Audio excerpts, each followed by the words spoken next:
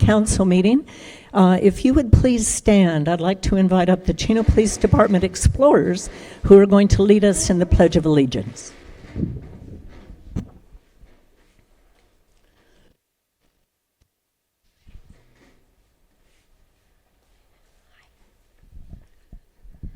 Place your right hand over your heart.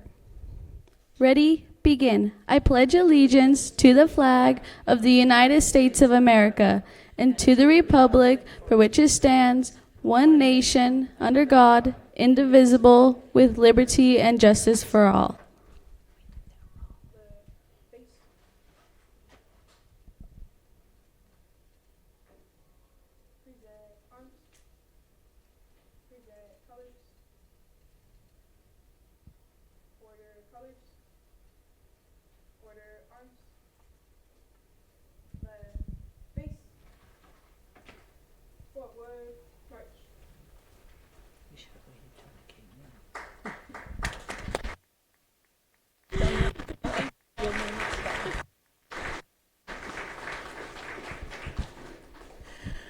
Okay, our first ceremonial will be Americans with Disabilities Act Awareness Day.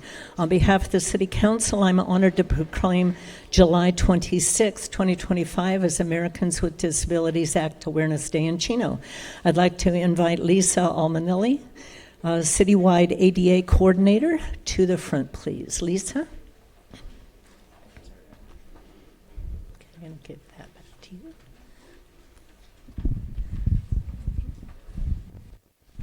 And the proclamation reads, whereas the Americans with Disabilities Act was signed into law on July 26, 1990, to ensure the civil rights of people with disabilities and establish a clear and comprehensive national mandate for the elimination of discrimination against people with disabilities. The ADA has expanded opportunities for Americans with disabilities by reducing barriers and changing perceptions and increasing full participation in community life.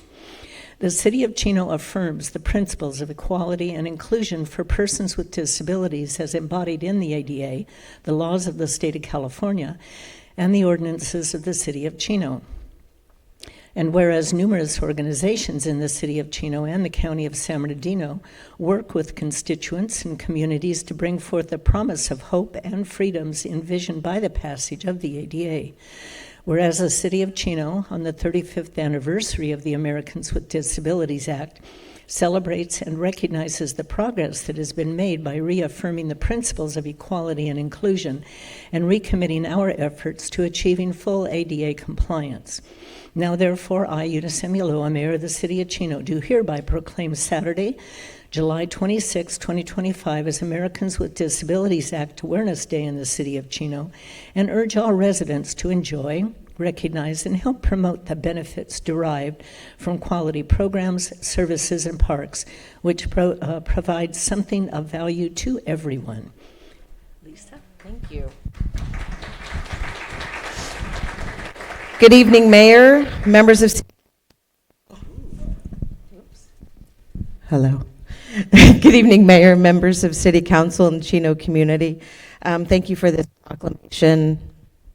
I'm not going to move a lot. 35th anniversary of the Americans with Disabilities Act. The ADA, which was signed in 1990, provides people with disabilities the opportunity for equal access, opportunity, and inclusion. It's changed lives and continues to shape the way we build and serve our communities. I'm proud to be part of a city that values accessibility and works toward removing barriers every day. This recognition, honors not only the progress that we've made, but also the work that we still have ahead of us. Thank you again for your support and for always trying to make Chino the most inclusive place for everybody. Thank you.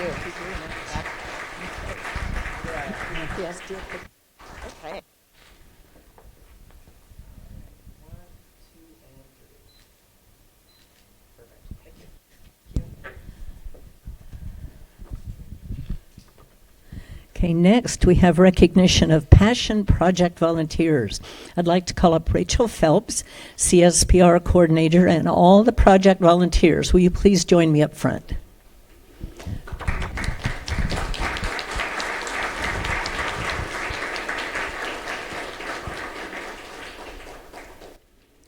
America Aguayo and Jared Estrada, seniors at Don Lugo High School, recently partnered with the City of Chino to bring an impactful health initiative to Monte Vista Park through the Healthy Chino program. Driven by a shared desire to give back to their community, America and Jared developed a summer program aimed at promoting health and wellness for local youth. They designed their initiative using the SPARK model: strength, play, access, resilience, and kindness. With this framework, the duo created an inclusive and engaging environment where participants could explore health and wellness through active play, learning, and community connection. They recruited friends who volunteered their time to make this project come to life.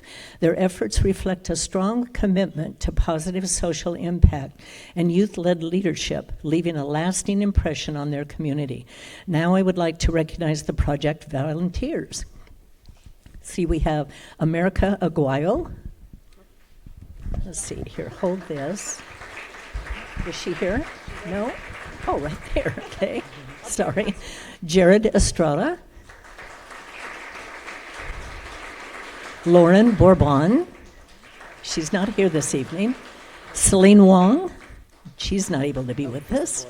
Just Andrew Ruiz, we'll read them anyway, even though they're not here.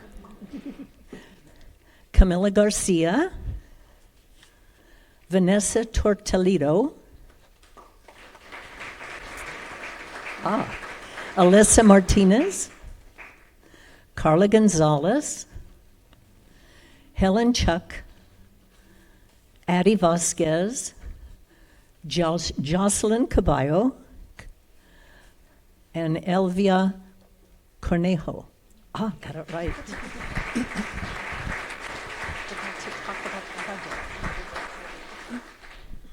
Thank you, Mayor, and thank you, members of the council. When we were approached, the Healthy Chino team were approached by America and Jared to facilitate this passion project. We were really excited, but once they started actually facilitating it at Monte Vista Park, it was very inspiring because they are extremely organized. They have a lot of passion. The name Passion Project does ring true. And then they are also fantastic with the participants that were part of their program. So they've really inspired the Healthy Chino team, and I hope that they inspire you. Hi, everyone. I just want to say how grateful we are for this opportunity and how amazing it was that we got to make these bonds with all of the children. Yeah, and this special project could not have been went on without our amazing volunteers and amazing members over at Healthy Chino, Miss Katie and Miss Rachel.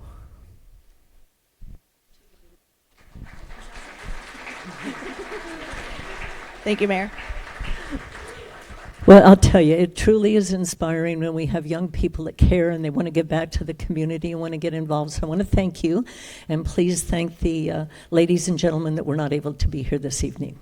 Let's give them another hand.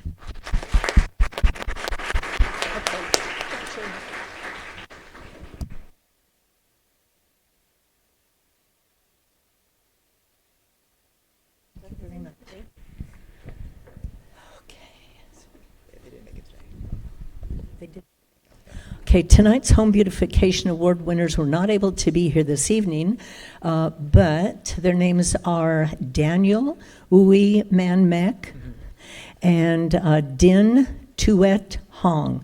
They live in Quietwood Street. We will get there in their certificate, photo, and yard sign this evening. And that's it, right? That's it. Okay, that's all of our ceremonials.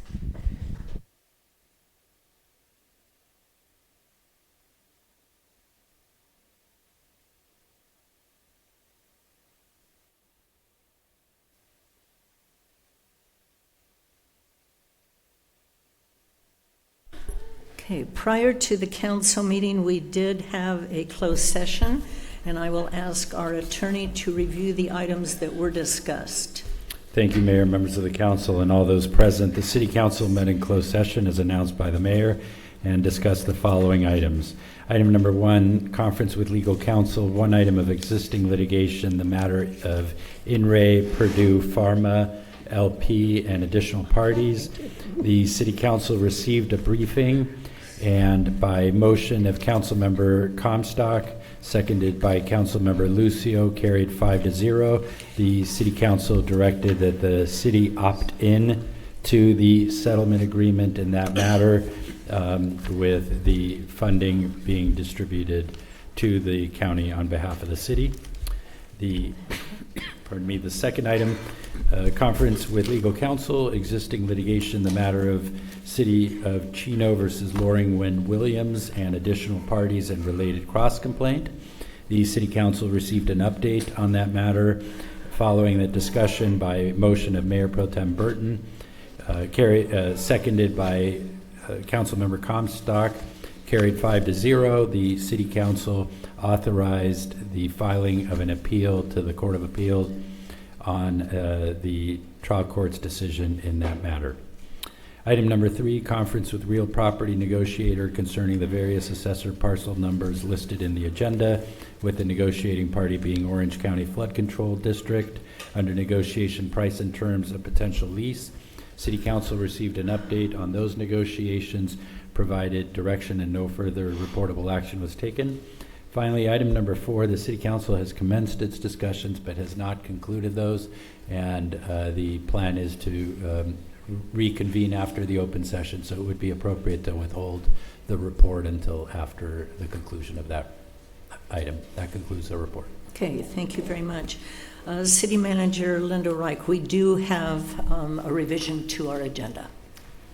Yes, Mayor, we are going to move number 14. I'm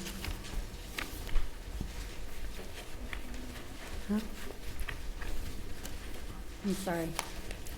To after Number 14 to after number 20. Yes, and the reason why we're doing that is these are going to be relatively quick items, and we know that item number 14 will be lengthy. We do have an external report. Oh, the presentation from the West Valley Mosquito and Vector Control District is going to be postponed. The lady that was going to do the presentation is ill and not able to be here this evening. We do have an external agency report available within our agenda, and I do encourage you all to access that and read it. Now, under public announcements, the Youth Museum Birthday Bingo Bash. Calling all bingo lovers, join us on July 21st as we celebrate the Chino Youth Museum's 25th anniversary during their birthday bingo bash at the Chino Fairgrounds, featuring 10 games of bingo, along with light snacks and exciting raffle prizes. Visit ChinoYouthMuseum.com to purchase tickets, with all proceeds going toward the Chino Youth Museum. Next, our Chino 2045 General Plan Update is now available for review. The General Plan Update is a guiding document that outlines Chino's growth and quality of life for the next 20 years. Residents are invited to comment on all sections of the plan, including land use, economic development, parks and recreation, infrastructure, and more. Have a say in Chino's future. The Chino 2045 General Plan is available for review until August 22nd. Please review it today at cityofchino.org/GPU. Next, I would also like to invite you to National Night Out, a nationwide event that promotes community building and strengthens our bonds between neighbors and law enforcement. Chino will be hosting its own National Night Out on Tuesday, August 5th from 5 to 8 p.m. Chino police officers and Chino Valley firefighters will be visiting several registered neighborhoods throughout the city, spending about 30 minutes at each event to socialize with neighbors and give away goodies. My fellow council members and I will also be joining the community and visiting several neighborhoods. For a question about this event, please call 909-334-3217. And on that note, we have canceled the council meeting that was originally scheduled for August 5th, and we will also remain dark for the second council meeting on August 19th. Our regular city council meeting will take place on Tuesday, September 2nd. I'd also like to give early notification that City Hall will be closed on Monday, September 1st in observation of Labor Day. City Hall will reopen the following day, September 2nd, at its regular operating hours of 7:30 a.m. to 5:30 p.m., followed by our City Council meeting that evening at 6 o'clock. And finally, as Mayor of Chino, I want to reassure our community, especially our immigrant residents, that we are committed to fairness, safety, and equal protection for all, regardless of immigration status.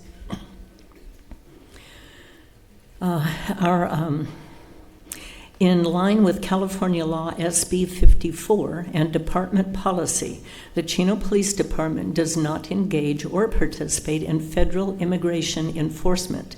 Our officers do not question or detain individuals based on immigration status, and they are prohibited by SB 54 from inquiring about it for enforcement purposes. To date, the City of Chino and the Chino Police Department have not been contacted by U.S. Immigration and Customs Enforcement, or ICE, notifying us of their presence or activity in our city.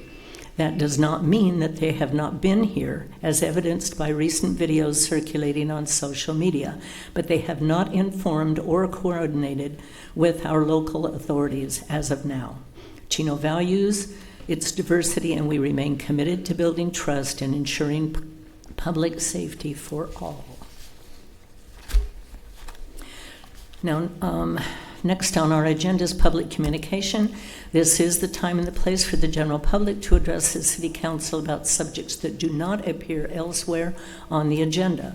Due to council policy and Brown Act requirements, action will not be taken on any issues that are not on the agenda.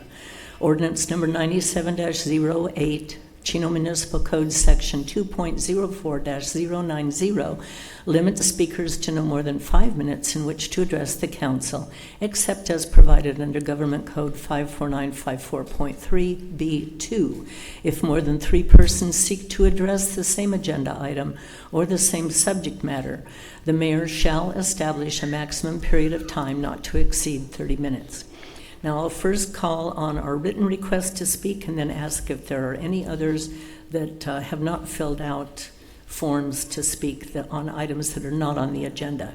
So I'd like to call up Pastor Joseph Hernandez from Accelerated Church. He's going to lead us in an invitation if you care to join us. Good evening, Madam Mayor and the rest of the City Council. On behalf of Senior Pastor Ruben Gutierrez and Accelerate Church, we find it a great honor tonight to be before you all. Will you all join me in a word of prayer? Will you bow your heads? Heavenly Father, we come before you with such gratitude for today and every day and for the opportunity to serve the people of this great city. Thank you for the city of Chino, for its leaders, Mayor Eunice, Mayor Pro Tem, City Council, other dignitaries, and its citizens, and all those who labor each and every day to make this city a place of safety, opportunity, and community. As this council gathers tonight and other nights such as this, we ask for your guidance. Grant us wisdom and clarity to each person seated here today. May every decision be made with integrity, fairness, and foresight. Let everyone's hearts be open to collaboration and their minds focused on the common good. Bless our city with peace and progress. Watch over our first responders, including the captain and chief of police, the captain and chief of fire, all the men and women who risk their lives each and every day for us. Watch over our educators, our workers, and every resident who calls Chino their home. Help us build bridges where there are divides and sow unity where there is difference. The book of Matthew declares for us to be the light of the world. Let us be the town that is built on a hill that cannot be hidden. Let our light shine before other cities, that they may see us as a united example, and that they may see our good deeds and glorify you, Father, which is in heaven. And may this meeting reflect the values of justice, service, and hope. In Jesus' name we pray. And everyone says, Amen. Amen. Amen. Thank you, Joseph. Okay, the next request to speak is Terry Carver.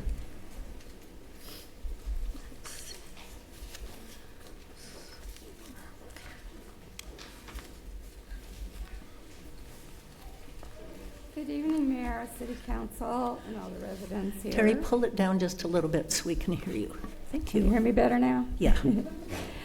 I'm Terry Garver. I have a small group here in Chino called Feral Cat Friends, and we have been TNRing your city, trying to help control the overpopulation of feral cats. We came across an email 3 months ago from Michelle Brown from Vector Control, advising us on the typhus, flea-borne typhus that's going around, and wanted to have a meeting with us so that we could help understand and help with the problem that's going on in our community. So far, we have not been recontacted because of some health issues with one of her workers. But my main concern has been the article that was in the Chino Champion. If it's anything like what they're telling the other city councils as well as ours when she comes, that the biggest issue is that they're getting, people are getting typhus, or they've had 2 incidents of typhus recently, and they were from people that were working with feral cats.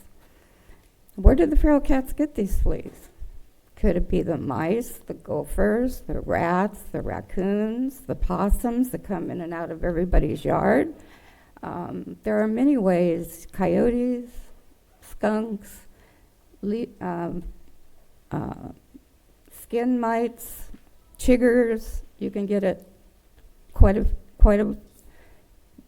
different ways of getting it other than feral cats carrying the fleas. And it's not the actual flea bite, it's the feces that they leave, and when you scratch it, the feces gets under your skin. Good prevention is, I'm sorry, I have brain cancer a lot.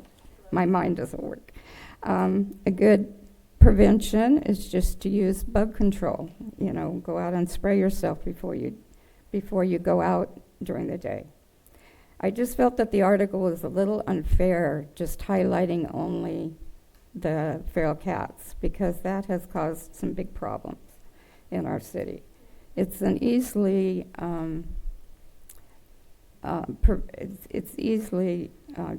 the treatment for it is very easily done with doxycycline, which is a very common antibiotics that probably most of the people have taken for other reasons.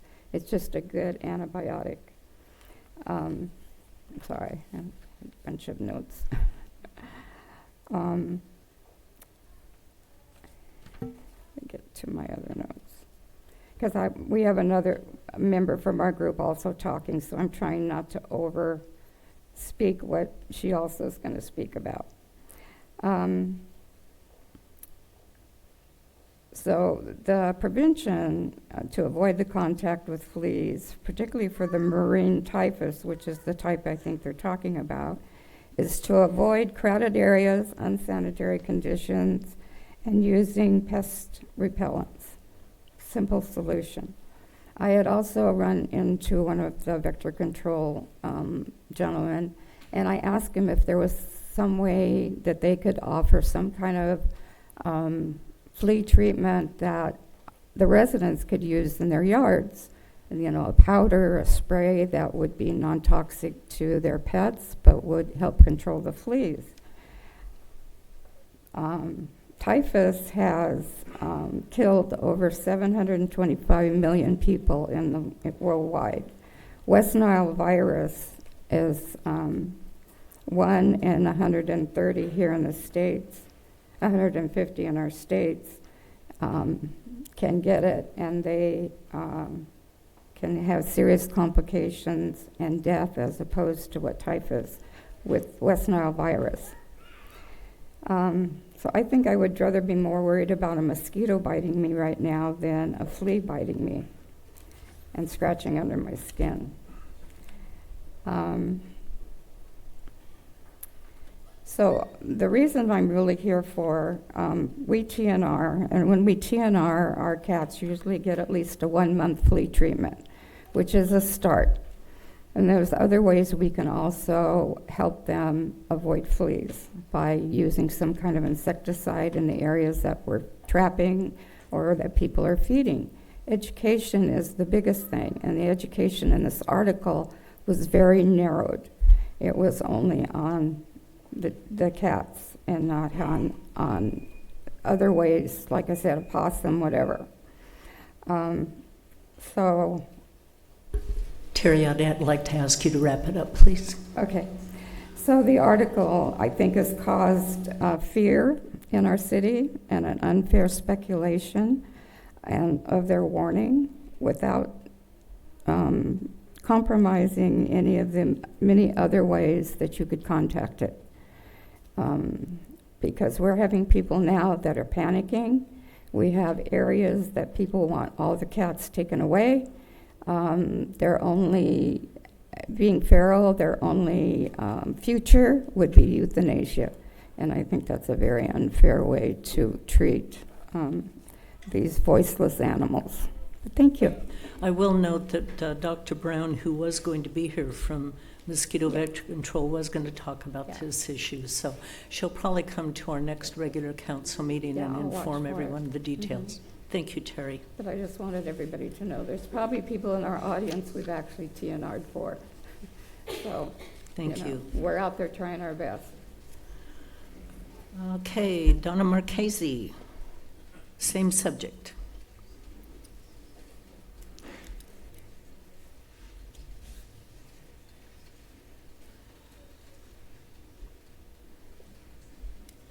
Good evening, Mayor and City Council members. Same subject. I too have some concerns about that article. Mr. Reisinger was supposed to come talk to us, but he never seemed to have the time because he had a family situation, but he spoke to Chino's Hills City Council, and he maybe spoke to Upland because they put an article out on their website about this. My concern is that he's not speaking to the feral cat community, and somehow our name's getting out there, so we're getting known. He said that, along with what Terry said about the animals that have fleas, not just the cats and the dogs, that sterilized cats should not be released within a half a mile of mobile home communities, hospitals, schools, child care facilities, workplaces, parks, and other public facilities to protect the health and safety of the public. We trappers have trapped in many of these communities. I've trapped the hospital. We've trapped Vince Lopez's house because they think cats from Chino High migrated away when construction came. So they're all around. But the law says that we have to return them where we trap them. We cannot relocate them. We can't dump them somewhere. Trust me, we get asked. So we already have 3 people in the area killing cats, not nicely. One up by the mobile home park at East End and 9th and Grand. Somebody down here in Chino was killing several of them. We got somebody roaming around the valley, doing it around the valley. So this article just kind of helps stir the pot. People will always feed the feral cats. That's something no one can stop. Nicole has tried to get me to stop feeding them. Not going to work. We need to educate the feeders on sterilizing their cats, the proper amount to feed, and when and how to reduce the fleas. So we need to find these feeding stations and the people that we fix for. That's one of the goals of Feral Cat Friends. We need to have vector control and the animal shelters work with us. I think this problem should be handled in 4 parts. Vector control giving advice on safe flea treatments. And the article said they have a new procedure, but they didn't say what it was. Feral cat organizations educating their community feeders on flea treatments. There's food-grade diatomaceous earth that you can sprinkle around that kills the fleas and other pests, and safe pesticides. The local animal control giving advice on the laws regarding the feral cats, and the city getting the whole story out to the citizens, not just about the fleas. So that's my spiel. Okie Thank you, dokie. Donna, for being here. Thank you. Have a good evening. Next written request to speak, Mo Mendoza.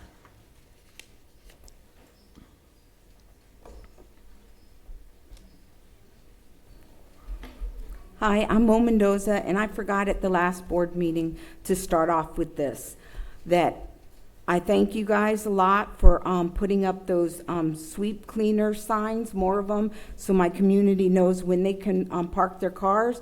Also, again, for the police camera that's up above Cypress, and the fact that the sweeper comes. Our community looks so much different. I mean, it is beautiful. We used to have so much garbage. I mean, it was really bad. And that has just really made the place beautiful. And I don't know if anybody's had the opportunity besides the Chino Police Department, because unfortunately they make quite a appearance in my neighborhood. But, you know, I think they see the difference too. I mean, it's a big difference. It helped, and I want to make sure that I thank you for that. Well, thank you, because we've heard a lot of complaints about people not liking to have to move their cars. So Well, thank you. guess what? Move the cars. I move my car because I want it to be beautiful over there, and it really does. Thank you. And the next thing that I want to talk about, which you guys all know, is going to be about the Ark. I just want you guys to be aware that there is food and agriculture codes that specify that humane societies and animal shelters have to neuter and spay animals, okay? Right now, because I've been to the Ark on Sunday and Monday, one person said that what they're doing is that if they can't get a space for an animal to be fixed, what they do is that they'll let them adopt them out, because the law specifies that you can put a deposit down of $40 to $75 to make sure that the animal gets fixed. But what you guys don't understand is if you go to a veterinarian hospital, just a basic cat is $250 to $350, $500 if it's pregnant, and dogs don't even go there. It's extremely expensive, okay? And this is where I'm going kind of on what happened second to last meeting. The mayor, you stated you never used a humane society for shots, vaccinations, neutering. You use your own veterinarian. What you need to really understand, the board needs to understand, is that there are a lot of residents that live in Chino that can't afford to go to a veterinarian. That is why I keep pushing for contracts for veterinarian services. For spray neutering is very expensive to be done at a private veterinarian office. You also made a comment, I'm angry because it's not going the way I want it to go. I want this board to, I want to address that the comment you made, as well as expressing my concerns regarding this situation, I admit I am frustrated and upset, and rightfully so, because this process is not unfolding as we were originally led to believe by the ARC board and other city officials. What has caused the greatest concern is the misleading statements made by members of the ARC board and the city officials who informed community members that the temporary ARC facility would offer the same level of service as the Inland Valley Humane Society. Now, however, we are being told that this level of service will not be available until the permanent facility opens in 2027 or 2028. I do believe that the permanent ARC will be a great animal shelter. I just wish that the ARC board and the cities under the ARC board would give the necessary budget needed to at least get contracts for spay and neutering for all animals being adopted out of the ARC. Then try to get some type of cost-saving help from grants to do spray and neutering for the low-income residents under the ARC. One step at a time, but it needs to be done and can't wait till 2027 or 2028. There is too big of a problem with the animal population due to animals not being fixed. Example, like I said, Sunday and Monday, tried to be a foster to a little old guy. During the process of viewing, I asked only questions related to the little old guy, but was informed that one said no vet, have a vet only twice a week, was told having trouble with bouncing animals around for being fixed because medical animals cause this to happen, which I understand. They gave me an example. A dog had to lose his leg due to being hit by a car. That makes sense. But then the next dog that needs to be neutered might go out on a deposit. And what you have to understand is those people, they're going to lose the deposit. They can't afford to have that Well, animal fixed. I have to ask you to wrap it up, Mo. Okay. And then I also want to tell you how much I do appreciate this city council for giving us community members in Chino the time and opportunity to speak. Because I don't know if people are aware, I've been to other city councils where you don't get that chance. When you hit that button, you don't have a mayor saying wrap it up. You get shut down. And I really do appreciate that you do give us the time to discuss our concerns. Thank you. Thank you, Mo.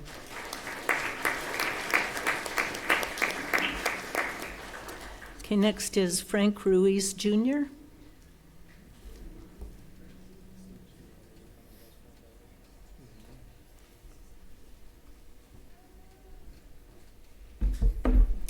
Hi, good evening, Mayor, council members, public of Chino. My name is Frank Ruiz Jr., and I proudly serve in Public Works for the city of Chino. I'd like to touch a little bit of what we do here in Chino. A lot of us, we're behind the scenes, the ones making sure that clean water flows, streets are safe, parks are well maintained, and the city continues to run smoothly every single day. Whether it's fixing water mains, clearing sewer lines, pouring concrete, or trimming trees, there's no corner of the city we don't touch. We're not just workers, we're residents, parents, neighbors. Above all, we're proud to serve Chino. Lately, we've seen more and more of our coworkers leave, not because they don't want to, but because surrounding cities are offering more competitive and sustainable compensation. We know Chino has the potential to match that, not just to retain the talent, but to honor the level of work we're already delivering.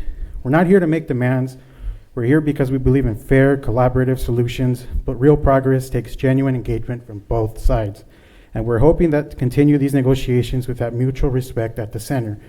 Public Works shows up every day with pride, professionalism, and commitment to this community.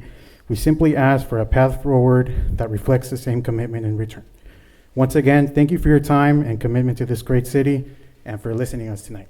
Thank you, Frank.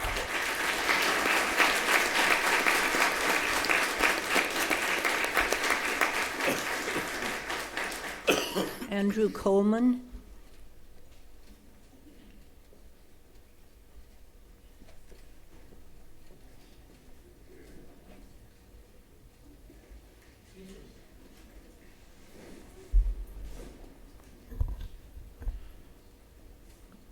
Good evening. My name is Andrew Coleman. I'm the Teamsters business agent that represents the Teamsters here at the City of Chino. And I want to thank you guys for the opportunity to speak.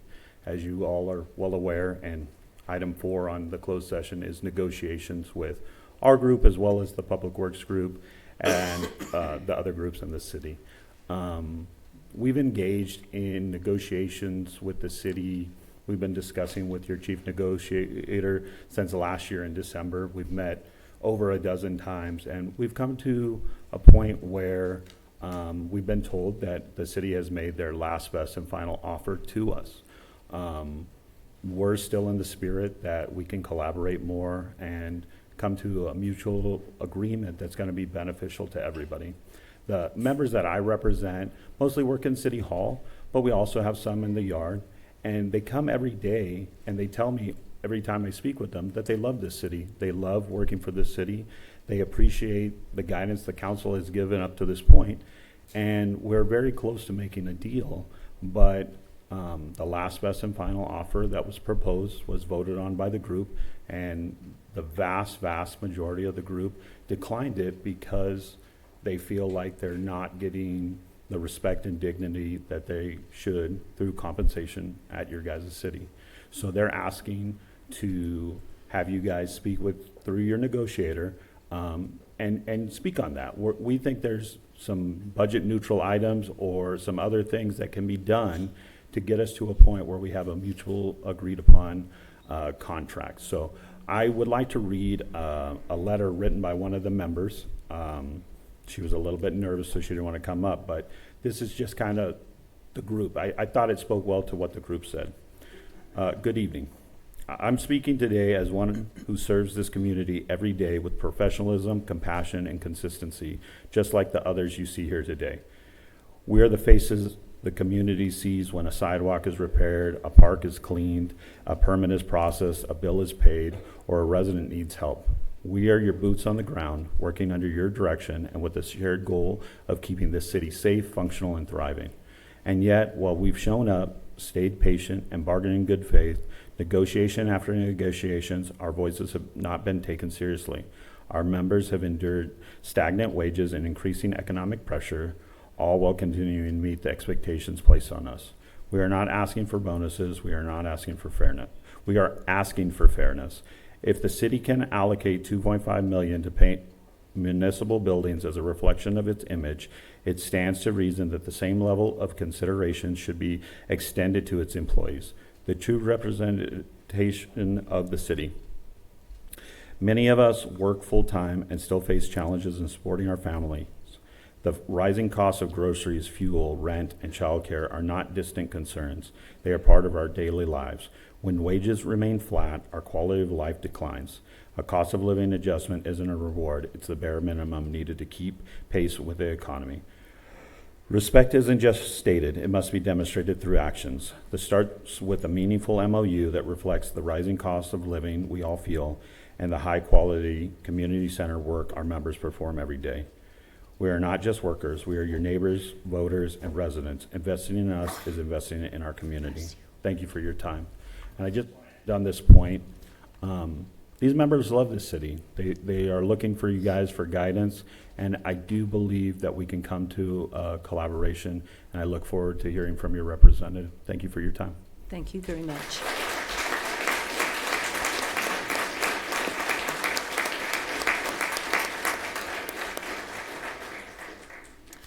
Joe Morrison?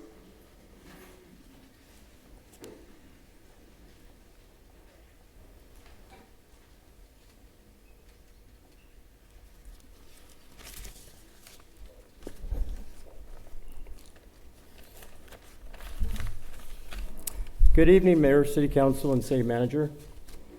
My name is Joe Morrison, and I have been working for the City of Chino for 38 years. I grew up in Chino, attended Chino schools. I currently oversee our landscape contractors and our maintenance district and parkway areas. I take pride to ensure that my contractors are meeting the contract requirements and that the residents' concerns are addressed. Over the years, I have built strong, positive relationships with residents of the city, and in my opinion, it makes Chino a closer community where people want to live and raise their families. Over the years, I've seen a lot of changes. Chino is growing, and I hear good things about our city, and I am proud to be part of that. The city has high expectations for customer service, not only from myself, but from the other staff services that Public Works provides, such as water, grounds, streets, etc. In closing, I would ask that you put myself and our Public Works Services Department in more competitive position. Thank you very much.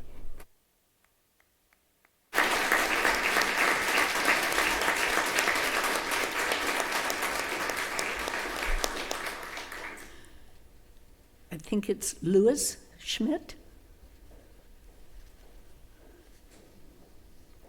You wrote very quickly. Good evening, Mayor, members of the City Council. My name is Louis Schmidt. I'm with the Hatchman District Council 36, and I'm here to represent the men and women from your Public Works Department, the blue-collar employees, but I'm also here in support of our brothers and sisters from the Teamsters Local 1932. And Pastor, I thank you for your words of wisdom at the beginning of the meeting. Thank you for that. Mayor, we spoke at the 1st of July here. We spoke, and there was a proclamation that the City Council gave to the employees of, on behalf of the city who serve. And that was great. At that meeting, we also requested more than just words. We also requested something to back that up, because words often aren't going to put the food on the table for our members. Mayor, a few minutes ago when the meeting started, you asked for the temperature to be lowered down. Yeah, it's freezing. And it worked just like that, didn't it? Not yet. It works, right? It's still freezing. When you guys came into this room, the lights turned on. It wasn't Yes. magic. No, It wasn't magic. It's because of the work that members in this audience do.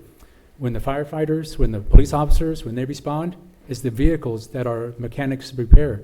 When the firefighters turn on the fire hydrant to address the needs of the community, it's because of the work that we combine, the Teamsters and AFSCME do together. And so, like Andrew stated, we've been negotiating it for many months now, many, many months. Now, we keep talking about being competitive, losing workers. When we lose workers, you spend the turnover costs only increases and increases when you can't fill positions. And it's unfortunate, but since the last meeting that we spoke to you guys, there's been no movement. We've had no movement at the table. Had it not been for us to reach out, we may not have heard before today from the city. So when you have good relationships and good collaboration, you can't have that silence, because as our member stated, the cost of living is not going down. You know, the CPI was almost 3% for the last year, and the city's current offer doesn't even meet that. So mayor, members of the city council, city manager, something needs to get done. Now, we spoke also about the contractual obligation for our sworn officers to remain number 3. That's fine. We're not even asking for our members to be number 3. We're asking for them to be competitive. And right now, we're not there. So while the community expects number 1 service, and they will continue to get that from our members, we need the city council to direct the city manager. We know that there's always this tough decisions to be made, and our members are happy to do that. But in order to do that, like the Teamster stated, we have to work together and we have to have meaningful discussions so that we can reach the end goal. Now, we know that the council is going silent until sometime in September, but that's a long time for these men and women to go without a contract. So we need to button up our shirts, button up our sleeves, and let's continue to work together, Mayor. But that takes the council, that takes the leadership and the direction of the council to recognize that a city is not a city, a community is not a community, unless you have all those different aspects working together. Public safety is an important part, so is clean water, safe sewer services, clean facilities, and a functioning city hall. Thank you, Mayor and members of the City Council, and we look forward to hearing from you and your team soon. Thank you. Thank you.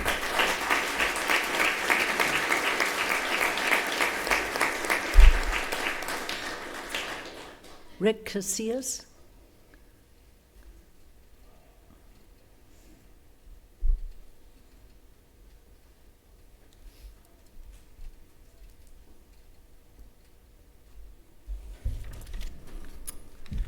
Good evening, Mayor. Good evening, staff, council. My name is Rick Casillas. I proudly could say that I've now been working here with the city of Chino for 10 years.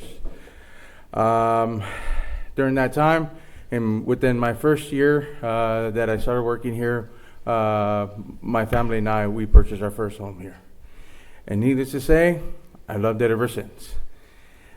I love working here. It's the best thing ever. You know, I got the great commute, you know, coming over, you know, getting to work, you know, and, I get that little traffic jam right there on Benson and Chino, you know, a little three-car pileup.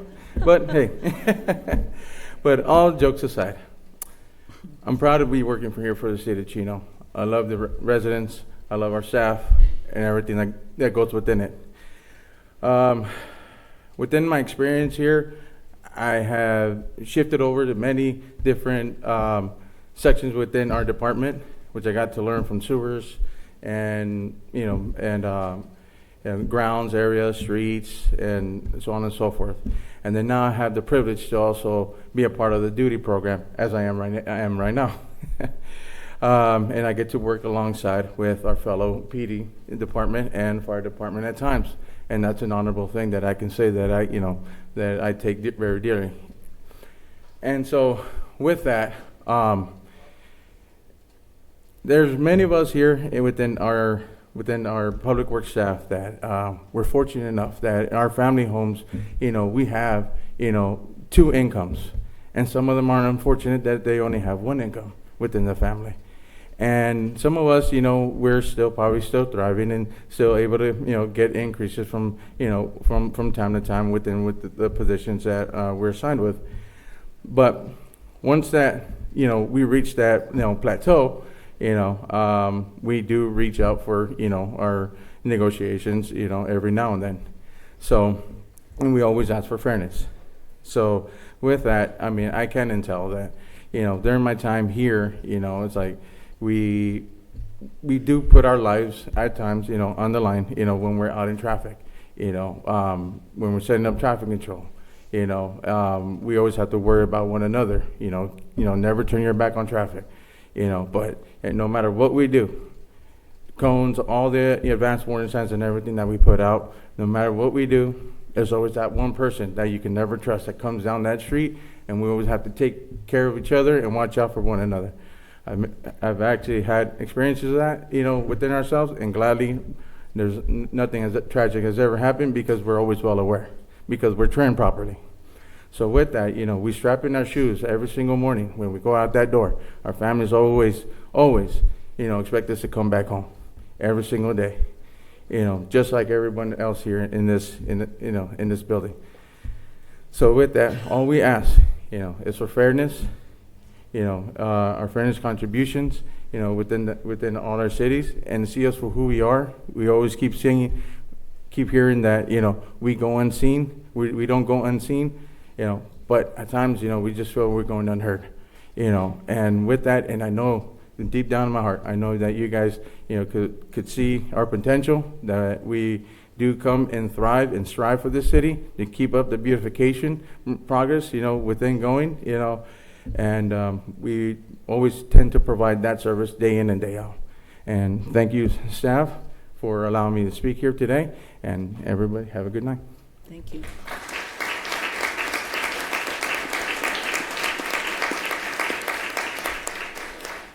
Okay, those are the only written requests that I have to speak. Is there anyone in the audience that would like to address the council on an item that is not on the agenda?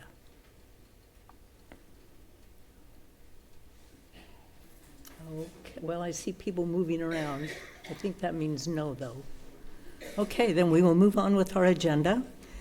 Next item is the consent calendar. Do any council members wish to have any items pulled for discussion? If not, I'd need a motion and a second, please. I'll make the motion. Second.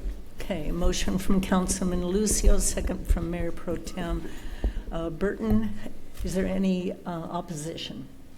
Okay, seeing none, the consent calendar passes unanimously. We are moving item number 14 to after item number 20 to be considerate of our audience. So we will move on to item number 15, Landscape and Streetlight Maintenance District Assessment for fiscal year 2025-26. This is to conduct public hearing and adopt resolution number 2025-042, directing the city clerk to file a certified copy of the diagram and assessments with the county auditor, controller, recorder. I'd like to declare the public hearing open and ask for a staff report from Keith Martinez, our Public Works Services Manager, and Hygen Lee, Director of Public Works. Good evening, Madam Mayor and members of the City Council. There you go. I'm looking around. The city forms 6 landscape and streetlight maintenance assessment districts under authority of the Landscaping and Lighting Act 1972 and the California Streets and Highways Code. The districts are as follows: 75-1, 75-2, 76-1, 76-2, 83-2, and 2002-1.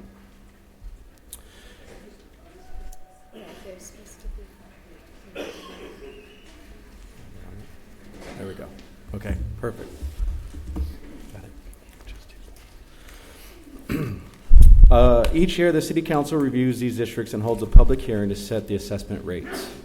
Of the 6 districts, only District 2002-1 has a consumer price index escalator which allows the city to adjust the assessment rates for fiscal year 25-26. With the current CPI of 2.94%, revenue increases for District 2002-1.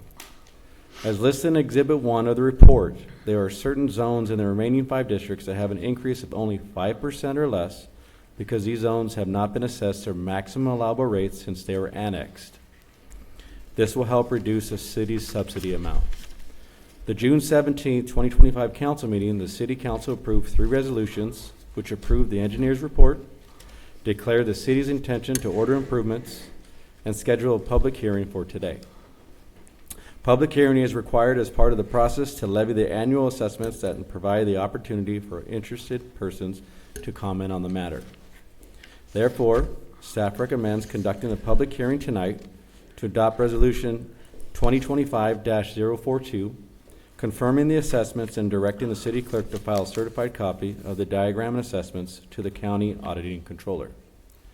That concludes my report, and I will be happy to answer any questions you may have, or if needed, the city's consultant, Webb Municipal Finance, are here tonight as well.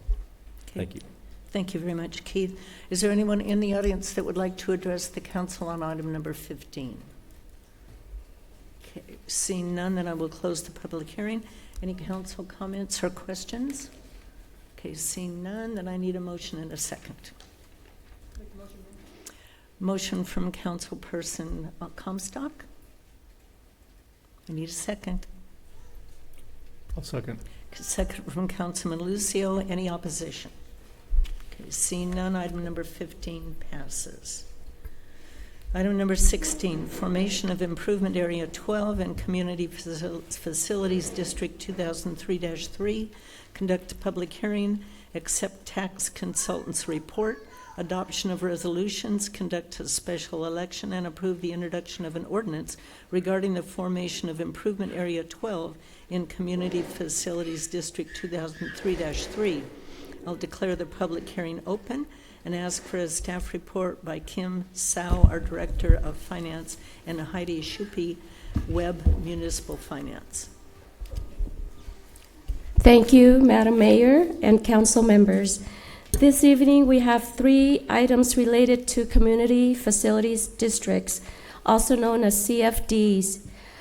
Each focus on enhancing the city's infrastructure financing strategy.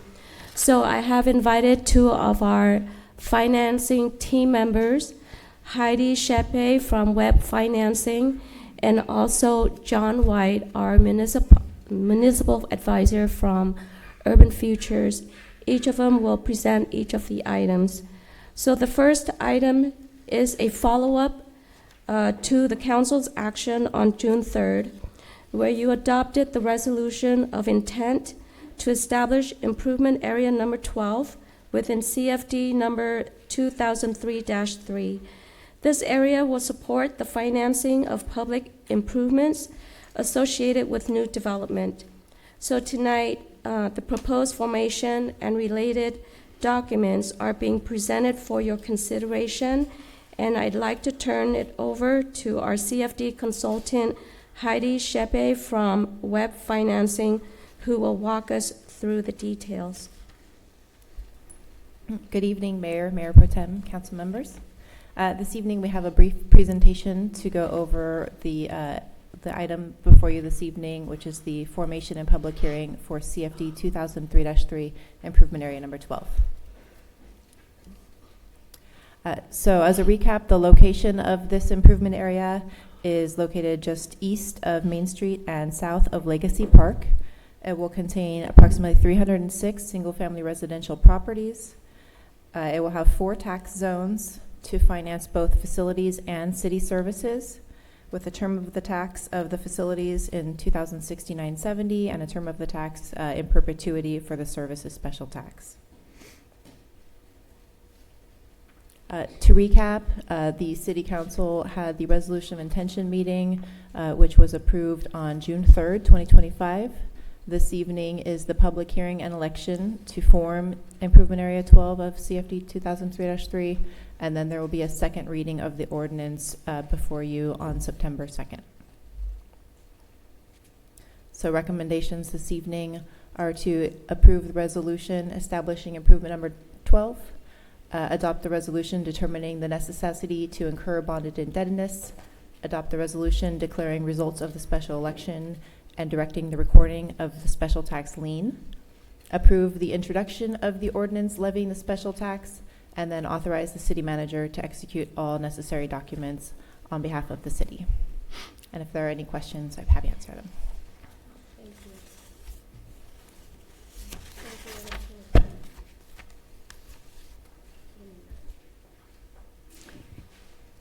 Thank you, Heidi.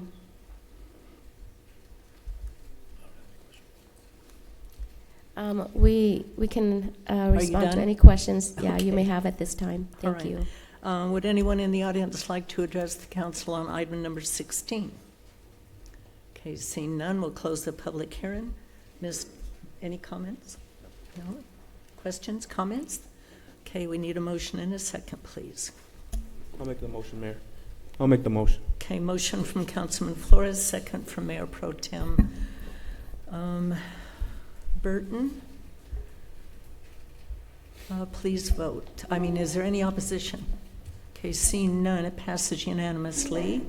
The resolutions that we have just adopted establish improvement area number 12 within the district, authorize the levy of special taxes within improvement item number or area number 12 in accordance with the adopted rate and method of apportionment, determine the necessity to incur bonded indebtedness and call an election within the improvement area number 12, which election is to be held at this time by the city clerk. Natalie, if you would like to open the ballots, please. Yes. All ballots have been cast in connection with the election for improvement area 12 of CFD number 2003-3 of the city of Chino, and the election has now been closed. The results of the election were unanimous, 33 votes in favor of all propositions. Okay, having heard the statement from the city clerk, I'll now entertain a motion in a second to adopt resolution number 2025-045, certifying the results of the election along with the introduction of ordinance number 2025-005, authorizing the levy of special tax and bonded indebtedness within the district. I'll make the motion. Okay, there's a motion from Mayor Pro Tem Curtis Burton and a second from Council Member Lucio. Any opposition? And oops, wait, don't vote yet. City Attorney, if you'd like to read the ordinance by title and number, please. thank you, Mayor. Before the council is ordinance number 2025-005, entitled An Ordinance of the City Council of the City of Chino, California, acting in its capacity as the legislative body of Community Facilities District number 2003-3 of the City of Chino on behalf of Improvement Area number 12 therein, authorizing the levy of a special tax within Improvement Area number 12 of the district, and that is being read by title only. Thank you, Mayor. Okay, is there any opposition? Okay, seeing none, this item passes unanimously. Okay, next item on the agenda is item number 17. This is under new business, and it's a joint meeting of the City Council and the Chino Public Financing Authority. So I'd like to ask Council Member Comstock, who is the chair of the Public Financing Authority, to call that authority to order. Thank you, Mayor. The Chino Public Financing Authority meeting is called to order. Okay, item number 17, refunding of Community Facilities District bonds. Adopt resolutions authorizing the issuance of special tax refunding bonds and their corresponding Chino Public Financing Authority resolution for the 2025 pooled Community Facilities District refunding. Staff report this evening will be provided by Kim Sao, our Director of Finance, and John White, Urban Futures Incorporated. Thank you, Madam Mayor.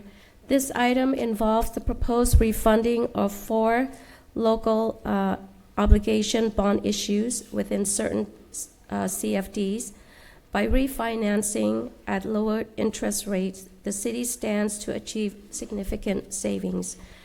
These savings can benefit property owners through reduced special tax burdens or be redirected to support continued funding under a pay-as-you-go approach for developers, helping advance public improvements without immediate bond issuance. So John White, our municipal advisor from Urban Futures, will present the analysis and recommend strategy. Great. Thank you very much. Good evening, Madam Mayor, Mr. Pro Tem, members of the council. Tonight, between these three items, you will see the different phases of a CFD. We just formed a CFD.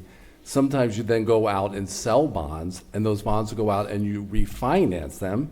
And if interest rates continue to go down, you refinance the refinancing. And that's what we're doing tonight with item number 17.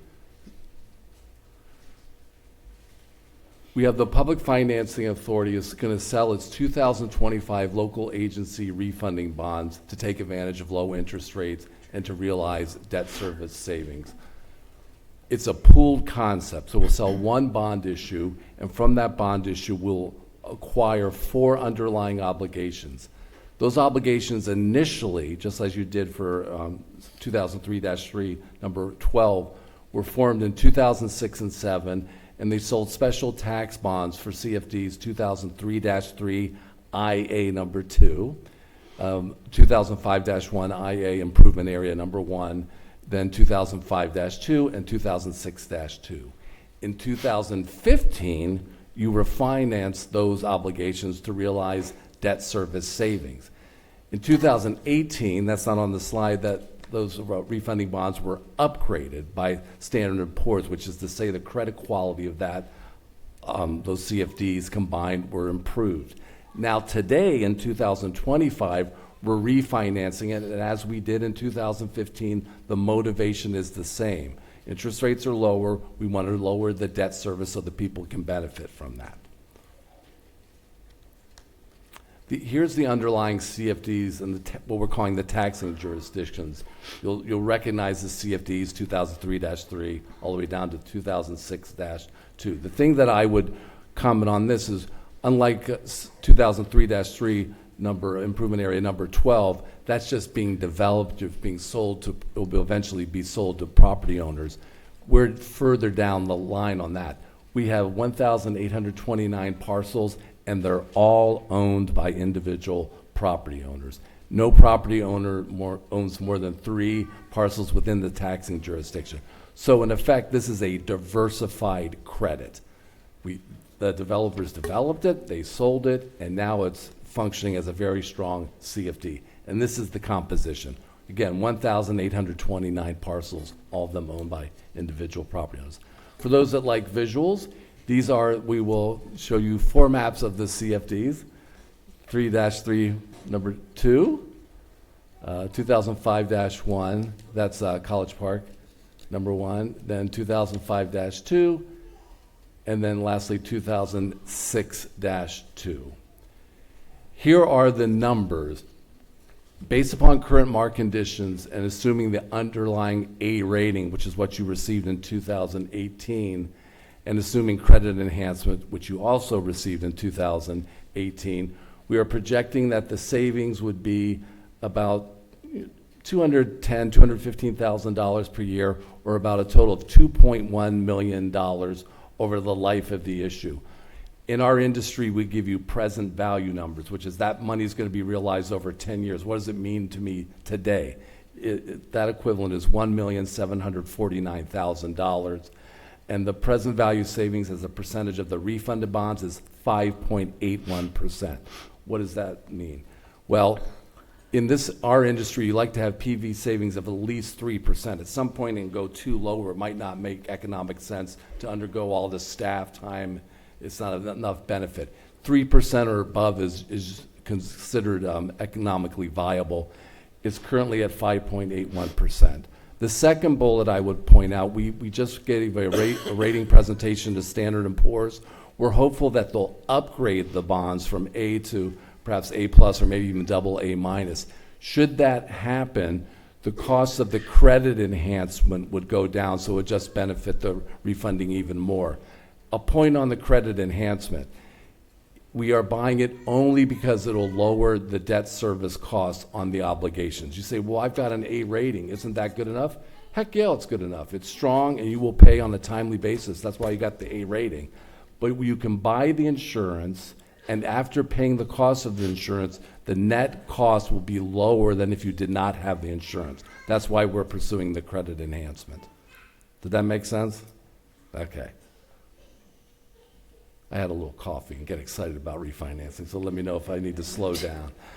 Here's the savings attributed to the different components, the local obligations.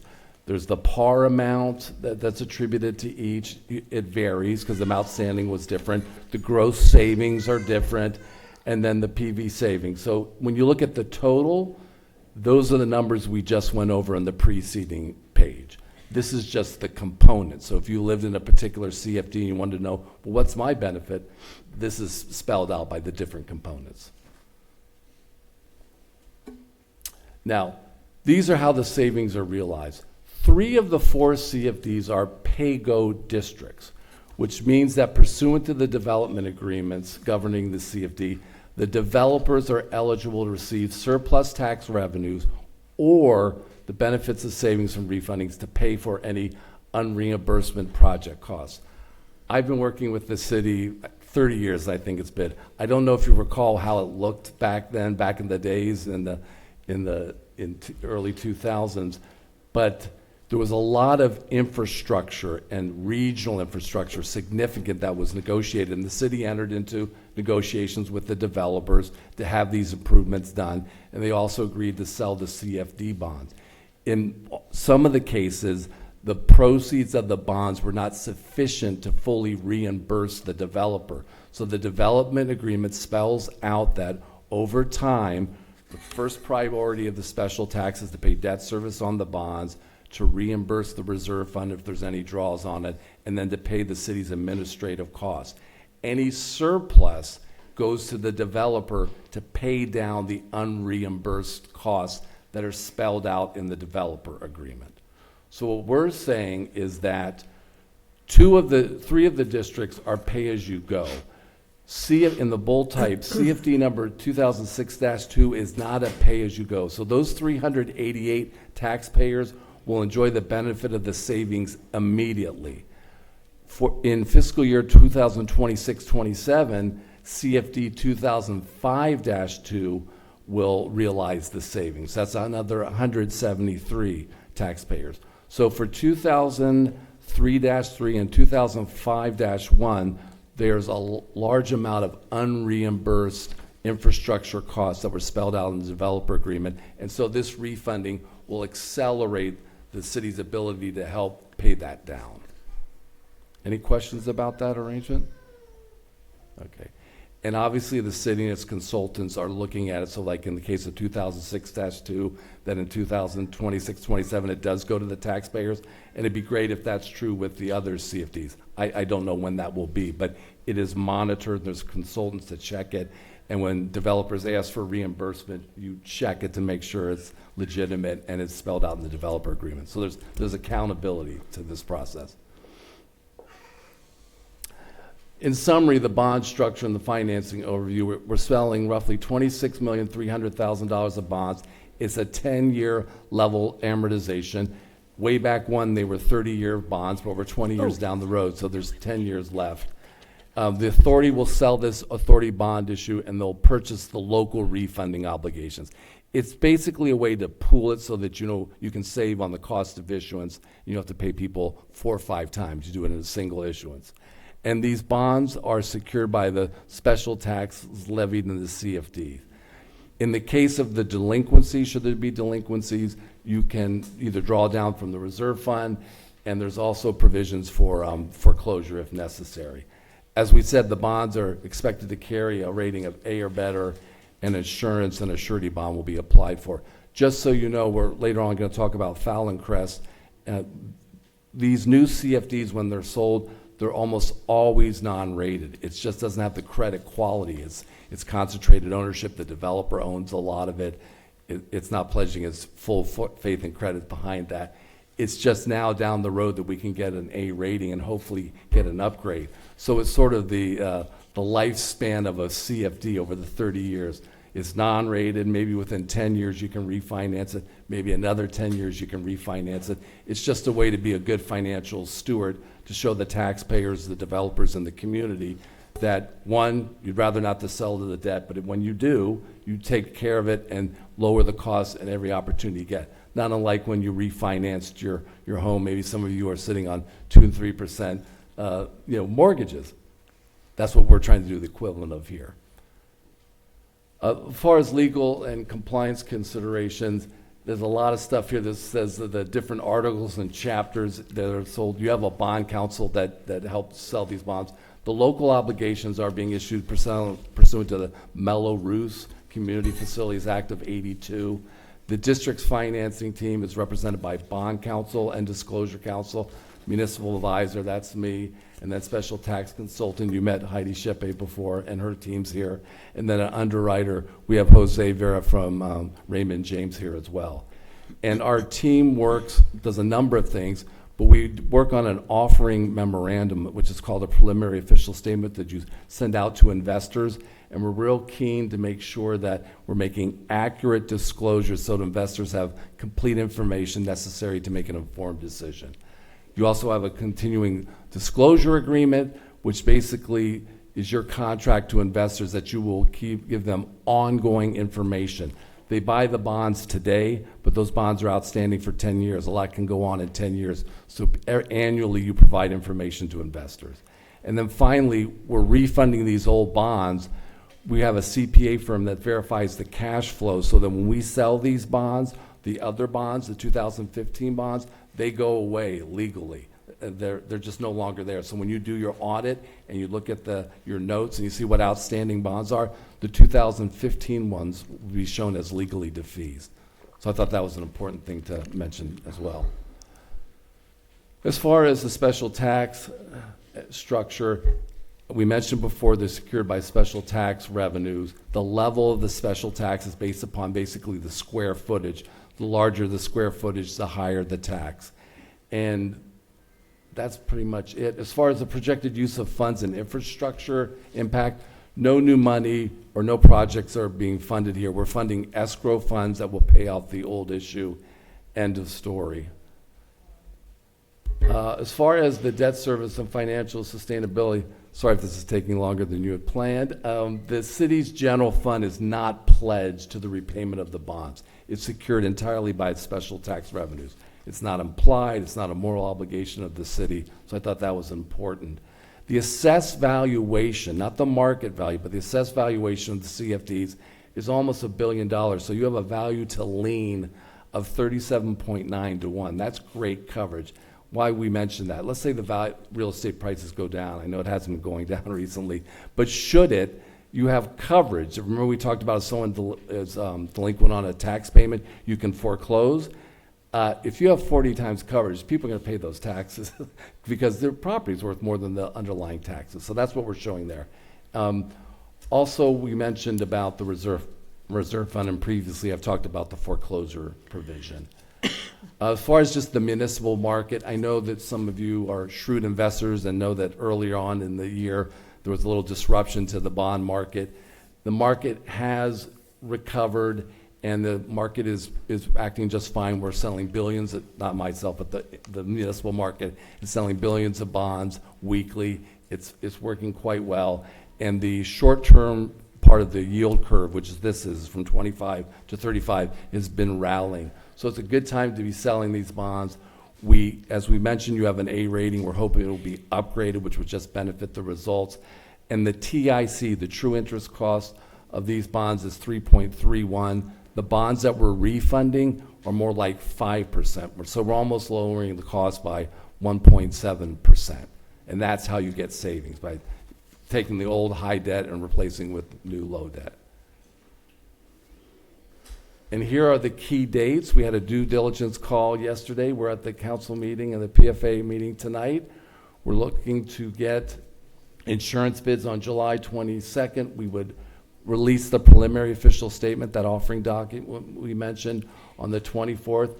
Then we would sell the bonds on the 30th and close on August 13th. Any questions about that? Any questions? Yes, Mark. Do I have to abstain on this because I live in the CFD that they're talking about? Generally, if there are sufficient properties that are affected by the particular measure, that wouldn't be the case, although based on the numbers you provided, it seems like a pretty relatively small number. Isn't that correct? Correct. So yes, if you live in one of these tracts, that would be the recommendation. to abstain because, as was presented, there could be tax savings. Okay.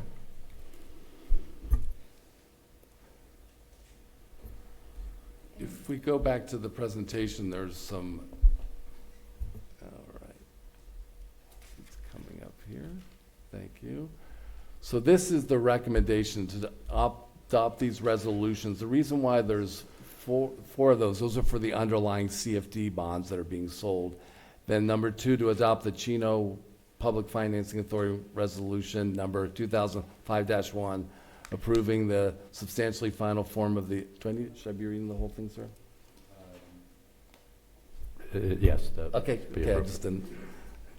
So we're going to adopt the Chino Public Financing Authority Resolution number FA 2025-1, approving the substantially final forms of the indenture of trust, preliminary official statement, bond purchase agreement, and continuing disclosure agreement for the 2025 pooled CFD refunding, and authorize the city manager to execute all necessary documents on behalf of the city.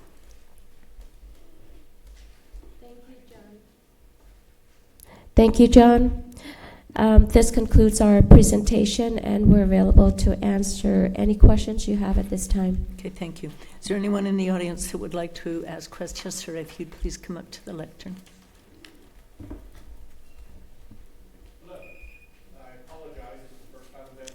The council meeting and asked questions. So for these bonds that are being refinanced, is the Crystal Lane community in any of these in this group? Do you know? It's off of Fern, between Fern and Euclid. If it's going to be somewhere, it's probably going to be in the 2003 one, would be my guess. Perhaps as they're looking that up, if you could state your name. Oh, I am sorry. My name is Matthew McMurtry. I've been a resident of Chino since I was 6 years old, and as you can tell, I'm significantly older than 6 years old, so for a very long time. Not very much older, though, right? We're all younger. It might take me a minute to look that up. Okay, and then while you're doing that, when these bonds are paid off, will the special taxes then cease being charged? When the bonds mature? Yes, when the bonds are completely paid off, will that end the taxes on the residents?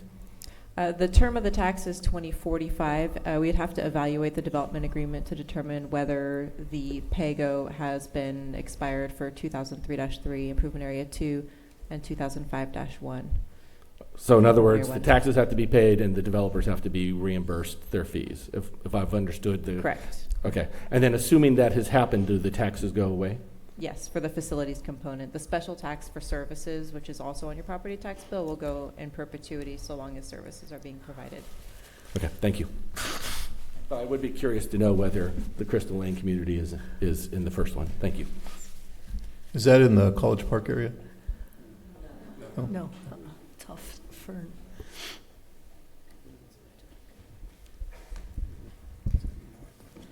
How about if you look that up and let us know and let us continue on?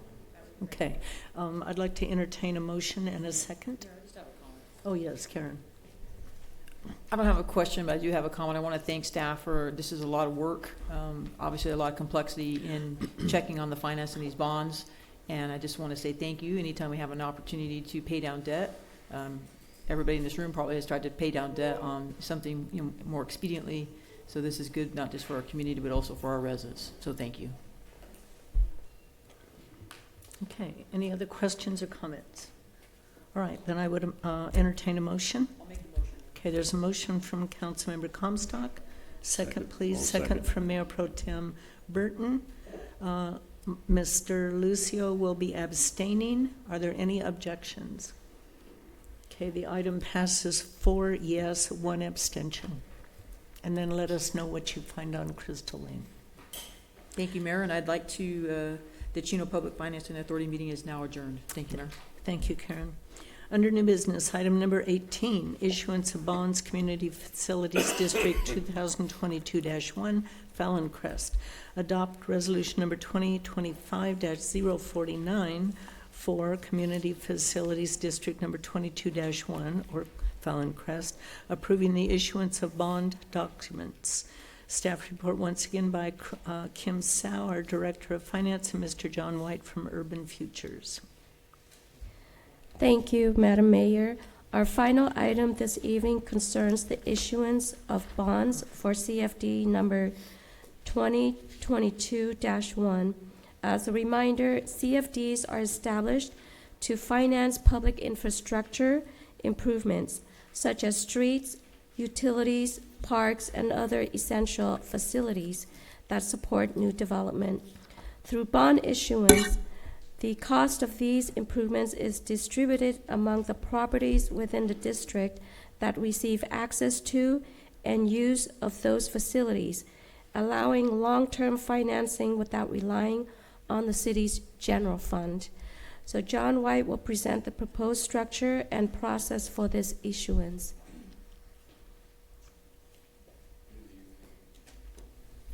Good evening again. He's back. We're now going to CFD number 2022-1, Introduction and Purpose. The district was formed in December of 2022. It's part of the Preserve Specific Plan, and the bond proceeds will be used for the acquisition or construction of certain public improvements to support development within the district. And the district is not a pay-go district, as we mentioned before. So under the scenario of the bonds are sold and they're paid off, surplus taxes are not going to the developer to make up for unreimbursed. So this is a not pay-go. Thought that might be an important distinction considering our most recent conversation.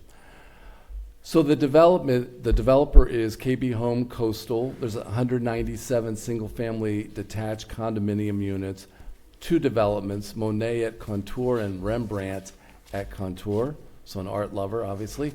As of May 15th, 2025, of the 197 condos, over half are owned by individual homeowners. That's 101. 40 are completed and owned by the developer, and then 56 are under development. So this is pretty well developed.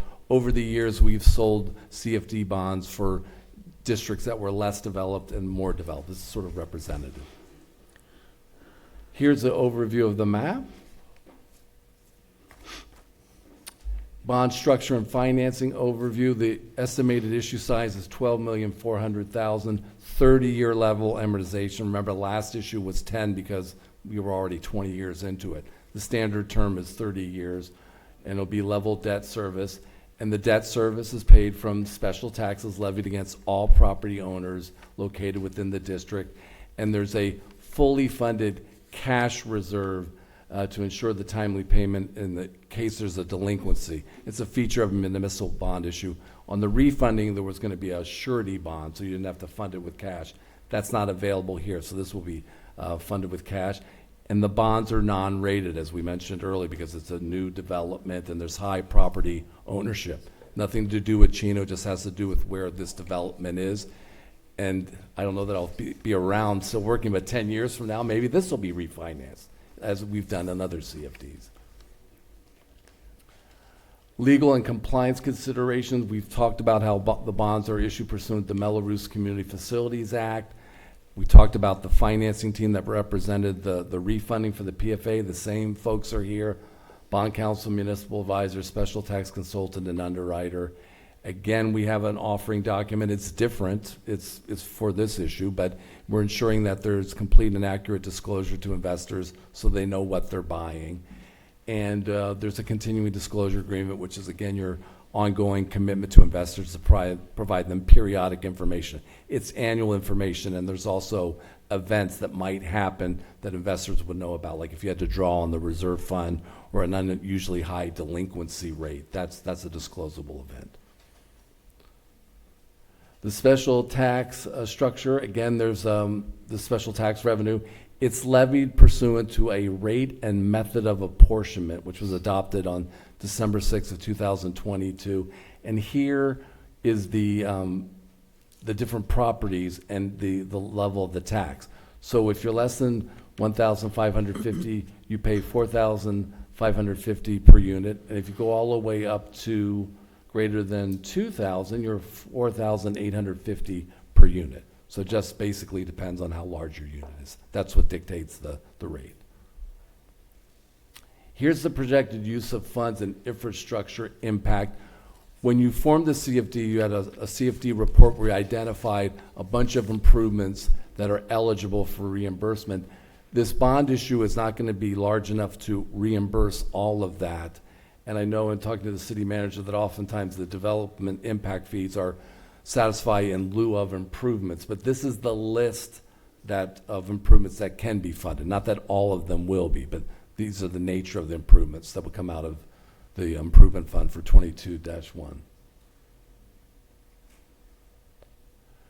We talked about the debt service and financial sustainability, the same major headings as we did for the Public Financing Authority, and similar responses, which is that they're secured by special tax bonds, revenues rather. The city's general fund is not pledged. The appraised value, remember last time it was almost 40-1. This is 10-1. It's very strong, but it's not as high because it's not fully developed. So that's just the way it is. It's secured by a cash reserve. There's a foreclosure provision. And the debt service on this is over the life of the bonds will be $24,380,000 or about $815,000 per year. And we would love over the future to be able to refinance and lower that. But this is the best that we can do. The PFA had a 3.19, I think, or 3.3 interest rate. This will be more like in the 5% range because it's a longer term obligation and it has a lower credit. Doesn't have a credit rating. Again, the municipal market, the same situation here. This will have a smaller investor base because it's non-rated, and not all investment funds can invest in non-rated, but it is a strong market, and these types of bonds issues are being sold on a weekly basis, and we indicate that the true interest cost is around 5.19. The PFA was 3.31, so that's the differential because of the rating and the term. The timeline, this is a little accelerated compared to the PFA one. We would distribute the preliminary official statement on the 16th.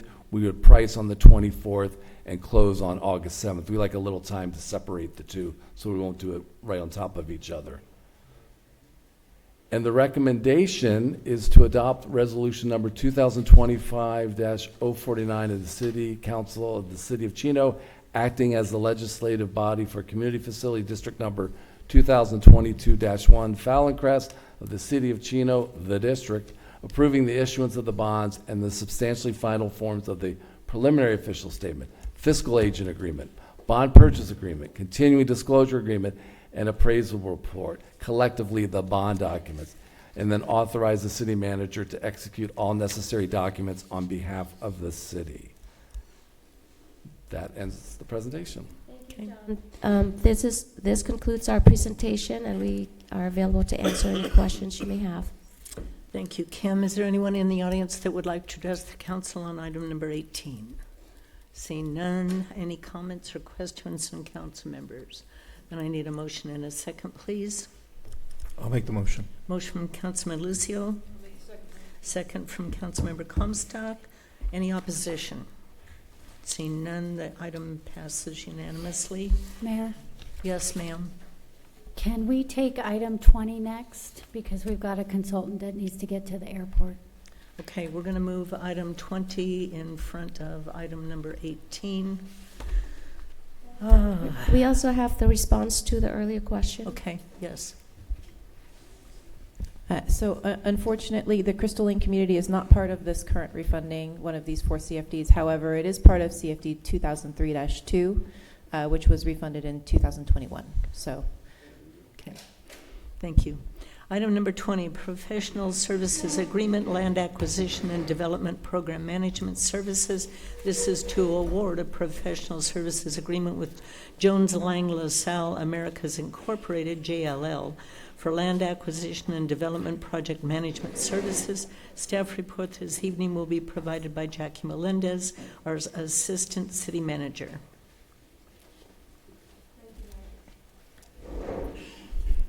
Thank you, Mayor. We do have some folks with us that will be on hand for any questions after a brief staff report. Okay. So good evening, Madam Mayor and City Council. Tonight I have the pleasure of providing an update on the purchase of the Heman G. Stark project located along Euclid Avenue. The site of the former Heman G. Stark Youth Authority facility has been of interest to the city as a site for redevelopment and is a key part of the city's revitalization of the Euclid Avenue corridor. The City Council and city staff worked in partnership with Senator Susan Rubio and former Assembly Member Freddie Rodriguez to authorize Senate Bill 536 to allow the city to enter into negotiations with the state of California through the Department of General Services, or DGS. Since the passing of that bill, city staff have worked with counterparts in other cities to better understand similar projects that have happened in other parts of the state. We've engaged with stakeholders and have met with the state to discuss potential uses. Earlier this year, the city issued RFP to 2025-0004 via Planet Bids to solicit proposals for project management and land development services for this project. The city received 6 inquiries and 1 proposal. The proposal was submitted by Jones Lang LaSalle America, Inc., commonly known as JLL. This proposal is provided before you this evening for your consideration. Staff recommends that council approve this proposal for land acquisition, development, and project management services for an amount not to exceed $1.32 million over 4 years. The scope of the work provided in your packet outlines 4 major components of the project, the first being alignment and visioning. This really is the part of the project where together as a community we decide what the right mix of uses are and what our vision for Chino and for this project really is. That could be housing, it could be commercial, it can be open space, it can be agriculture, it can be public uses like a museum.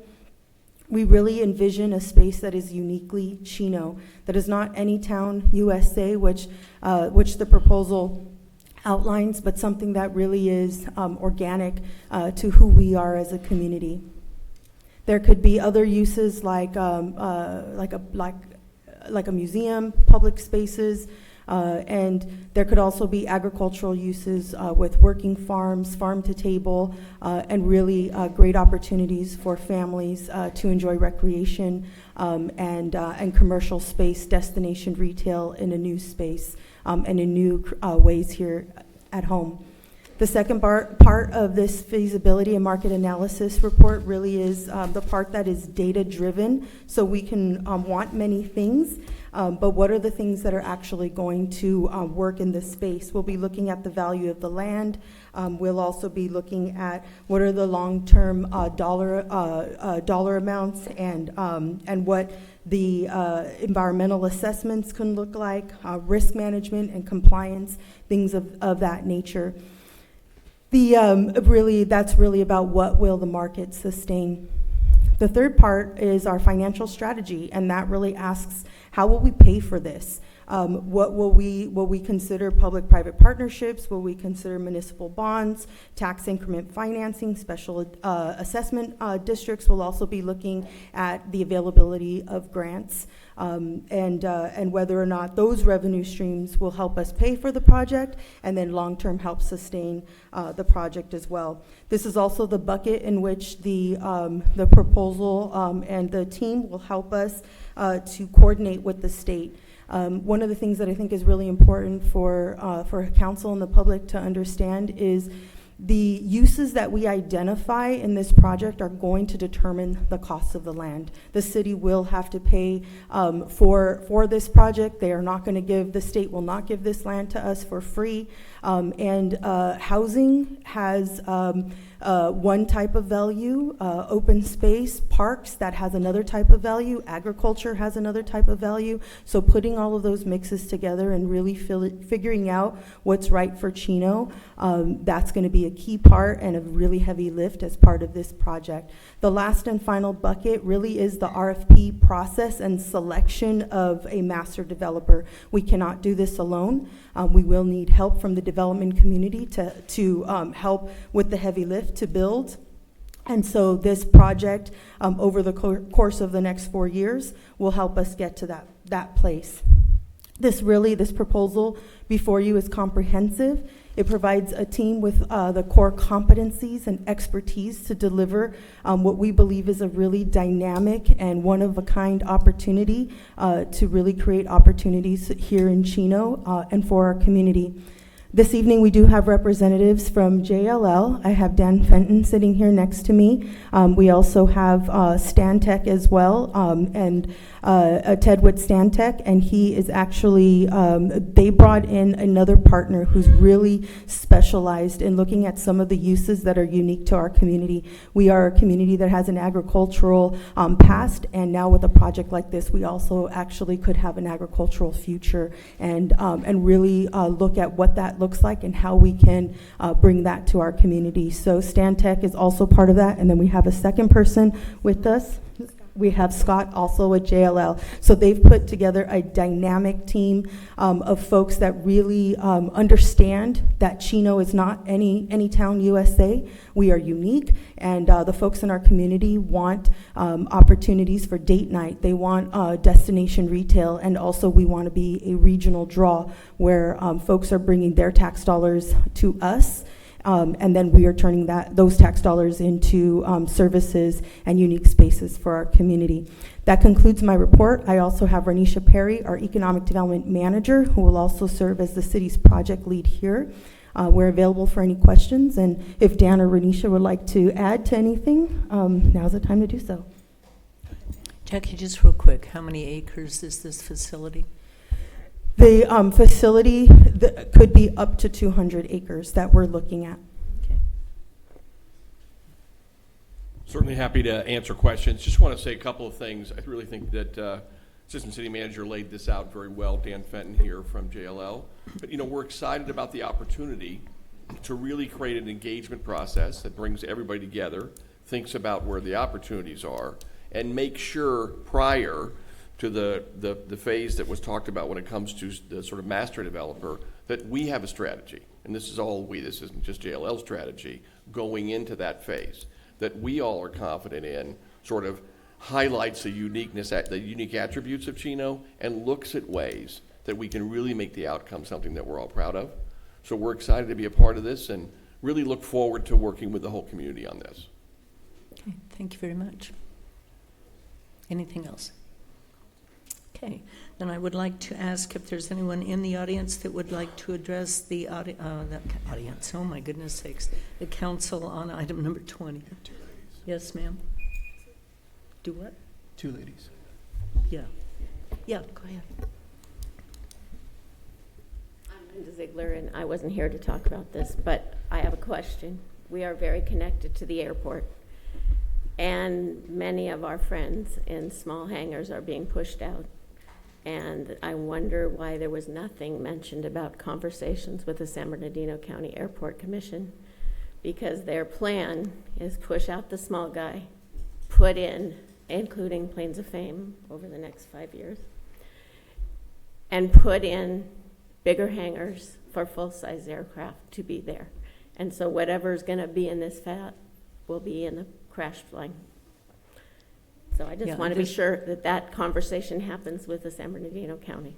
Yeah, there are areas that we cannot plan anything in. Thank you, Linda. Diane.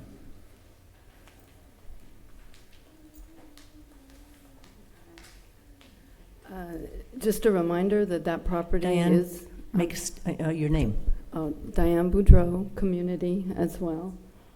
I share her concern. Right now, there's constant, you have a lot of private jets.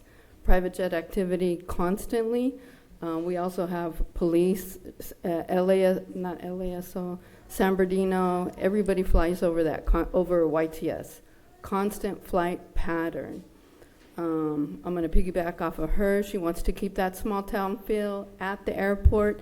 Stark doesn't really cross over that, but we would like to incorporate that so that that is retained. We know that Cal Poly Pomona has been doing those fields. We have pretty much lost all of our agricultural. Central Valley, they still got theirs. Sacramento, you still got yours. Where's ours? So when JLL starts presenting this, we want to make sure that you keep maybe a partnership with Cal Poly, because it's a state department to a state department. You can work on some funding issues with them. but we want to retain our agricultural footprint just as they've done in Central Valley and just as they've done in Sacramento. We're no different than that here. You have homes. We know that Schwarzenegger sold a lot of that CDCR property to the home developer, but this is a little bit unique. You still have a East Yard. We know that East Yard is still there. That's, there. Keep that in mind. This is just out there. I mean, I would love to see an aquatic center, but that's something else. And the Chino Meadows, our version of whatever Chino Meadows could look like, it could be there, because when you're housing now with the warehouse restrictions, how far you can build housing in a warehouse, et cetera, because that's all warehouse row. Highly traffic with the air, a lot of traffic. Keep that agricultural footprint. Whatever you guys cook up on that drawing board, keep that agricultural footprint. Work with your partners that are public, Cal Poly. There's a lot of opportunity there. So we're just 2 cents. Okay, thank you. Just to encourage you, Diane, one of the things that has been my passion is that we maintain our Chino ag, and that's one of the components of this master plan is hopefully a working farm, a farm-to-table store, farm-to-table restaurant perhaps, and a agricultural entertainment center that draws people from all over, because we've just about lost all of our agricultural heritage, and I know it's my deep passion to try to keep some of it, and this is going to be our last chance, I think, to do that, because we can't mandate private property keeping it. So if we can get involved, hopefully we can. That's great. Anyone else in the audience like to address item number 20? Okay, seeing none, then I would need a motion and a second from council. Okay, a motion from Councilman Lucio. Second. Second from Mayor Pro Tem Burton. Any opposition? Seeing none, passes unanimously. Okay, we'll go back up to item number 19 quickly. Ability to serve letter and out-of-boundary service agreement for the provision of water and sewer service to the property located at 14901 Monte Vista Avenue, Chino Hills.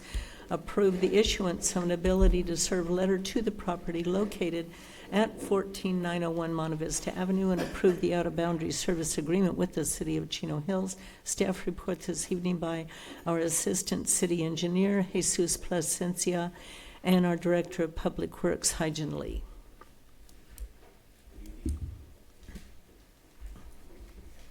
Good evening, Mayor and members of the City Council. On June 3rd, 2025. There you go, pull it down. There we go. Sorry about that. On June 3rd, 2025, the City Council approved a new policy regarding utility connections for properties within the city's sphere of influence and out-of-boundary service areas. This policy applies to parcels adjacent to the City of Chino boundary, specifically in the cities of Chino Hills, Ontario, and Montclair. According to the policy, the Infrastructure Committee will review these types of proposed utility connections and may recommend an ability to serve letter and out-of-boundary service agreement be brought before the council for consideration. The William Warren Group is proposing a 4-story indoor self-storage facility at 14901 Monte Vista Avenue in the City of Chino Hills, which is currently a vacant parcel at the southeast corner of Chino Hills Parkway and Monte Vista Avenue. This proposed commercial storage facility would provide approximately 62,950 square feet of leasable space across 741 units. The developer's research identified the nearest Chino Hills potable water main at Monte Vista Avenue and Fairfield Ranch Road, which is approximately 900 feet south of the project site. Meanwhile, the City of Chino has a water main running east-west along Chino Hills Parkway, directly adjacent to the site. As a result, the developer is requesting to connect to Chino's water main, as extending the water line south to Fairfield Ranch Road is not considered financially viable. For reference, the image on this slide shows both lines with Chino's water main represented by a blue line, while Chino Hills water main is shown as a broken blue line. For sewer service, the situation is similar. The nearest Chino Hills sewer main is also at Monte Vista and Fairfield Ranch Road, while Chino maintains a sewer main running directly along Monte Vista from Chino Hills Parkway down to Fairfield Ranch Road. The developer is therefore also requesting to connect to Chino sewer main. And once again, for reference, the image on this slide shows both lines with Chino sewer main represented by a solid green line, while Chino Hills sewer main is shown as a broken green line. Impacts to Chino utilities resulting from utility service connections to the project are expected to be minimal, primarily because the development is a self-storage facility with low water usage. The building would include just 4 restrooms, and landscape irrigation is proposed to come from a separate recycled water service connection to an existing IUA main, also located on Monte Vista Avenue. Similarly, anticipated sewer flows are minimal due to the expected low water demand. The developer does not expect this facility to compete directly with existing storage businesses in the city of Chino. They anticipate their primary service area would be Chino Hills residents located west of the 71 freeway. The developer has also completed a market survey which identified the 6 nearest storage facilities in Chino, which are shown in the image on the left. The closest business is named A Storage Place, which is about 1.2 miles away near DuPont Avenue and El Prado Road. The developer also notes that their proposed storage business would differ from other existing ones in Chino, which are primarily drive-up, non-climate controlled units. Additionally, they anticipate that potential Chino customers are unlikely to drive farther for a service that's already closer to their home. In terms of potential benefits to Chino, the city would receive one-time development impact fees, as well as fees for plan checking, permitting, and inspection associated with the utility service connections. However, ongoing monthly utility service fees are expected to be low based on the anticipated low water demand. The developer has also agreed to provide the city of Chino with additional benefits in the form of public improvements in exchange for receiving water and sewer service. These consist of street improvements at the intersection of Monte Vista Avenue and Chino Hills Parkway that's located east of Chino Creek Channel. To clarify, these public improvements would be added to the project's scope of work in addition to what the city of Chino Hills may condition for the project to complete. The public improvements would include, as shown in the image on the right, adjusting the striping of southbound travel lanes along Monte Vista Avenue to enhance the maneuverability for truck turning movements, replace non-compliant curb ramps on the north side of the intersection, adjusting pedestrian push buttons and crosswalk striping to match the new ramp orientation, installing a new ADA compliant ramp on the south side where none currently exists, as well as possibly relocating the pedestrian push button on that side if necessary.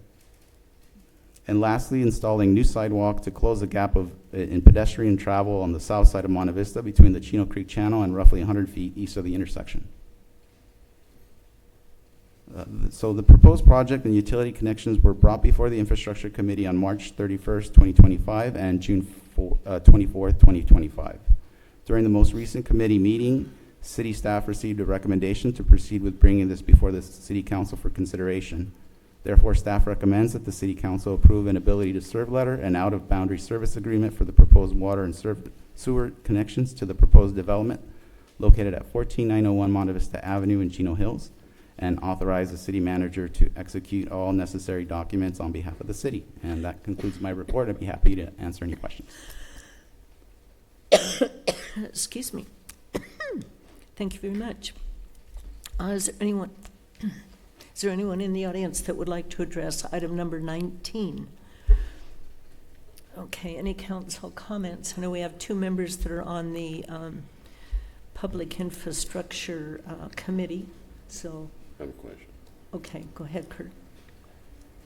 Jesus, would this project make any requirements to making any improvements to the bridge that crosses the creek there at Chino Hills Parkway?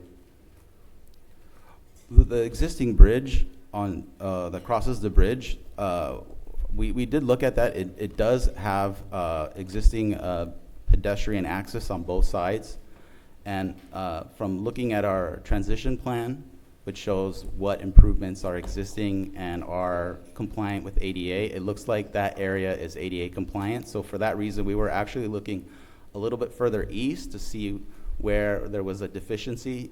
In the case of the other Monte Vista Chino Hills Parkway intersection, we have non-ADA compliant ramps. We actually don't have sidewalk, and there's a missing ramp, so it made more sense to take a look at that from our perspective. But no structural modifications that would need to be required at that point? None that we discussed. Okay, thanks. Karen? So I agree with Kurt's question. I think probably to articulate it a little bit better is where people want to cross Chino Hills Parkway there.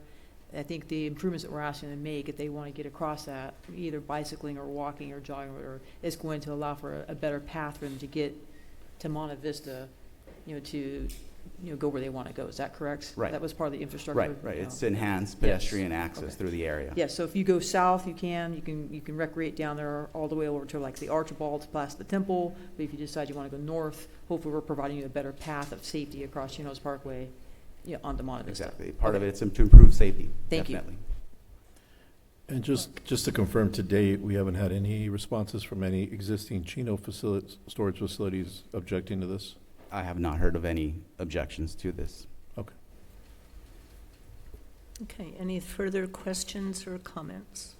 Okay, seeing none, then we would need a motion and a second, please. I'll make the motion, Mayor. Second.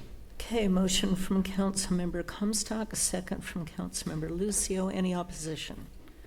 Hearing none, then the item passes unanimously. And now we will go back to item number 14.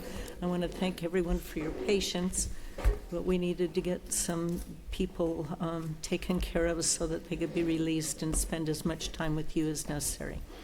Okay, item number 14, appeal of Planning Commission action approving the Eden Mixed Use Development Project.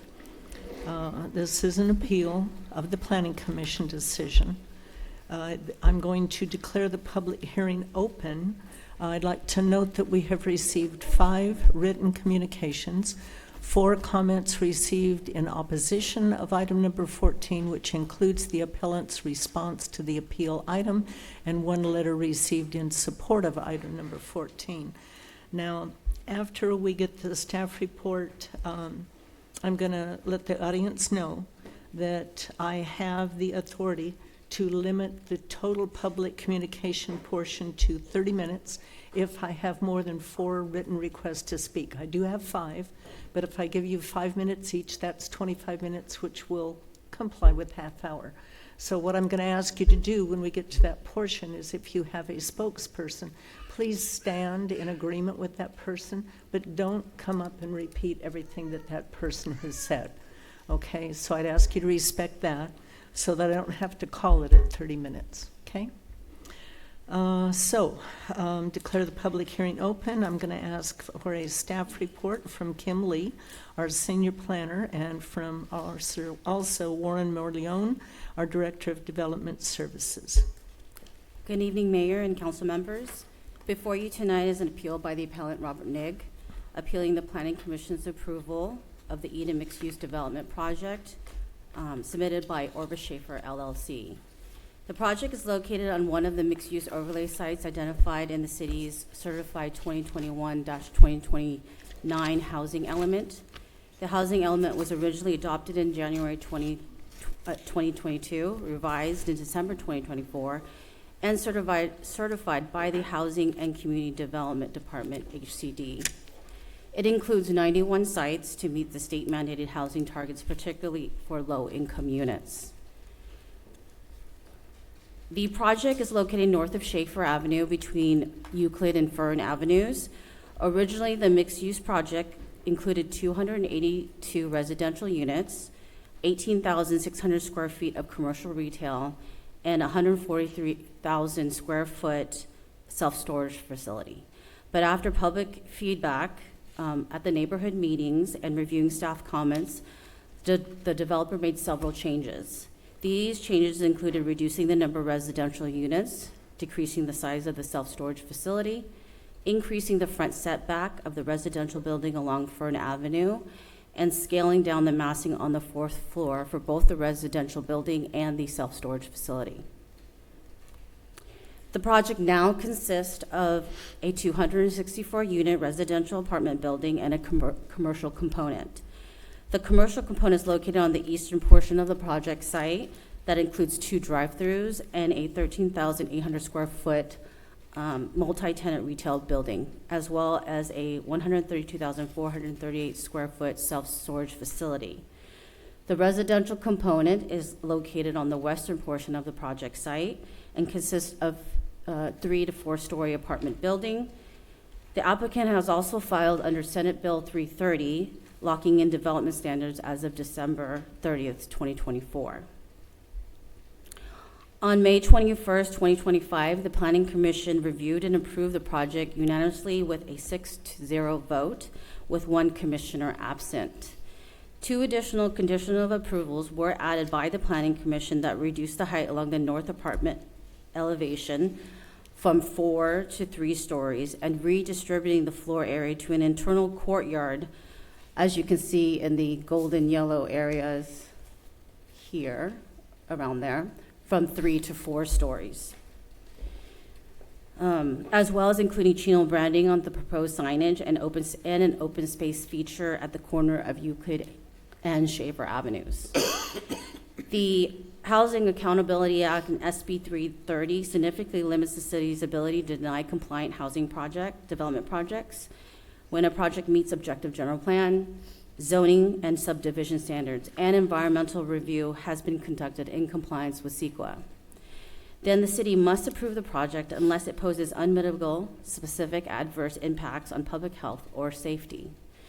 Mixed-use projects are treated as housing development projects under the HAA if 2/3 of the floor area is residential, which applies in this case.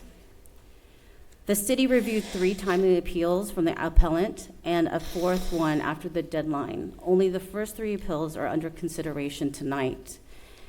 The appeals in general challenge the special conditional use permit, the tentative track map, and zoning conflicts, which I will walk you through. In the appellant's first appeal, he claims the self-storage facility requires a special conditional use permit, and the Planning Commission did not hear or approve the self-storage facility as part of the project. This claim is incorrect. The self-storage facility was part of a special conditional permit application submitted by the applicant and was reviewed and approved with the entire project on May 21st.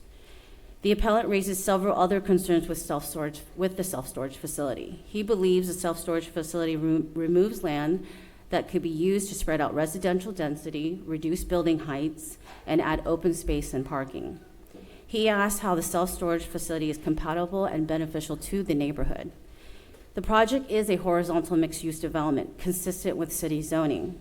The total site area is 9.82 acres, which puts the overall density at 26.9 dwelling units per acre, well within the 30 dwelling unit per acre limit. Also, the self-storage facility meets all applicable development standards, including site size, setbacks, height, and design. And under the HAA, the project qualifies as a housing development project because over 2/3 of the floor area is residential.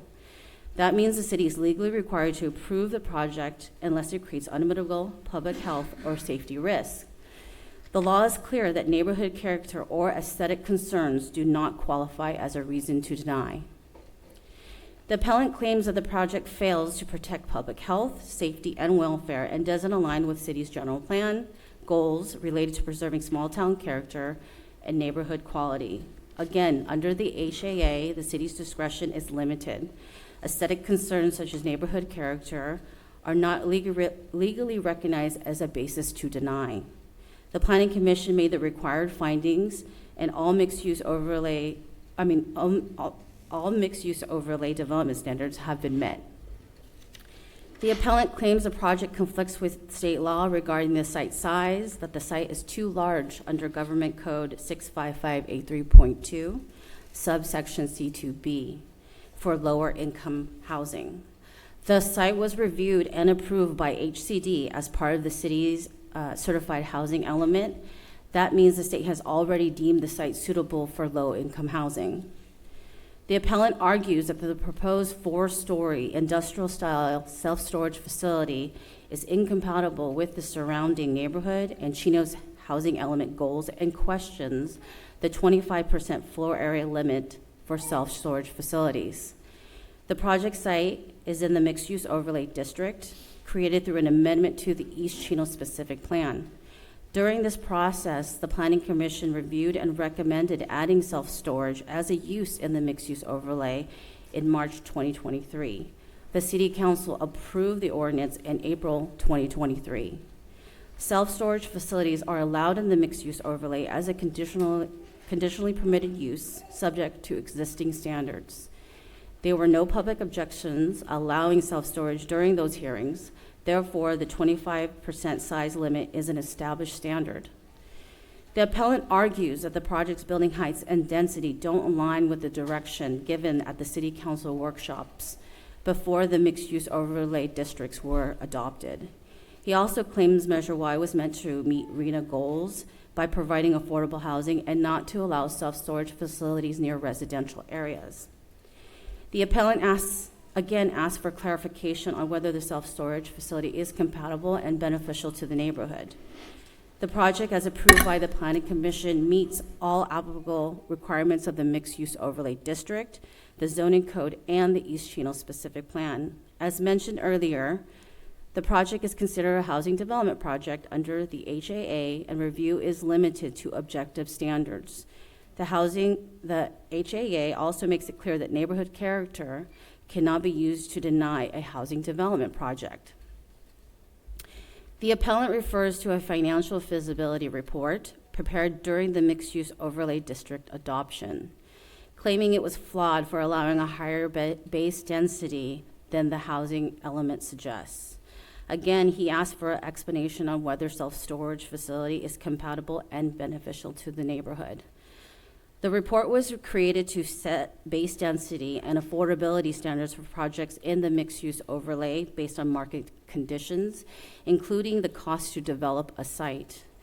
It served as a tool for the City Council when adopting the mixed-use overlay standards on April 8, 2023. As mentioned earlier, the HAA limits findings related to self-storage's neighborhood compatibility. The appellant claims that including the self-storage facility will hurt Chino's sales tax revenue, noting self-storage facilities do not generate sales tax. He also claims the facility requires discretionary approval through a special conditional use permit. As mentioned before, the project is considered a housing development project under the HAA. The HAA limits review to adopted objective standards, and sales tax generation is not one of those standards and cannot be used in this decision. In the appellant's second appeal, he claims the Planning Commission approval was procedurally flawed, citing missing tentative track map exhibits, lack of public comment from neighborhood meetings, and no response to a prior appeal of the Development Services Director's recommendation for the Planning Commission to approve the project. The appellant also raises 4 additional concerns that I will address shortly. On May 16, 2025, the Planning Commission packet was published and made available to the public on the city's website 5 days before the hearing, and included all project plans, including the tentative track map. The staff report clearly noted that the tentative track map was part of the project and made findings to support it. While 2 neighborhood meetings were held, the city is not required to respond to public comment for those meetings. Lastly, the appellant's earlier appeal was regarding a recommendation, not an actual decision, which is not appealable under the zoning code. The appellant was notified about this on May 22nd, 2025. The appellant argues that the proposed tentative track map violates Government Code 65451 and is inconsistent with the general plan, the zoning code, and state affordable standards. He also requests findings explaining how the subdivision and self-storage component align with these regulations. However, Government Code Section 65451 does not apply here. It pertains to the required contents of a specific plan, not an individual project. Instead, the city subdivision ordinance in section 19.02.080 outlines 11 required findings. All were made for the tentative track map as documented in Planning Commission Resolution PC 2025-009, which formally approved the map. The appellant claims the project exceeds the 30 dwelling units per acre cap by placing 264 units on a 5.02 acre parcel, resulting in over 52 dwelling units per acre, arguing that this would only be allowed with a state density bonus, which hasn't been formally requested. However, the project complies with the city's general plan and zoning code and does not rely on a density bonus. In addition, the project is a horizontal mixed-use development permitted in the mixed-use overlay district, which allows residential, commercial, and self-storage uses across separate parcels within the same project area. The total site area is 9.82 acres, which puts the overall residential density at 26.9 dwelling units per acre, well within the 30 dwelling units per acre limit. The appellant claims the subdivision of the project site, particularly placing 264 units on a 5.02 acre site, is physically and legally unsuitable due to concerns about infrastructure, parking, transit access, and zoning conflicts. He also requests findings on the subdivision's compatibility with the general plan, zoning code, and state affordable standards. Technical studies and addendum to the city's general plan environmental impact report were completed and approved. These confirm that existing infrastructure, including sewer, water, and utilities, is adequate. The project also includes public improvements like storm drains and street upgrades. The project meets all zoning code and East Chino specific plan development standards, even with the subdivision. Findings support the tentative track map were made as noted earlier. The appellant claims that the project site exceeds the 10-acre limit under Government Code 655A3.2, subsection C2B, and claims the city has not shown the site is feasible for lower income housing. He also argues that the city must make general plan consistency findings and make the inverse of the 7 negative findings. The appellant specifically requests findings of fact to be made. The site was included in the city's certified 2021-2029 housing element, which identified the site as a suitable site to meet lower income housing needs, confirming compliance with the government code. Furthermore, findings of fact supporting the tentative track map were made, as mentioned earlier. In the third appeal, the appellant raises concerns about parking, building separation, and setbacks.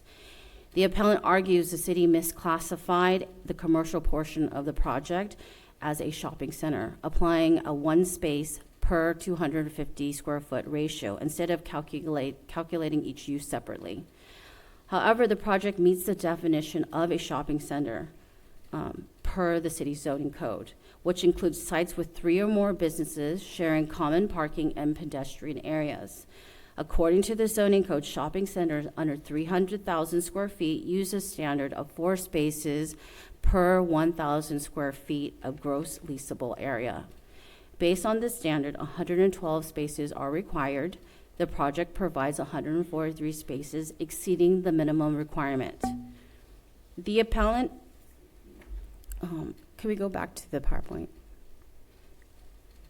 The appellant raises 2 concerns for the project regarding building separation.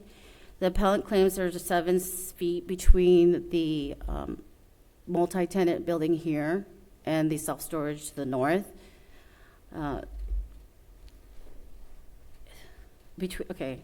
Citing that table 20.09-7 of the zoning code requires a 15-foot building separation between the 2. However, the commercial multi-tenant building is attached to the self-storage facility via a service corridor right here. And it's defined as 1 building. Therefore, a 15-foot building separation is not required.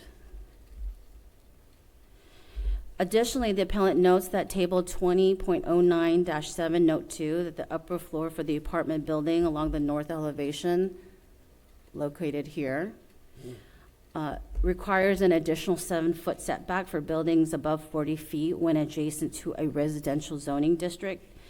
The vacant parcel to the north has an underlying land use designation of general commercial per the East Chino specific plan with a mixed-use overlay. An additional 7-foot setback is not required since the project is not adjacent to a residential zoning district.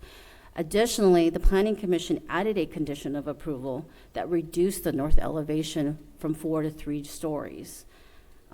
Therefore, the 7-foot setback doesn't even apply.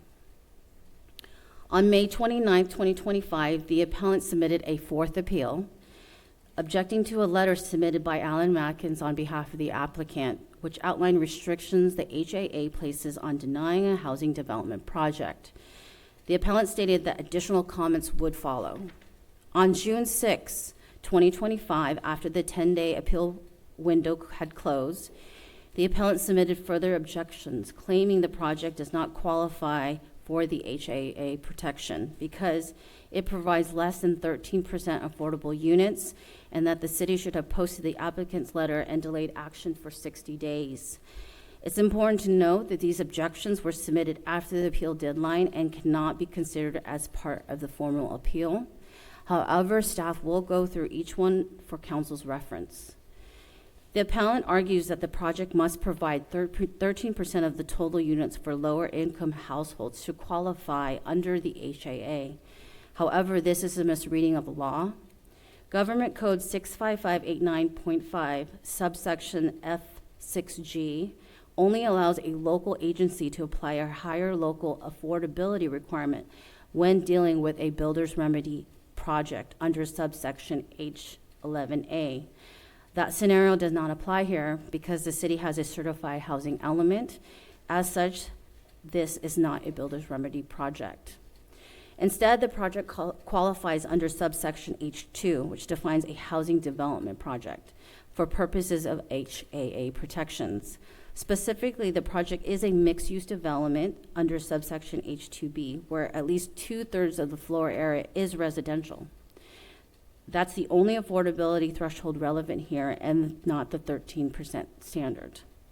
This is consistent with HCD's 2020 Technical Assistant Advisory, which confirms the HAA applies to both market rate and affordable units,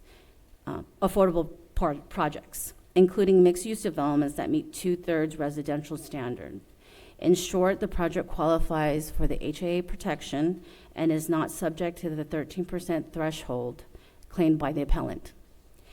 The appellant claims the city violated the law by not posting the May 16, 2025 letter from the applicant's attorney within 5 days, as required under the HAA. However, that posting requirement only applies when a developer formally notifies the city that it's taking actions which effectively disapprove a housing development project in violation of the HAA. That is not what happened here.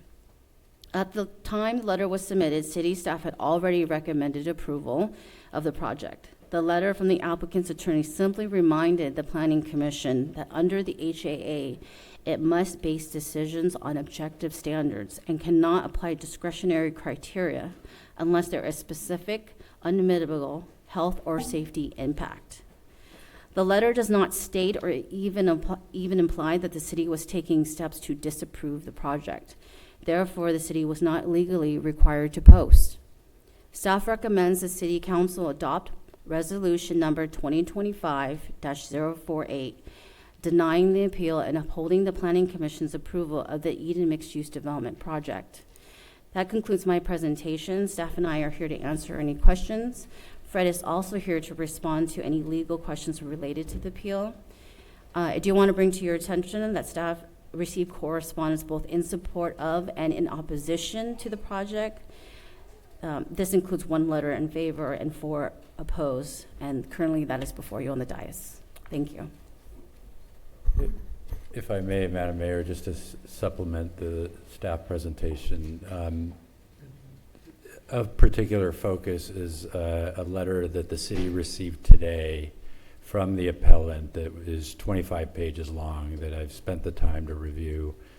Importantly, as your planning staff, Ms. Lay, has outlined, your municipal code, section 2023.150, specifically says this city council may not consider anything that is outside the four corners of the appeal document that was filed by Mr. Nigg. After that appeal document is filed and the timeline has run, there is really no opportunity for the council to consider any additional information or arguments. So it's important that this discussion has to focus on what is contained within that appeal document. Nevertheless, as staff has presented in the staff report, there are responses to the additional arguments that were raised. And I just wanted to highlight that after reading the 25 pages, I am of the opinion there is nothing that changes the staff recommendation. There is no legal basis to argue that the Planning Commission made any mistake in its decision or did not follow applicable laws. What is admittedly a difficult issue is that the state, and I know I've sort of been sounding the alarm about how the state has imposed legislation after legislation limiting each year, it seems even more so, limiting the discretion of local agencies to consider projects that deliver housing, especially if there's a low-income housing component, but not necessarily. It's gotten to a point where, particularly with the Housing Accountability Act, local jurisdictions have lost a tremendous amount of discretion. So what was presented is that the Housing Accountability Act is triggered if there are one of several areas of definitions of a project. In this particular case, that definition is if 2/3 of the project is dedicated to residential. Once that threshold is reached, you have to follow the provisions of the Housing Accountability Act, the HAA. There are citations to various other housing legislation that the state has adopted in Mr. Nigg's letter of today, the 25-page letter, and just wanted to highlight some examples as to why those arguments are not applicable to this particular appeal and therefore don't support any argument that the Planning Commission did not adequately follow the law. As was presented, there's an argument that no site over 10 acres should be eligible for lower income uses in considering your RENA sites. First of all, that's an argument that needed to be made when you were considering the housing element update and the zoning ordinance to follow that update. It's too late now, but regardless, that particular government code section says it should be ineligible unless HCD finds that the site can in fact be developed for low-income housing. What happened here, the HCD specifically approved your housing element. Not only did they do that, they forced a lot of these provisions and made it fairly a rigid process for the city because of some of these mandates. There's another provision that says this is an inappropriate project because it's not within half a mile of a major transit stop. That provision speaks to builder's remedy. Builder's remedy does not apply if you have a housing element certified. Your sixth cycle housing element has been certified. Builder's remedy is just inapplicable. That's only a provision that applies to cities that don't have it. A height limit should be 45 feet per government code section 65.912.123. That section deals with ministerial approvals where projects can essentially go through a streamlined ministerial approval through staff. We're here at a public body for discretionary approval, albeit it is a limited discretionary approval, but that section doesn't apply. There's also an argument that there should be 27 rather than 24 low-income units, and the citation is to the density bonus provision. Different housing law, it's accurate, but it doesn't apply here. The applicant's not asking for any density bonus. So I have taken the time to go through all of these arguments, even though they came in today, and none of them change the setting that has been presented, and for the most part, they're outside of your purview to even consider. But with that, I'm happy to answer any questions. Fred, I have one quick question. That you made a comment regarding 2/3 of the project is allocated to housing. 2/3 of what? 2/3 of the project footprint? The whole footprint? Correct. Not just where the housing is? Correct. The whole Correct. property? The whole footprint, if you add the storage and the retail and the residential, 2/3 of it is residential. Okay, I'm going to go ahead and have council comments prior to asking for public comments. Just to clarify any questions, and then the first speaker I will ask to have the appellant come up. So, council comments. Karen? I don't have any comments right now. No? Questions? Chris, you have any questions? Okay, okay. Mr. Nick, would you like to come up?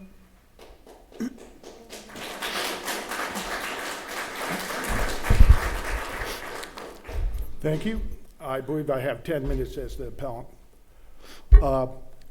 First of all, I wrote my original objections prior to the May 21st meeting. I was out of town. They didn't post the minutes till just recently, so basically much of the comments. However, I did on May 29th, when I submitted the appeal that was written before the thing, I did make an addition saying I wish to object to the AAA status and that in the appeal. So that is fair ground. As far as some of the issues of the 10 acres and everything is out, those are to point out to the council that that site was a horrible site to pick. It should have never been there. You made a mistake. We can't change that. But there are things that you still have control of. The city attorney failed to inform the planning commission they're under the standards of F1. If there are, and we do have an approved housing element, certified, and anything in the code, in our zoning code, can be enforced. It doesn't take health or safety. The building separation of 15 feet. I don't know how anybody with common sense, when they say there's two buildings, and what are they putting to connect them? An awning? That doesn't satisfy the standards of law.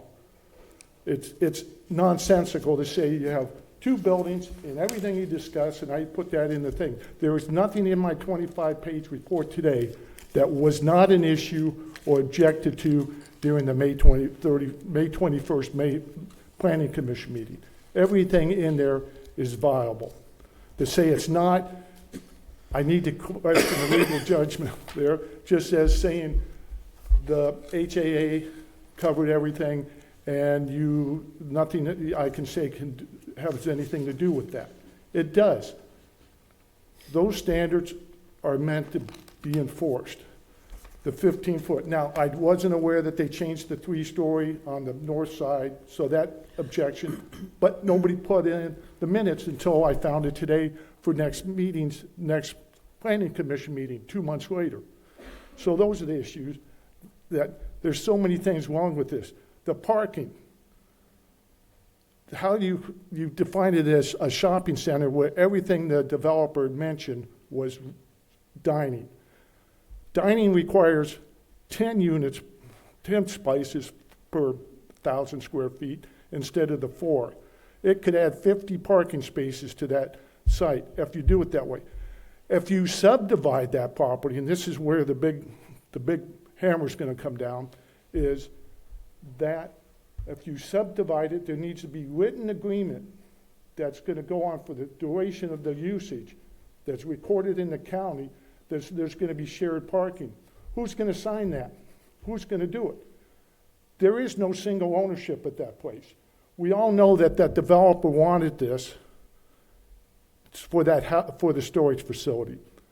Now, they pointed out how it was all approved by the planning commission. What I'm saying is, in a 14-day period, everything changed. You allowed the storage facility, you allowed the extra height, and you allowed the density.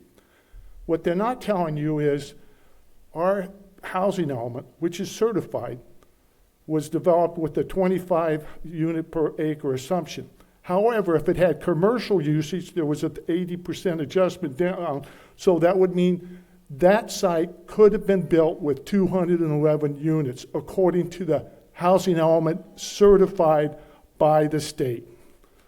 Why we changed it to 26, I'm waiting for that housing committee meeting to go over everything wrong, because that financial analysis was based upon all the property being used for housing. Not half the property being used for commercial, but all that property cost was being put on the apartment complex. So half that property, or $22 million, shouldn't have been figured into the cost of that thing. It was a flawed report. Nobody wants to take accountability for that. I filed a public records request over 6 months ago. I still can't get the data. They're still researching. Who was responsible for doing that? Why did they ask? Why did that 26 come up? On that same report, on a different page, it said it still could be 20. So these are issues that, it is a complex issue. Now, and it shouldn't be decided. You have 45 days to make a decision on this. You should not rush it. Because I brought up some what I deem to be very legitimate, valuable issues. And it's just to say, take their advice and say, we screwed up and the state making us do this. No. If you're going to subdivide the property, it creates a different thing. Our zoning code is by lot. Yes, the 211 is for the 10.52 acres, but if you subdivide it and you go by adjusted acres, which our zoning code goes by, then you have a lot determination. That's what I'm saying. If you have a 1.5 acre lot for the storage facility, you can have a floor area ratio, excuse me, of 2. The code is 1. The code says 30 houses per acre is the maximum. If you're going to subdivide it, you change the whole parameter of the dynamics of that site. If you want to use the whole site, then you go back to the regional housing needs allotment of 211 houses, apartments per acre. If you want to go the city zoning, which that zoning includes lot definition, then you can go up to 30. They can go over that, but then they need to go to the state density bonus law. It just requires them to do more. Now, another issue is, and it's important, but it should be decided. They only want to put 24 low-income units in there. They rounded down, 26.9, they rounded down. Our own city code in the state law, and I have the citations in the report that he says is not worth anything, it is. It says the calculations are rounded up at each point. So if it's 26.9, it goes to 27. So you have 27, and we require 10% instead of 9%. 10% of 264 is 26.4, rounded up 27. That's what the law says. That's what our code says. So what I'm saying is there's numerous issues, and you can't say what I've said is not acceptable. I put it in there. The day I on the 29th, I sent a second email saying I am objecting to, and the objection in my appeal to the HA8 that was brought in at the last moment. That last moment, it doesn't include, it also includes to delay the project. That's what the developer was trying to do. If you just take, why was that letter sent and why was it even mentioned if it was already approved? It influenced their decision, the Planning Commission. They should not made a determination. That's what the law says. It doesn't say disapprove it or approve it. It says no determination. They made a determination that night. They didn't give us 60 days. I would have rewrote everything because much of what I wrote in my original appeal was based upon our own standards here in the city and not the HAA. But I'm saying there are still two standards that you need to fix: the building separation of 15 foot and the parking situation. At the minimum, you need an agreement, a written agreement, recorded with the county that it's going to be shared use. You don't have shared use the way it's designed now. If they're going to sell that in the 5 different lots, you're not going to have any of that. Then it comes back to, again, the big hammer where you can control. You can't stop this project. I understand that. You messed up in the beginning. You allowed this to happen. I wouldn't be here if I didn't think there was an injustice done with that. What I'm saying is you can use our zoning code that has objective, quantifiable standards that says you need to do this. If you want to build this all on this 10 thing and consider it that way, we're stuck because we messed up and you do it. But if you want to come into our city and divide this thing up afterwards so you can sell off the profits and everything else, and I'm anxious to see who gets title to the storage facility. I'm going to end it as quick as I can. You have 45 days to make a decision. I'm asking you not to make it tonight. And I got to go one other thing. I mentioned the Topanga Association versus the County of Los Angeles Planning Commission. The California Supreme Court gave a definition of what findings of fact should be. The findings of fact issued by the Planning Commission, based upon the recommendations from the Planning Division, would not meet those legal standards. I went into great detail that read the report. Go back and read what they said.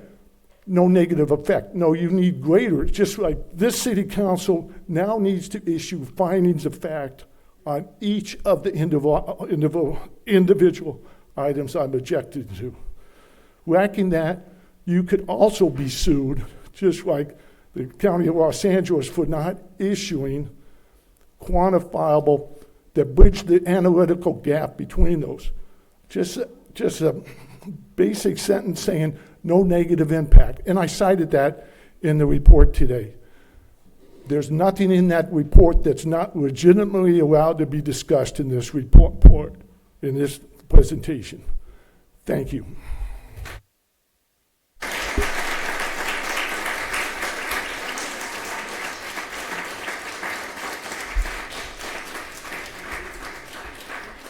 Okay, now I do have 6, I think it's 6, 1, 2. No, I have 5. I have 5 written requests to speak. So I am going to allow 5 minutes per person. If there are a lot more people that want to speak, I ask you to just stand in favor of the person that is speaking and not repeat what's being said. Otherwise, I have to call the 30, I don't have to, but I'm going to call the 30-minute time frame, okay? So, not in any particular order. The first one that's on top is Linda Flathers. And I ask those of you that know what she's going to speak on, I'm assuming stand in support. Linda, do you have people supporting your, whatever your position is? I'm basically supporting Bobby Niggs and his position, but Okay, I also anyone have in some support of Linda, please stand so that we know the number of people here in support.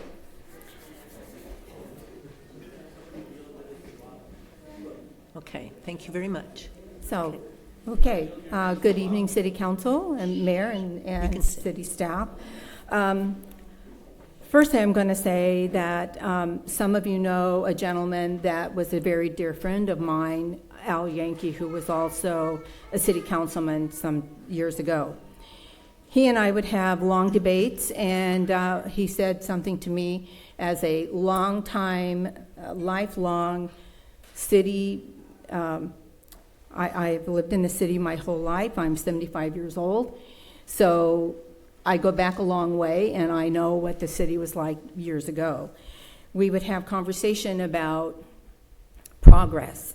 And he said to me one time, Linda, you cannot stop progress.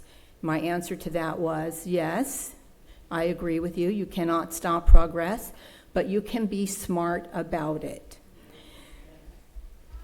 I am the HOA president of Hampshire Village here in the city of Chino, which is located at Riverside Drive in San Antonio. There are 152 homes, and about 65 of those homes are rental units. I cannot tell you how many times we have issues with our rental people. I have 152 homes, 79 parking spaces. 4 vehicles are allowed to each home according to our CCNRs. I have renters that have nine cars. We never have enough parking. With this project, my concern is your parking. You will never have enough parking for the amount of residents that you're going to have living there. Those cars are going to spill out onto Fern Avenue, which is going to impact that neighborhood tremendously. My neighborhood is dealing right now with an issue of a car that went across the flood control channel at San Antonio Avenue and flew into one of our homes. My homeowner is still not in their house. That happened back in November.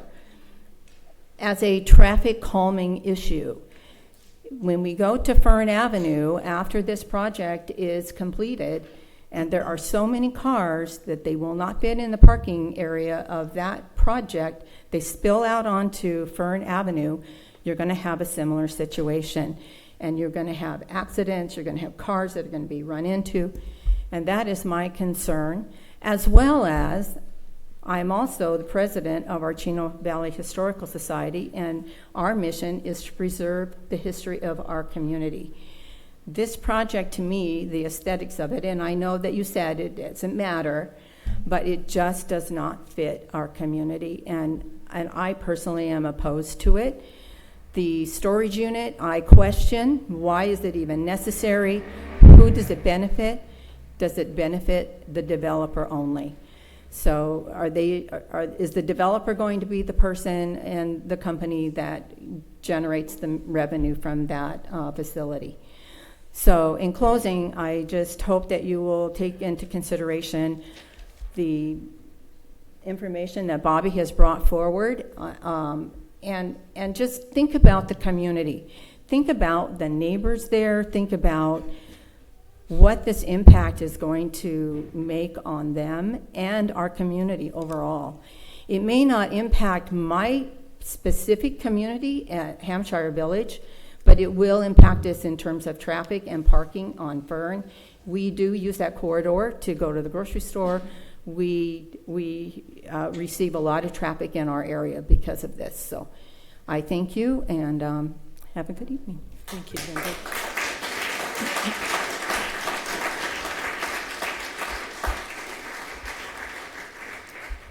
Linda Ziegler.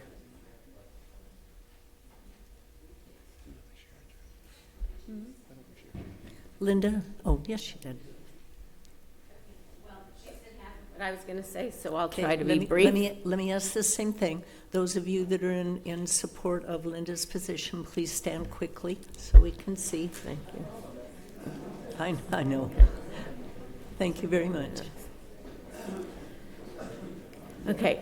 As you know, since October of 2025, 2024, I've been following the chain of command asking who enforces the East Chino specific plan. I was told I'd get an answer. I didn't. I found it in there. It says the Director of Community Development, which we don't have a title on the city page anywhere for that person. So what a conclusion I have come to, really appears that nobody enforces the promises made by the city to us homeowners who have spent hundreds of thousands of dollars to live in the Chino East Pacific Plan. But tonight's your night to rectify this problem, especially since I heard Ms. Lee say to you, all conditions of the East Chino Pacific Plan have been met, yet nobody's enforcing the key condition, protecting and enhancing the character of the existing neighborhoods. We were there first. Okay, I'm gonna ask you, out of respect for everyone here, please no outbursts so we can get through all of the comments, please. That includes design standards, zoning standards, and safety. You can fix that by taking your time. If you care about us, if you care about the future of this community, you will delay any decisions tonight. You'll take your time. You'll do your due diligence through every one of those things on Bob's request and everybody else's submitted comments without communicating with our city staff. The most shocking thing to me in all of this was discovering how many of our city staff don't even live here. So for them, this is a dollar and cents thing. This is bringing in money. It isn't about the rest of our lives. Lots of mistakes were made here. First, by not educating and communicating to this entire community about the housing element. Yes, we were coming out of the pandemic, but there was no reason not to communicate in our monthly bill. This is happening, we need help, we need your voices to go to the state. We weren't included in the overlays. I hope the communication will improve for the future, but I trust that you will stop the rest of this craziness, because the decisions you're making for us is going to change the culture of this community forever. I've been praying about this nonstop, but all day today I kept hearing the word, remind them it's forever. Whatever goes on that corner is going to destroy our peace. If this metropolitan monstrosity, which was quoted wrong in the paper last time, is allowed to be there, it's going to change the culture. It's going to destroy our peace, our safety, our quality of life, and our property values.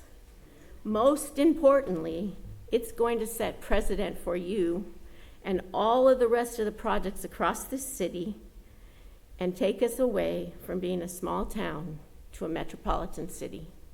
None of us want that. We've been here for 30, 45, 75 years because we love this small town. I know you guys love this small town. I am not sure that the planners, the developers that don't live here care about our lives. Thank you.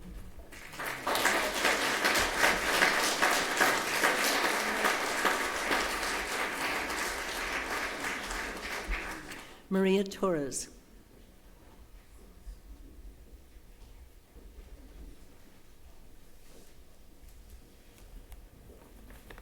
Good evening. My name's Maria Torres. I'll apologize now because I'm very emotional after hearing all of everything you guys put out there. But I'm the person that lives on Joy Street. Maria, do me a favor, pull this down just a little bit. My apologies. Is that better? Oh, yeah. Much better. Okay. So I'm the person that lives on Joy Street. And so in agreement with all of the previous comments that you've heard, I don't want to repeat everything, but again, making sure that the traffic, the parking, especially the parking, because we're one of the victims of the car being towed, and for a weekend's time, it cost us $1,000 to get it back and to get the window fixed. The biggest concern I have, in retrospect, in all the meetings that I've been here, and I apologize not being here on the 21st of May because I know how important it was, but I had a commitment that I could not change, is that there are several of our homes that have solar panels, and I started thinking, if this build is going to be 4 stories high, is that going to affect our solar for our homes? So here I've made this big expense to help, as a single mom, try to limit my expenses, and I may not be able to benefit of it. And there's other homes that have solar and others considering as well. The other reason why there are some people from Joy Street that don't show up is because they're renters. Maria, let me ask you a quick So- question. Physically, in relation to the development, where is Joy Street? It's on the other side of the wall. So it's in, So the 3-acre parcel that's in between. so you're in the D.R. Horton Yeah. project? Yes. Okay. Yes. And it's Joy Street, the sixth house in from the corner. Okay, thank you very much. Okay. So that's my biggest concern right there. The other things, let's see, I'm trying not to repeat myself. It was stated earlier on part of one of the reports that that area, that 3-acre area is general commercial. So the next project is going to be residential. My understanding that they're going to be building apartments or some 75 units or something like that there. So if it's residential, if it's general commercial, why are we getting residential? The other thing is that you're saying that there's not a safety issue, but yet they anticipate some kind of issues in this Eden build because we were told at several of the meetings that there's going to be security cameras and gated and all kinds of security stuff so that people could feel safe. Well, what does that mean? So that makes me think, there could be a safety issue if you're already preparing for it. The other thing is that it was mentioned earlier how we want to keep an agricultural footprint for our city, but yet we want to put a high-rise development in that area. And the biggest thing is that farm to home, on that corner, we already have farm to home happening. Literally. If you think about it, they're farming there and they're growing and they're selling at the corner there. And we're taking that away. It's private development. I heard when you privately said owned. that's a technicality, but No, ma'am, let me explain one thing. That is a privately owned piece of property that we can't tell them they have to farm forever. No, They right. have just like your home. You have your home. We cannot tell you can't sell it. Well, that was a piece of property privately owned, so we can't make them stay agriculture. They could have. Mhm. We have a right to farm ordinance that protects any agriculture in perpetuity into the future as long as they want to stay, but we Mhm. can't make them stay. okay. But I'm just saying that we are pushing them out for this. No, we're not. Well, We're not pushing them, and just, I don't want to argue with well, you, ma'am. you're right. but Okay, my wording is not great, but if you think about it, technically, we have farming happening, and it's just, I wish we could keep it. and earlier you did clarify that there was nothing you could do about that because of the technicalities of it being private It's property. privately owned. I get that, but it's just kind of ironic that, I know. and technically. So that's what I'm saying, is that it's ironic. So,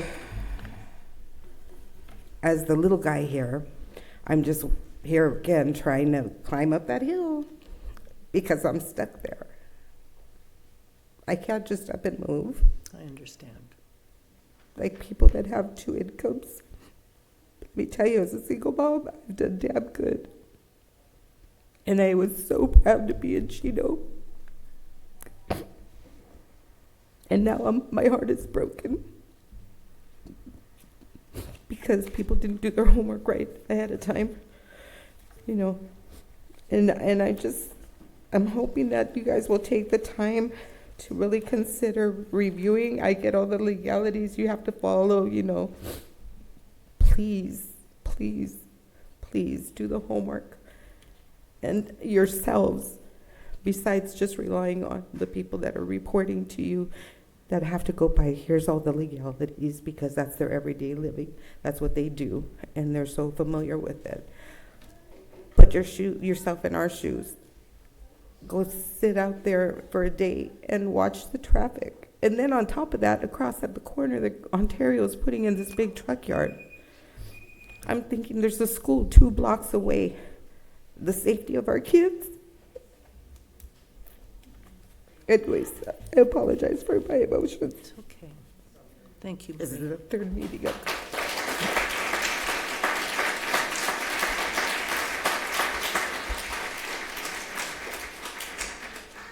John Chardlow.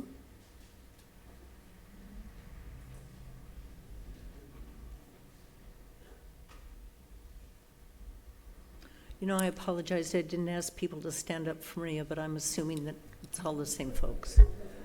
Okay, John, do you have people here supporting you? Yes, I'm on behalf of the developer this evening. So Oh. our entire developer group is in the back 2 rows on my left. Okay, I don't think there's the number there, but I understand. Thank you. No problem. Thank you, and good evening, Honorable Mayor and council members. These state housing laws do not make these projects easy. We worked with the city collaboratively for over 2.5 years. The comments that, the city's already made a mistake or the city's messed up, it's just unfair. Despite a lot of these housing laws, for example, in the beginning we could have used builder's remedy. We could have used density bonus law and increased the density, but we worked with the city. We've had multiple neighborhood meetings. We've reduced the height. The underlying zoning was actually a very significant, intense project. It could have been a commercial, 75-foot high hotel, all sorts of commercial, just like across the street. So we've actually de-intensified the property significantly from a traffic impact. And we do have a parcel in between us and the neighbors on Joy Street. So I just wanted to make that clear. But we could have reduced parking. There's so many things that we could have done, but we worked with staff. We listened to the community. We made significant concessions, and the concessions we made are really significant and tangible. The Housing Accountability Act did not just handcuff the city, it handcuffed the development as well. There's several revisions that we would have liked to make, but we're unable to. And despite all these headwinds and hurdles, we've delivered, we believe, the best project that's possible under the current zoning code. We've reviewed the appeal and we agree with staff's response that there's just no legal merit to the appeal. There's obviously merit to the residents' concerns, but those concerns are subjective concerns. The question about neighborhood character, those are not objective standards under the Housing Accountability Act. And it's clear that the project meets all of the objective development standards required under the Housing Accountability Act, and that's what limits the city's discretion in approving these or considering any type of decision to not approve these projects. One last comment. The city code specifically states that the city council can only address issues in an appeal if those issues were raised at the planning commission level. The vast majority of the positions and arguments raised in the appeal were not raised at the planning commission level. So our entire team is here to answer any questions, traffic, air, architecture, engineering, etc. If there's any questions, we're happy to call up the expert that's in that field and address any questions or concerns. And I thank you for your time. Audience, please, let's be respectful. We may call you back up. Okay, thank you for your time. Thank you. The next is Ashley Kaiser. And again, those in favor of, oh. He's not happy. That's your future assemblywoman. Just kidding. Good evening, Honorable Mayor, Council, staff, members of the community. My name is Ashley Kaiser, and I have to tell you, I've spoken at many public meetings. This is the first one I've ever done with 2 kids and spit up on my shoulder. So thank you so much for the opportunity to speak. I moved to Chino with a lot lighter of a load in 2020 and purchased my home in Crystal Lane, which is on Joy Street. And it's been a wonderful opportunity. And I know that throughout the past 5 years that I lived here, you've been at the forefront of challenging the state on some of the nonsense that it's, put before you and tied your hands. I'm also aware of all the time that staff has dedicated into the working with the developer and hearing from the community. But I do unfortunately have to oppose this development as it stands. I think that the resources that it's going to impose not only on the city from a public safety standpoint, but also the parking restrictions, outlined in it that it's going to also impact the other neighborhoods around it. I would also like to throw a proposal that if this does pass, that the Crystalline community be able to apply for a private gates in the future. I would like to see if maybe that could be a compromise if we can do that, because parking on our private streets already is a huge issue. Safety is already a huge issue, and it's, you know, becoming cumbersome. But thank you for your time. It's past bedtime. I oppose and I support those who have spoken before us. Thank you so much. Thank you, Ashley.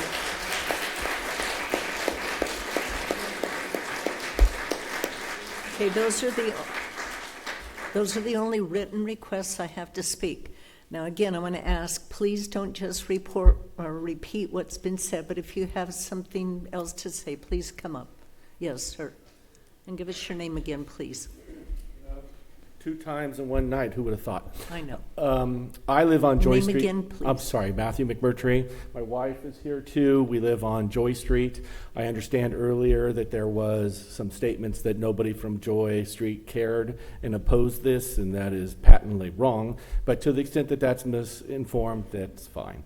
The second point I'd like to make, I believe, goes to appeal item 3, which is the 15-foot setback from the commercial property is unnecessary because the north property is a commercial lot. Is that correct, Matt?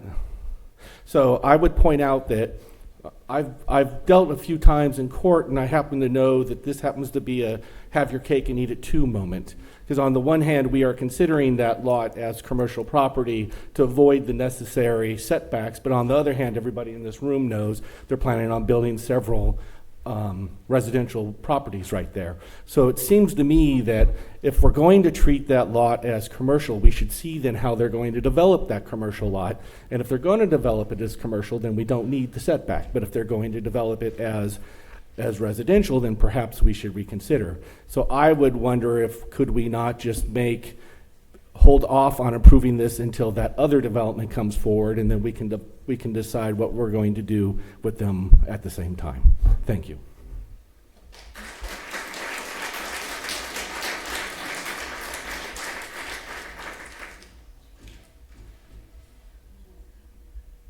Okay, anyone else that has anything new? Yes, sir. Everybody did a great job. You guys. No, don't start talking before you get up here. I'm Mike Lehman. I live 3 blocks away. I My know. son Give works it- at give State us and your Brothers, name and officially. I know all you guys. It doesn't matter. Give us your name. The thing I keep thinking about is this. Stop. Say your name for the record and the I people. did. Mike Lehman. Michael, say it clearly. Michael Lehman. Thank you, Michael. We live near there, and the site itself doesn't have any street parking outside of it. So Euclid, Schaefer, and Fern, there is no street parking allowed. So I just know that, you can comply with how many sites or parking spots you need to meet the code, but we all know that people have more vehicles than that, and I'm just wondering where they're going to park. They're going to park probably in the neighborhood across the street. They can't park in D.R. Horton because it's private. We've already got people from D.R. Horton parking on GERD, and every day we drive by there's broken glass and, catalytic converters stolen because there's no housing facing GERD. And we've already got some overflow in our 29 homes from D.R. Horton. And then, it's nothing you can do about it, but it just takes up parking that we would have living in that neighborhood. And I just can't imagine what's going to happen with the area. And I don't think you can allow parking on Fern and Schaefer and Euclid just because it's not feasible. That's all. Off-site parking is going to be a big issue. Thank you. Thanks. Anyone else?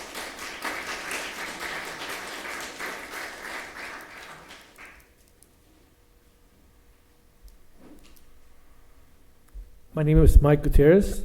I'm very disappointed that we've had a couple of meetings where we were supposed to give feedback. We gave feedback. We had a group that gave very good feedback. And one of the main issues that I gave feedback on was the off-site parking, stating examples of already issues that are causing problems.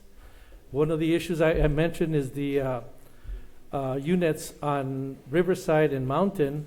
There's 75 units, 150 parking. They have garages, and yet every day there's 20 cars on Mountain and 18 cars on Riverside. They're permanent there.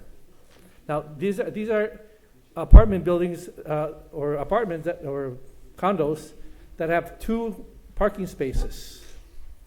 If you do the math on the current development of 250 plus, if you do the math, and there's 40 off-site parkings on a 75 unit, you're really looking at 160 cars on the streets where there is no off-site parking on Fern, on Schaefer, on Euclid, in that street with the 3 acres. Now, if you're talking about a deterrent or a problem, a permanent problem that is going to be catastrophic to the community, we gave this feedback. And you're supposed to be responding to feedback, but we never, our information never got addressed. So even today, we come, and every day we come here, we give you feedback, and it is never really considered. Something else is considered. So we need to be more considerate of what is right for Chino. The catastrophic situation being caused by 1,000 people in these units with 1,000 cars and no place to park, that with the at least another couple of hundred cars on the streets. So you need to consider this. This is a negative impact on the community. Aside from the, right now you play Frogger when you exit Gerd and Fern. You're playing Frogger because the cars available now are racing at 45, 50 miles an hour, and you could barely get out of those streets. So you add another 1,000 people with cars, that is catastrophic, and you need to be aware of it and be responsible when something happens in the future. Thank you.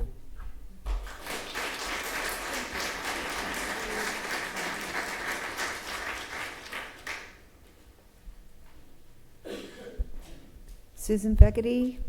Good evening, Mayor, members of the council. I just would like to ask you, staff has said that Mr. Nigg had numerous things that weren't addressed in his 25-page report that he sent today, but Mr. Nigg does believe that those things were addressed with his appeal, and we would like to know what are the items that they are stating. They didn't say what they were, but what are those items that he addressed that you're saying he did not address?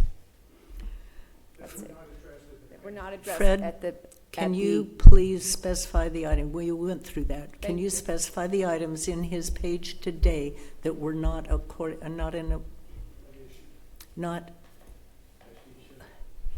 Bob, that were not addressed by the Planning Commission in his appeal before? I don't know how to say this right. Thank you, Mayor. I'm trying to answer the question, but I believe it's getting off of the topic. What the topic is that you can only consider what was discussed at the Planning Commission and included in the appeal. Okay, what was not discussed and included in the appeal? In his 25-page letter? Yes. There Have is you a had lot. a chance to identify it? I haven't compared all of it because your staff report does a good job at listing the issues that are included in the appeal, which are issues that were discussed at the Planning Commission and Mr. Nigg included in his letter of appeal. So those are the list of issues that are properly before you. I highlighted a few items that I didn't believe are legally applicable to this project, but in addition, there is a lot that wasn't included in the appeal document. Okay, So I do believe that the staff report does specifically say what is being addressed. And Susan,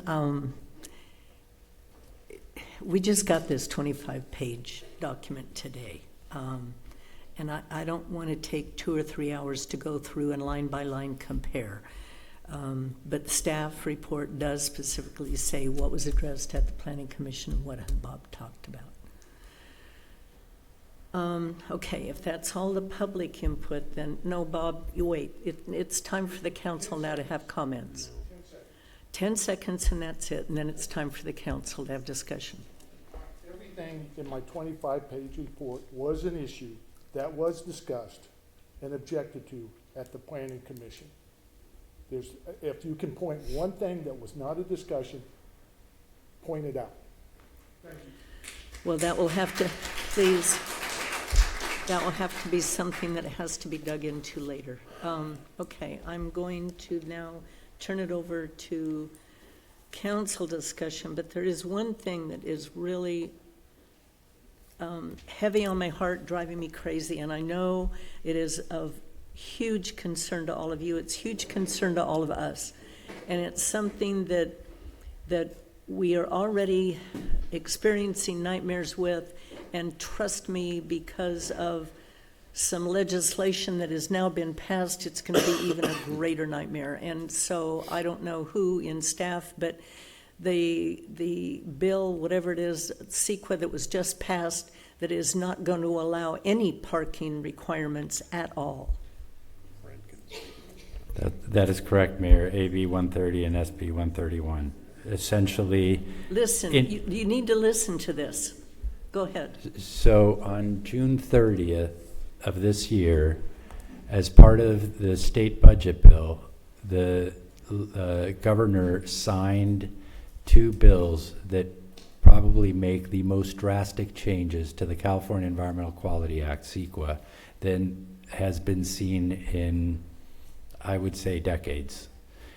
Those 2 bills exempt together various projects, not just housing, but predominantly the focus is on housing, from review under the California Environmental Quality Act, meaning that it's a pretty significant step that developers don't even have to go through if they meet the criteria, and the criteria is pretty broad. So there are a lot of projects that you cannot consider whether there will be negative air quality, traffic, water resources, all of the issues that CEQA protects and requires this body as well as your planning commission to review is off the table. It's off the table. And just to confirm, he signed it on the 30th, but it was effective July 1st. Correct. So it was went into effective effect one day July later. Thank you. 1st.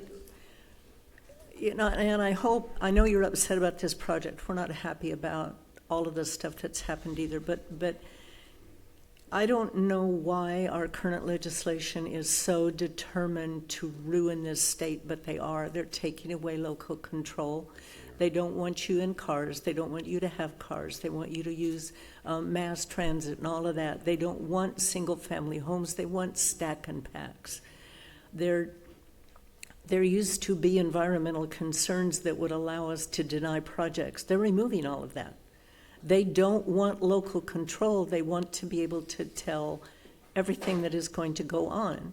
And my appeal to all of you is, yes, you're here tonight because you're upset with this, and I get it, because we have the last say. But have any of you written to your assembly person or your senator or the governor to tell them you don't like what they're doing? They're the ones passing the laws and putting the mandates down on local government. It's tragic. It's not just sad, it's tragic. Huge safety issue for everybody. If that's the case, if you get law enforcement, they're gonna go crazy. Well, You guys we're are gonna have to double, triple their outfit, along with everybody else, their hospital, you're gonna have so many issues within our city. Well, we already, it's not just our city, it's the whole state. But I want you to know, legislation that was just passed again, that's going to affect everything. I mean, literally everything. It's just tragic. Do we have time to reach out to these representatives then? You can reach out to them anytime you want. No, well, the laws that they've already passed are done. They're done. But I say we because it's public, keep putting the same people back in office that are making these horrible decisions. Anyway, I'm totally off the subject, except I want you to understand there's only so much parking we can require. legally, that we can mandate on a property. We can't make them do more than what's legally required. And yes, it's creating nightmares. We're having nightmares in neighborhoods because now you can put an ADU and enclose your garage and all of that's the enclosing garages and having new families move in is happening down in the preserve where it's already crowded.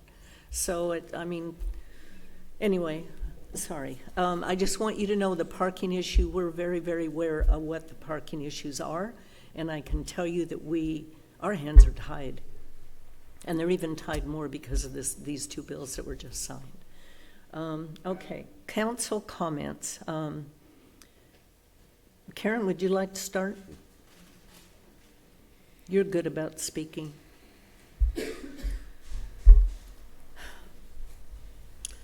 First of all, I'd like to thank the public for all their comment this evening and staff report. I've always prided myself on serving Chino in several capacities, including in this one. I'd like to start by going through some of the things of Mr. Nigg's appeal.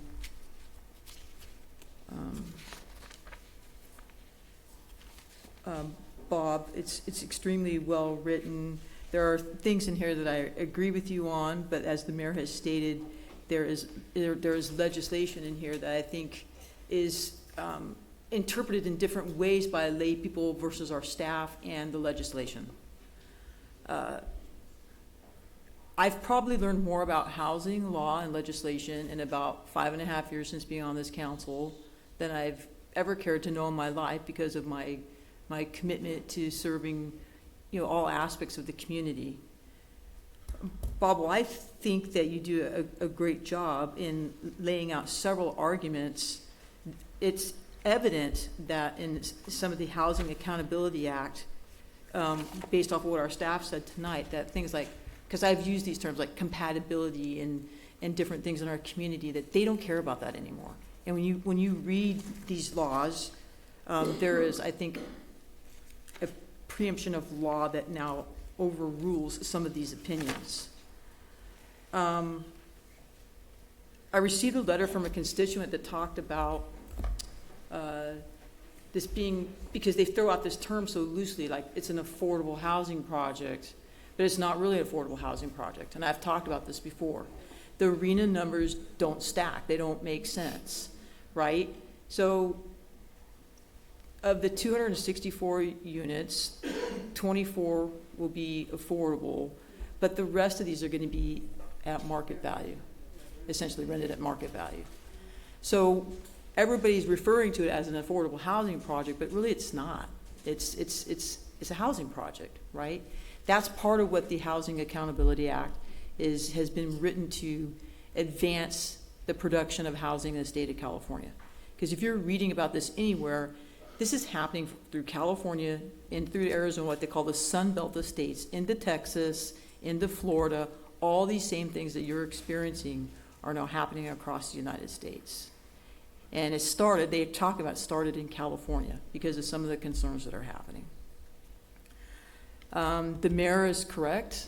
This legislation on Assembly Bill 130 and 131, from the time that I was still working full-time for the city, I challenged our developer staff about parking and parking issues because, as the mayor said, there's apparently legislators in Sacramento who I speak to and try and stay in contact with them to convey all of our concerns, because that's how this works, right? You come to me, I go to them and say, hey, I'm speaking on behalf of my constituency, right? They have this in their head that we're not going to need cars somehow. Well, we love our cars in California. And I challenge them to show me one place in California where that's working. If you go anywhere west of the 605 freeway, this whole no car thing, the denser the developments get, we know that the more challenging the parking gets. And regardless of how many times we talk about that to them, they say, hey, we're not going to need our cars. This project is unique in other developments, unlike D.R. Horton next door, or somebody was here from Hampshire Village tonight, where it is actually providing a parking structure. Now, will the parking structure be adequate enough? No, it won't be. But it is unique in the fact that it's one of the developments, because it's the first of its nature, that is actually going to provide a parking structure. I guarantee you with the legislation that has just been passed, then none of the ones in the future will, because they're not going to be required to build them. So why would the developer invest in the expense to do those parking structures in the future? They won't. In addition to that, this legislation, the environmental quality acts and permitting processes will be diminished in projects moving forward. This one went under, whether you believe it or not, close scrutiny, to get to this point here today. But the watering down of this housing legislation, I watched it in the law end first, and now I'm watching it happen. And I told people when I ran for public office, hey, they did it in the law end, and now they're going to start doing it on the land end, and they really are doing it. They're going to reduce any environmental impacts, to include some environmental ones, traffic and other things, because that's what the Housing Accountability Act is talking about. They are wanting to advance the development of more housing at a denser rate in the state of California. When I say they, I talk about Sacramento, and particularly people that work up there. Security. In reading through the development agreement, the security that has been explained there is actually a very complex and advanced system that is operated by the Chino Police Department. The condition of the development agreement, when reviewed by the police department, talked about flock cameras, even the consideration of a security guard, should it become necessary. Those flock cameras that are working throughout your community right now, you wouldn't believe the amount of protection and level of protection and intelligence they're providing to your police department every day. It is a highly technical operation that we are the envy of other locations and cities, that they come and look at our system and model it, because we are one of the first ones to launch it under the previous council when I was working there. So I'm aware of the security system that will be available there. This apartment complex, or this entire complex, will be much safer than most of the existing ones in our community now, because of some of the camera systems that will be in there will go right directly to the Chino Police Department and their operations. So will there be a security issue? Of course, because anytime you increase the density of people living in more dense areas, there is more crime, more things. We know that. But it will be built and constructed differently through new technology that will help make it safer. We are doing our homework. We are in Sacramento continuously, fighting for local control. Please, this council has no reason to want to harm any of you or our community. In fact, we ran and wanted to help protect our community and want to do these things. There is an area of Mr. Nigg's appeal on the special conditional use permit being attached to the density shift, right? That I thought, if this is correct, I actually used the term a hinky loophole in law. I'm trying to understand from our staff, like how the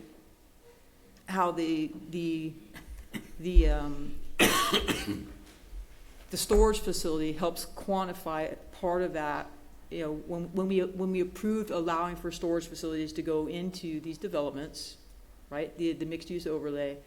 I'm trying to understand if we really understood the impact of adding these types of uses to future developments of this nature in the mixed use overlay.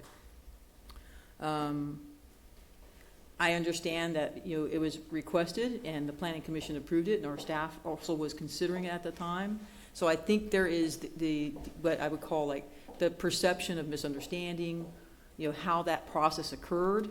When I inquired about it to the city manager, I was told that this was being considered prior to this development coming along.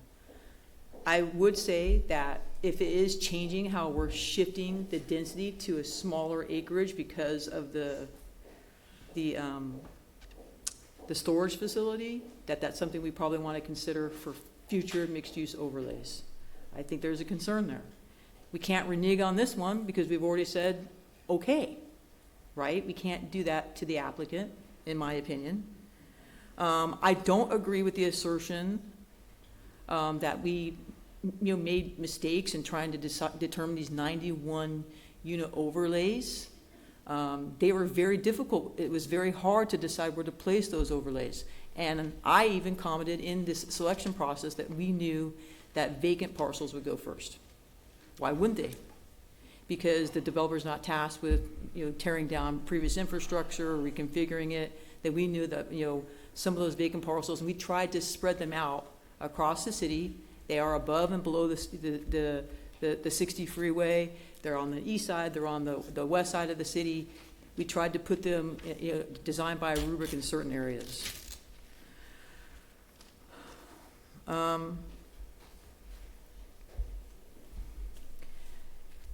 I've said it from the beginning, with the laws that the state is imposing upon us, we are continuously fighting for local control. I've said it from the beginning. Sometimes with these meetings, it has been interpreted, I think, by some of you, to say, "Hey, I went to the meeting with the developer, and here was a list of my requests to be changed." I do think the developer has made a lot of accommodations to the development to try and soften the impact of the community. There will be no softening the impact of the community of this development if the council approves it tonight. It will change, the feel and look of this community over here. And we recognize that. It's not how I wish this area would have been developed, quite frankly. But I can tell you, if the council rejects and approves agrees with the appeal, I'm telling you, with what we're facing in the future, this project will come back worse. It will come back more dense. It will come back with less parking. It will come back with less amenities. It will. And we've had that proven to us through other developments where this has already happened. The last thing I think I'll say right now while I'm collecting my thoughts, Mayor, is that tonight's decision is the culmination of about 5 years of decision-making that's happened, behind the scenes in this entire process. And in my opinion, that decision was made in 2022. And in 2022, that person who owned that parcel of land decided that they wanted to sell it. Just like one of you might have been if you owned it, or me. I'll use myself as an example. And the person they chose to sell it to was the applicant tonight. And that applicant had plans for that parcel of land. For me, the day that that person sold the land to that applicant and the ink dried and the money was exchanged, that was the day, right there in 2022, that the future of this project changed, right? The future of that corner right there changed. Not tonight, because tonight is just the indecision of the applicant filing things, checking all the boxes, even filing protections under laws that were given to him earlier, right? To ensure that they could develop it, right, to their financial advantage. Anybody in here probably would have sold it to the same person because they were probably the highest bidder, right? If you all own that land, you're not going to take $5 million less. Who would have thought one day that an acre of land in Chino was going to sell for over $1 million? And that applicant chose to sell it the owner chose to sell it to the applicant in 2022 and saying, I'm going to cash out, like probably I would have done, not really thinking about what was going to happen there in the future of that piece of land. And then guess what? In that time, the laws eroding local control have just gotten worse and worse and worse, right? And now we're faced with tonight with the decision to either comply with the law that I believe our staff is trying to tell us is true, and the housing laws are so convoluted between builder's remedy and HAA and this and that, yada, yada, yada, yada. Everybody interprets it their own way, including Mr. Nigg, which I do believe he believes in what he has written on this paper. Mr. Nigg wouldn't get up here and lie. He wouldn't get up here and try and falsely represent all this. But I also think that some of the times when you went to those meetings, that applicant he's allowed to build on this parcel of land now. Maybe not to the way we would like it, but he's lawfully allowed to. So now do we put ourselves in the challenge here as a council to say, hey, no, we're not going to let you do it, and face all the legal things that could come to us because he's lawfully allowed to do it? Or do we just say, hey, you know what, we approve the project because the applicant has done everything that the law and the city and everything has asked of him? It's a tough decision tonight that we have to make. So what you're seeing tonight is the culmination of several years of work that started when that person sold their parcel of land. You watched an applicant tonight in Fallon Crest, who is a local developer, and a bonding issue, who has said to me, hey, I want to build something over there in Chino that's a little bit different density, but I want to build it that's, a little bit proud, that we're proud of. This applicant also believes that they've gone above and beyond in setbacks, in accommodations, and different things to bring a good project to Chino. I want to thank the applicant for a lot of the accommodations they've made. Unfortunately, there's a lot of people in the meeting tonight that misinterpreted some of those community feedback meetings for the applicant to make changes as their right to say, you just need to pack up that project and take it on down the road someplace else. I agree with you on that. I'd like to see that project go someplace else. But the intent of those meetings was for us to give feedback to the applicant who is entitled to build there and say, hey, can you do things to help us mitigate the impact of the project? And he did that to a lot of things. But some of you thought that the intent of that meeting was to destroy or kill the project. And that wasn't the intent of those meetings. So here we are tonight with a tough decision to make. So for right now, Mayor, I will rest my comments until more come to my mind. Okay. Mark? Yeah. So I've been on this council almost 7 years, and like one of the person that got up here said, the one with the children, this council has bucked Sacramento as much as we could. During COVID, we were probably the only city that said, you don't need to take a shot. It's your choice. If you don't want to get the shot, you can still come to work, and we're not going to require you to get it. We had a lot of applicants from different police departments that wanted to come work here because their police departments were forcing them on it. We didn't do that. We also didn't tell churches that they had to close. That's why you had a lot of churches that thrived, like Calvary Chapel, Chino Hills, that's really in Chino, and other churches that remained open. Of course, the Catholic Church chose to close, so that was the decision by the Archdiocese. We also allowed gyms to stay open. Obviously, the big ones, LA Fitness, 24-Hour Fitness, they closed. Fitness 19, Planet Fitness, they remained open. And we told them it's your responsibility to keep your clients safe. We also allowed indoor dining. That's why the steakhouse was thriving. That's why Quesadillas thrived, because my sister, who retired from Montebello PD, couldn't have a retirement party in LA County, so she came to Chino to have her retirement party because it was the only one that allowed indoor dining. This housing element, we bucked that thing for years until we started losing funding. And we started missing our funding because we weren't certifying the housing element because we didn't agree with what Sacramento was doing. But then we were basically told, if you don't do this, then the builder's remedy kicks in any project that they want. That means that they... $50,000 a month. And we get fined $50,000 a month. So, and I look at the comments, oh, they must be getting kickbacks. This council has, by far, been the most conservative, even when cities next door to us beat us up for being open, even when they said we were going to get arrested, that we didn't mandate you guys to walk around with masks outdoors. We didn't do any of those things. And trust me, some of my best friends live on Joy Street across on the other side of Fern. I know they have parking issues from the community next to them because I see it. I have a bunch of friends that live along that, so I'm aware of it. But I look at these laws that are passed, and I look at the fact that they do these for the specific reason to take away our ability to say no. Now, when I first heard about, well, is this going to affect my solar panels on my home? I started thinking, well, the development must be going right up to the line where the houses are. But it's not. There's a big buffer between there. And then they even lowered 1 story down to 3 stories. And with the distance, it's not going to have any impact on your solar panels. And then I heard, well, the 3 stories, they're going to be able to look down into my backyard. I have a 2-story house. I can look down into my neighbor's backyard. And then I hear, well, this is going to bring crime. Trust me, I represent District 3. I am the only district that has Section 8 housing in their communities. I have one in College Park, which is right next to Ayala Park, and I have one in the Preserve. But I'll tell you, because of our community and our police department, they are nowhere near the problems that you folks are saying.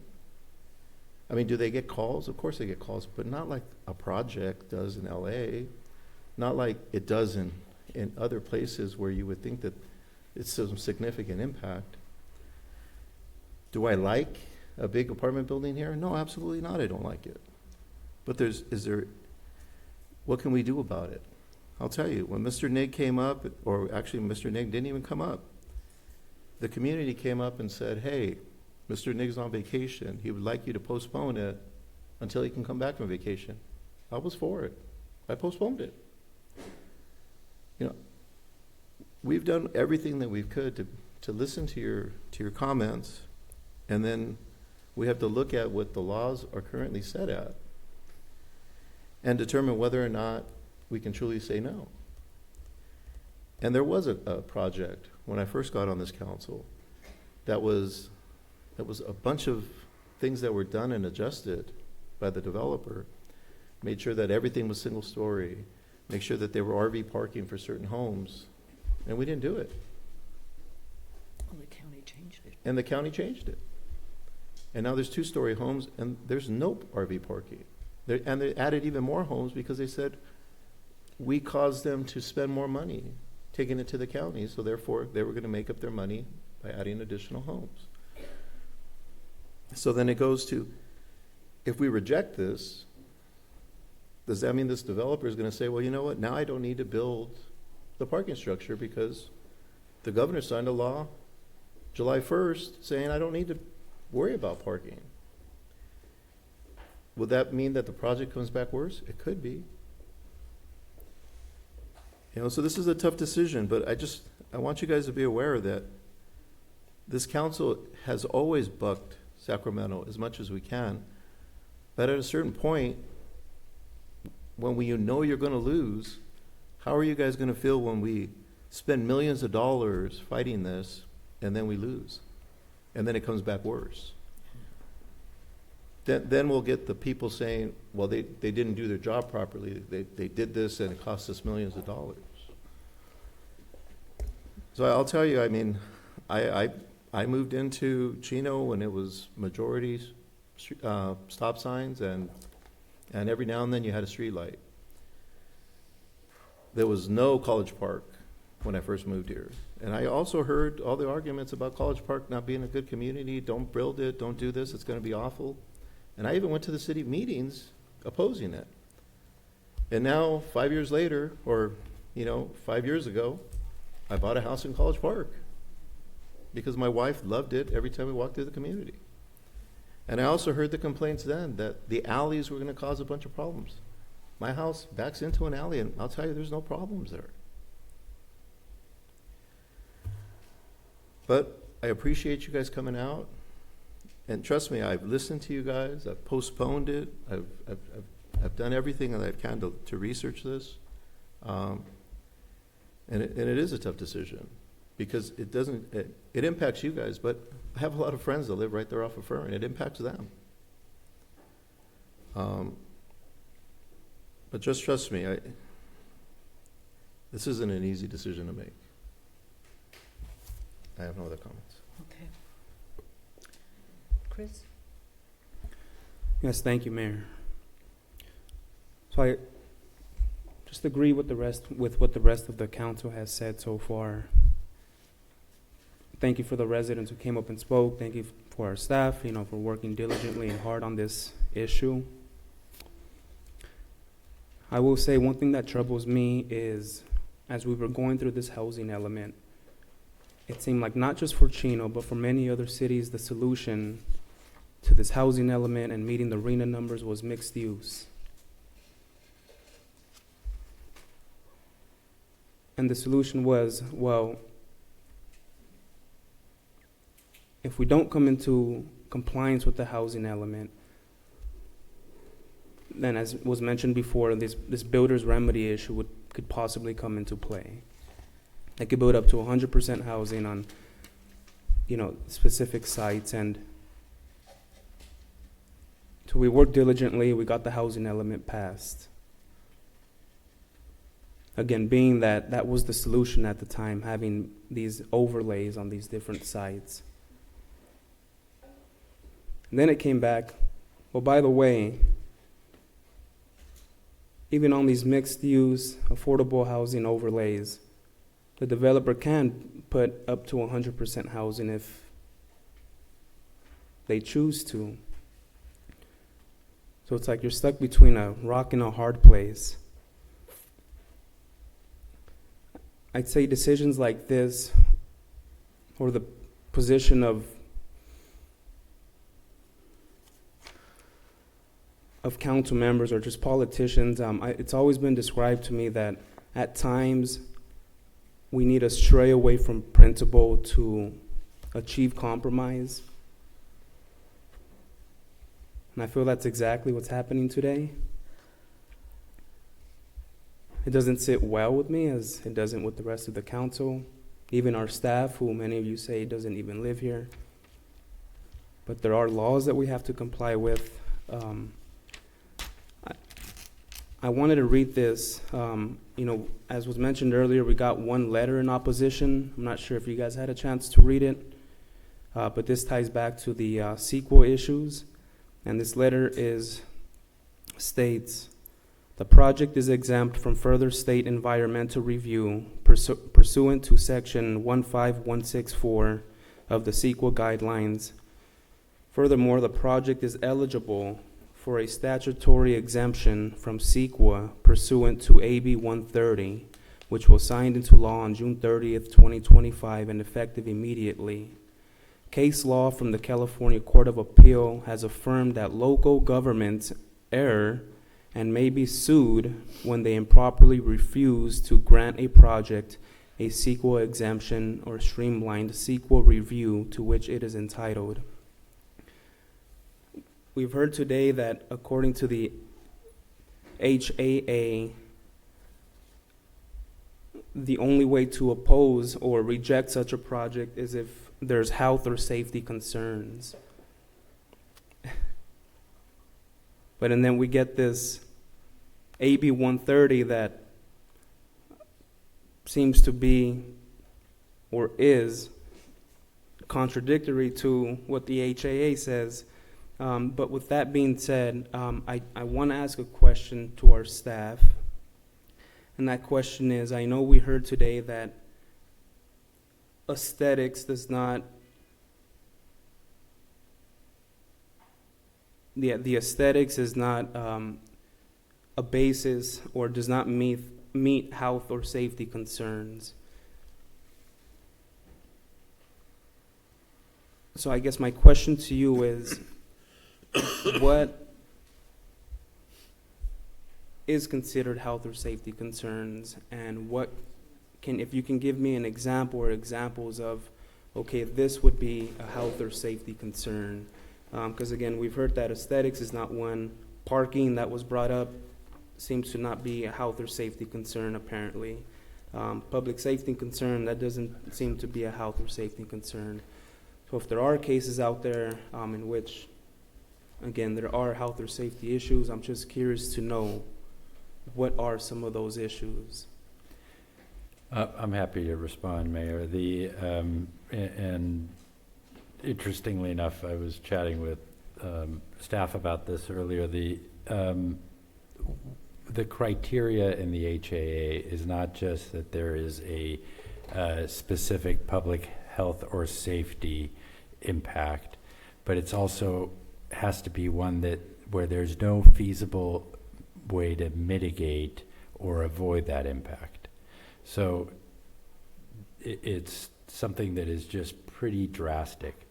The HAA doesn't outline what is an example or what constitutes that, but I suspect it would be something significant, like you are in a high fire zone under historical trends, the fire maps, you're under a high flood area where there are no feasible flood control infrastructure to address that. You're in a hazardous a site that cannot be adequately mitigated to prevent residents from impacts. It's those kind of drastic issues that I think could present a very good argument that those are significant public health and safety concerns that cannot be mitigated or avoided. And is there case law or other examples of a project being denied for some of those drastic issues, public safety issues you saw? I am not aware of any, but then again, this is all fairly new legislation. It came into effect 4 years ago, and changed 4.5 years ago, so we don't really have case law that's tested all the bounds of the law. There was a question that was proposed earlier. It went something along the lines of, can we hold off on this particular project until we know or have an understanding of what that other site that's in between the project and, Joy Street there? Yeah, until we understand, what's going to be built there, because that'll help determine whether we need setbacks on this particular project or not. Can we address that question from the community? Yeah. Council's members. So, thank you. So we actually were trying to discuss it when the questions were coming up, trying to game plan and how we're going to address them and how we did the research for them. In this particular case, there is, again, commercial to the north. It's in an overlay. So in the overlay, it could either develop commercial or it can be a mixed use of both, or, as you had mentioned, residential only. So the 15-foot setback is a setback for the building. So that was mentioned earlier about it's got to be between buildings on the site. We've determined that it's one building, so the 15-foot setback's that's the issue. What we think is mentioned is that on the 4th floor, there's a 7-foot setback requirement as you get to the 4th floor when you're adjacent to residential. So we were saying that that doesn't apply because it's a commercial site. We've also heard that the developer, or we've had an idea that the developer is going to do residential, but until a physical project comes in, right, we don't know for sure that he doesn't sell it and does commercial. So we don't know. But I also want to add is that since the developer is moved the 4th floor and moved it to the different portion of the site, the actual setback issue of 7 feet is a moot issue. There's no requirement because the 4th floor is gone now on the north boundary. Another issue that's been raised regarding the storage facility is that we all know it doesn't bring in any sales tax revenue to the city. My question to our staff and possibly the developer is, have we asked the developer if they would entertain a profit-sharing agreement with that storage facility to, at the very least, get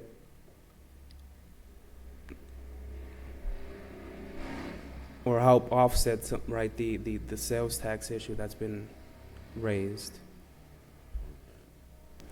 And if it hasn't been asked, and if we don't know the answer to that, I guess, Mayor, I would ask if we can invite the developer up and comment on that. Sure.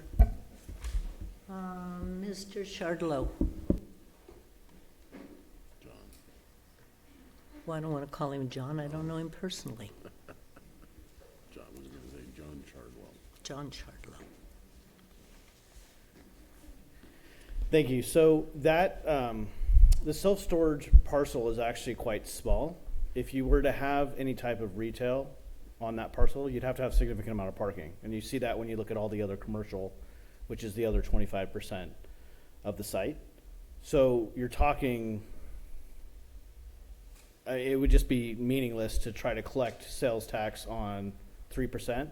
There actually will be sales tax. It'll be minimal. But the self-storage facility will be selling boxes, and kind of when you go into a, like a moving or shipping company, there will be, goods for sale that, assist. The self-storage is really an amenity for the project residents as well as the broader, community. I think there was evidence at the planning commission hearing that there's a significant amount of Chino residents that are actually using the Eastvale, self-storage facility. A lot of those self-storage facilities, people are using it for storage for small businesses, single business, just one person. So I guess I would say that we couldn't see a scenario where it would make sense to have some type of, profit sharing. There are a lot of community benefits that we've added to this site, significantly more than you would ever be able to obtain in terms of sales tax revenue. For example, although the traffic signal that we're putting in, it doesn't meet warrants, meaning there's not even a requirement or a reason, an engineering reason to install that traffic signal. We're putting in not only our side of the signal, but what Stater Brothers would have had to put in and wasn't required to do. So we're actually building a mid-block traffic signal at the cost of over $800,000. So I would just say that, offsetting, we did look at it not in a vacuum, but more globally. And we think the project benefits, development impact fees, all that will far exceed any type of sales tax revenue on a 1 acre parcel. I'd like to ask you questions as you're up there. I have noticed in other communities where there are the tall stack and packs and there are no storage units, that most of them have balconies. And I've noticed that as these become occupied, the balconies get filled with junk. Literally just stuff. Some of them have even put the fake, I guess it's like a curtain that's supposed to look like ivy to try to block it, but it's really ugly. Can there be some kind of restriction on those units that have balconies that face the public where they can't put just junk out there and have it be unsightly? Can that be part of a rental agreement? I'm assuming that would be the base case. This is going to be a professionally managed apartment complex. I'm sure the other ones are too. I just don't know how we would make it up on the fly. It's a little bit of a slippery slope because obviously people have, plants, barbecues, etc. What is, storage and what's not. But I would assume, just like when you go to a hotel, you can't hang your towel over the balcony. I'm assuming there's going to be those types of rules as there are with, most apartment complexes that I've ever been involved in. Well, I don't know. The ones that are being built in Montclair and Ontario and Pomona are sure allowing a lot of junk on those balconies. Well, those are probably older. No, they're new. These are new 4- and 5-story developments along Town Avenue, Gary Avenue, Monte Vista, and they're huge, and these people are putting literally junk out on these balconies. I just would appreciate it. Yeah, I just don't. I'm in agreement. I just don't know if we can say, okay, no unsightly items. You kind of have to. There needs to be. Well, maybe you can specify. I think we can work with staff on some type of. I just can't do it on the fly. I think there's a lot of considerations that we should probably work out with staff. I would appreciate it if you'd at least look at that. Things like plants, a barbecue, but these are like boxes and just, yeah. Very unsightly. I'd agree right now, no cardboard boxes on a balcony. But if you could work with staff. Yeah, we can definitely do that. Yep. Mayor, John, seriously, the intent of a balcony is for an extra outdoor living space for accommodation, right? Anybody would look at a balcony could tell the difference whether it was being used for storage or whether it was being used to recreate or relax, right? I think those are the things we're asking, right, to be taken into consideration. But to Chris's point, I think what he's asking, Fred, correct me if I'm wrong, with Chris's request is more along the lines of what we would have in a development agreement, right, with the developer, right?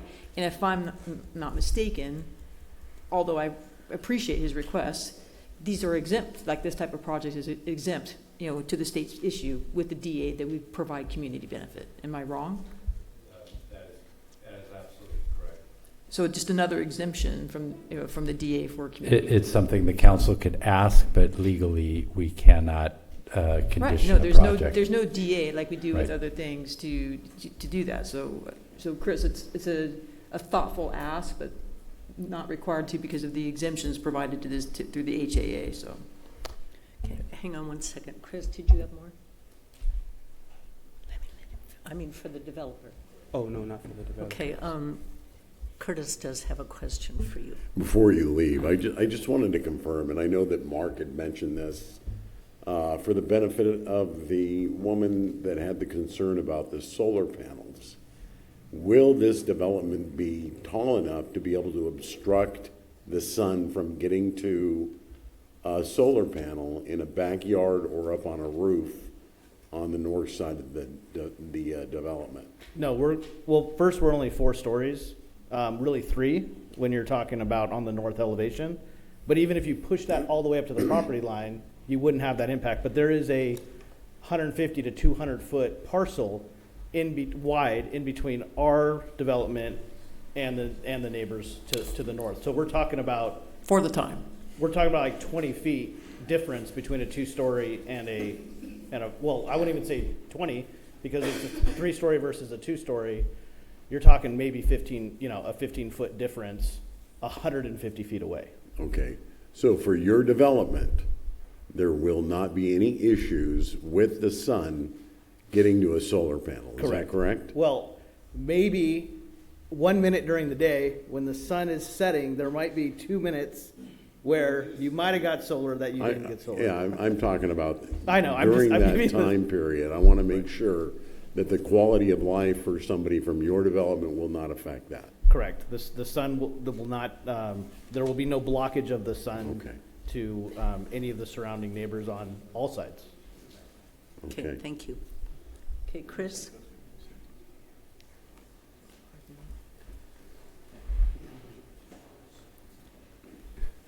So another question that was brought up was that the Eden project proposes subdividing the site into 5 separate parcels, but the project was reviewed as if it were a single development. And the appellant claims that once subdivided, density, FAR, setbacks, and parking requirements must apply individually per parcel, not across the entire site. And I know one of the asks from the appellant and the members in the audience was, we'd like findings on, each and every one of these issues. That was one issue that was brought up. A response? So, I'm going to go ahead and go again. So, as Fred had mentioned, the development itself is considered one development, so you can have multiple parcels in a development. If you just think of a commercial center, generic commercial center in a city, any city, you could tell that most of the landscape is along the frontage, right? But it crosses many parcels because many centers are parcelized. So you can tell that there's the landscape is up front, the majority is throughout many parcels. FAR is calculated that way. Shared parking is that way. So it's a typical way of doing things. There's nothing different. It's allowed by the applicant. We've looked into it. We didn't dismiss any of the appellant's issues. We wanted to look at everyone to make sure it's covered in the codes, make sure it's mentioned somewhere so we can point to it, even though it's a traditional form of doing things in commercial centers. And I do want to point out that Mr. Nig is absolutely right. You need that CCNR's shared parking, we call it shared parking maintenance access agreement, to make sure that works. And that's traditionally done with recording the map. So once the map moves far enough along, you want to make sure you tie it with the map to make sure that map doesn't get recorded unless you have those CCNRs. And then in the future, whether it's one owner, in the beginning, all future owners would get that, understand that they're sharing in the maintenance, access, and everything else involved. So the appellant is absolutely right. It's just we don't have to do it now. We do it when the map gets recorded. So I wanted to mention that. Sorry, if I may add to Warren's point, section 3.1.1 of the conditions of approval specifically require reciprocal access and easement agreements through CCNRs. So that is a condition that is envisioned should the parcels be sold off. Last question I have for now would be that the report states that regarding the building separation standards, that at least our staff is treating those buildings as one building, while the appellant argues that there is no structural connection or shared wall, roof, or foundation that would qualify them as a unified building under code definitions. So I guess the question is, there is separation. I mean, what we're claiming is that there is no separation. And what is the connector that, brings them together as one? In the two buildings, I feel too close now.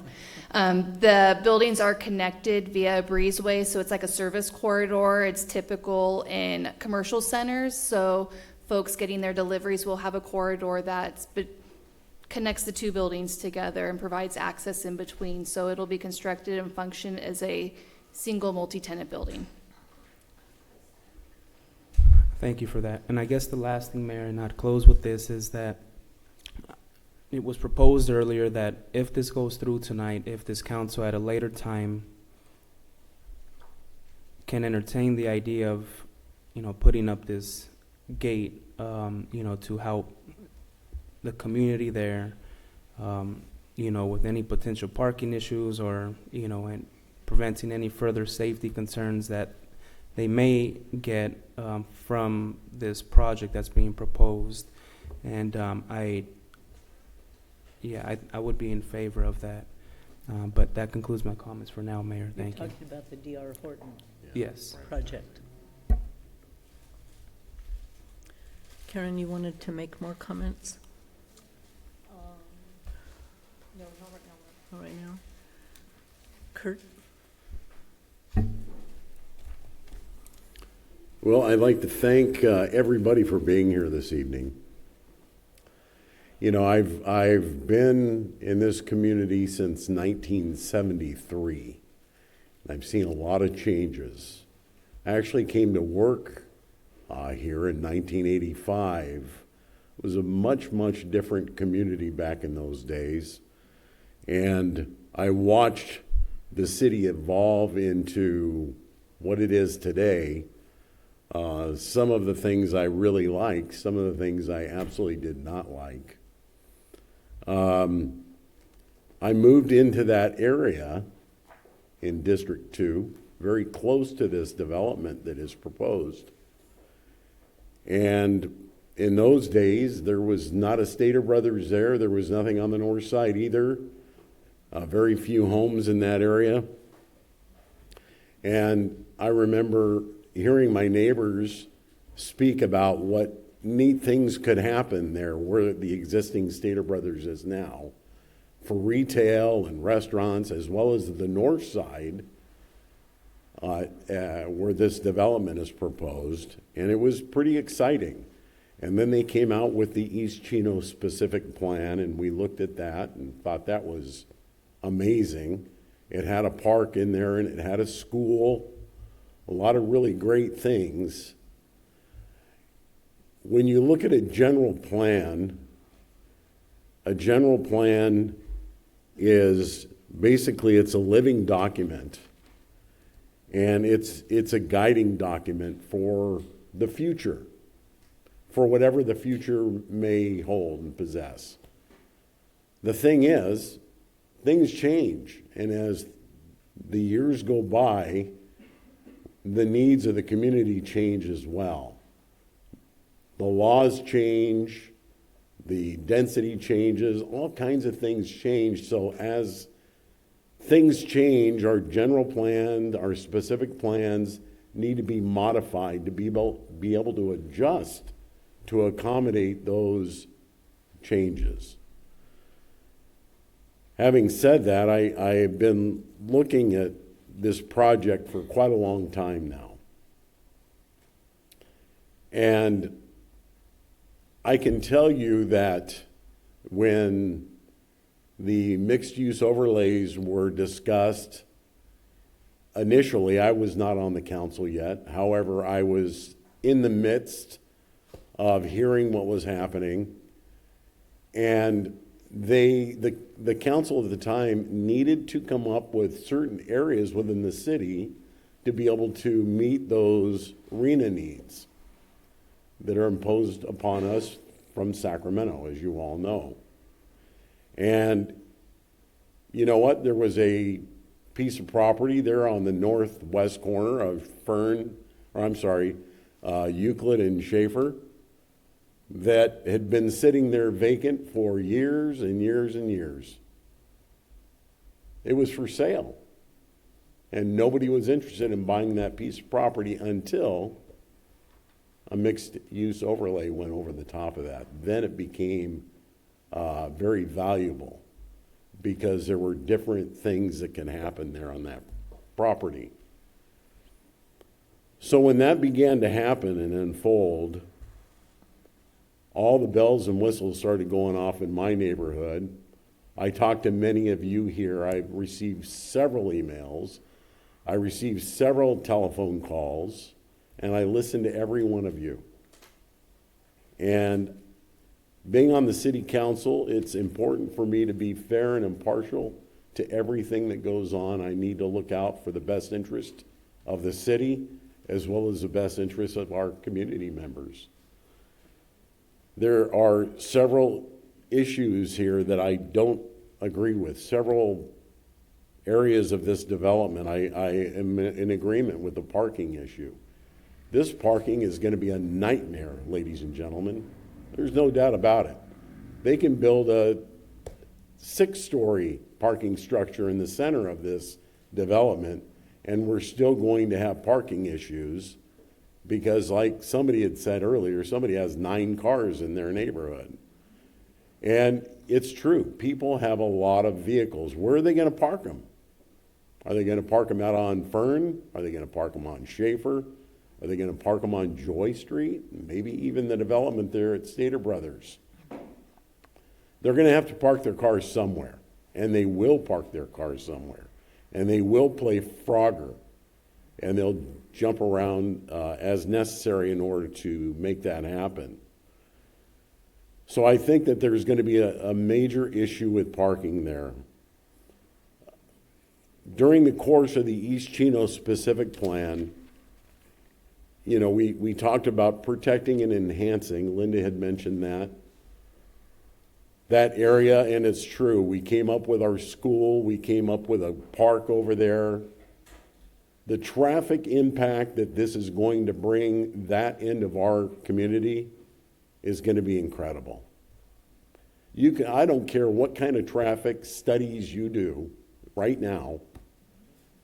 The way that the city of Ontario is building and everybody on the east side of our city is building, guess what, folks? They're going to come right through our town. All that traffic, with all of our traffic now from this development, is going to impact that little corner right there. That little corner where I walk my dogs every day. That little corner where I see people pushing their kids in strollers. That area where I see a school let out and just kids walking back and forth continuously, flying kites in the park. We're going to have a major, major impact with traffic. There is absolutely no doubt in my mind. And that's going to affect our quality of life over there. And I believe that Orbis put together an incredible project. I really like the project, ladies and gentlemen. I think that they did an incredible job listening to everybody's concerns and making the modifications that they did to be able to put this project in there that would be best for our area, the best way they could. But you know what? They don't live there. We do, right? So it's going to affect us. I appreciate the work that the developer did. Thank you, Grant and John. Thank you very much. You guys did a great job. But it just doesn't fit in our community over there in East Chino at Fern and Schaefer. That's my opinion. I appreciate our staff and the work that our staff has done. And I can tell you this as well, we didn't mess up. Somebody had mentioned we didn't mess up. Our city attorney was very diligent in going and researching the law, the way it should have been researched. He went above and beyond, as he should have. He's our city attorney. Our city attorney looks out for the best interests of our city to make sure that we're going to be okay. So we didn't mess up. In the future, these mixed-use overlays, can they be moved? I checked with our planning department, Mike Hitz. He says, yeah, you know what, Kurt? It can be modified. Our mix I said, Mike, can we take that off of there? Can we take that mixed-use overlay off of that area there and do away with it? He says, the problem is when you do that, then it's going to have to go someplace else. We can't just eliminate it altogether. So I think that at this point in time, our city is doing everything they can, folks. They're doing everything they can to make sure that we put together the best project possible for that piece of property, the way the state has dictated to us what we're going to do. And I think we just kind of have to see how it goes. I know how I feel about it. I know how you feel about it.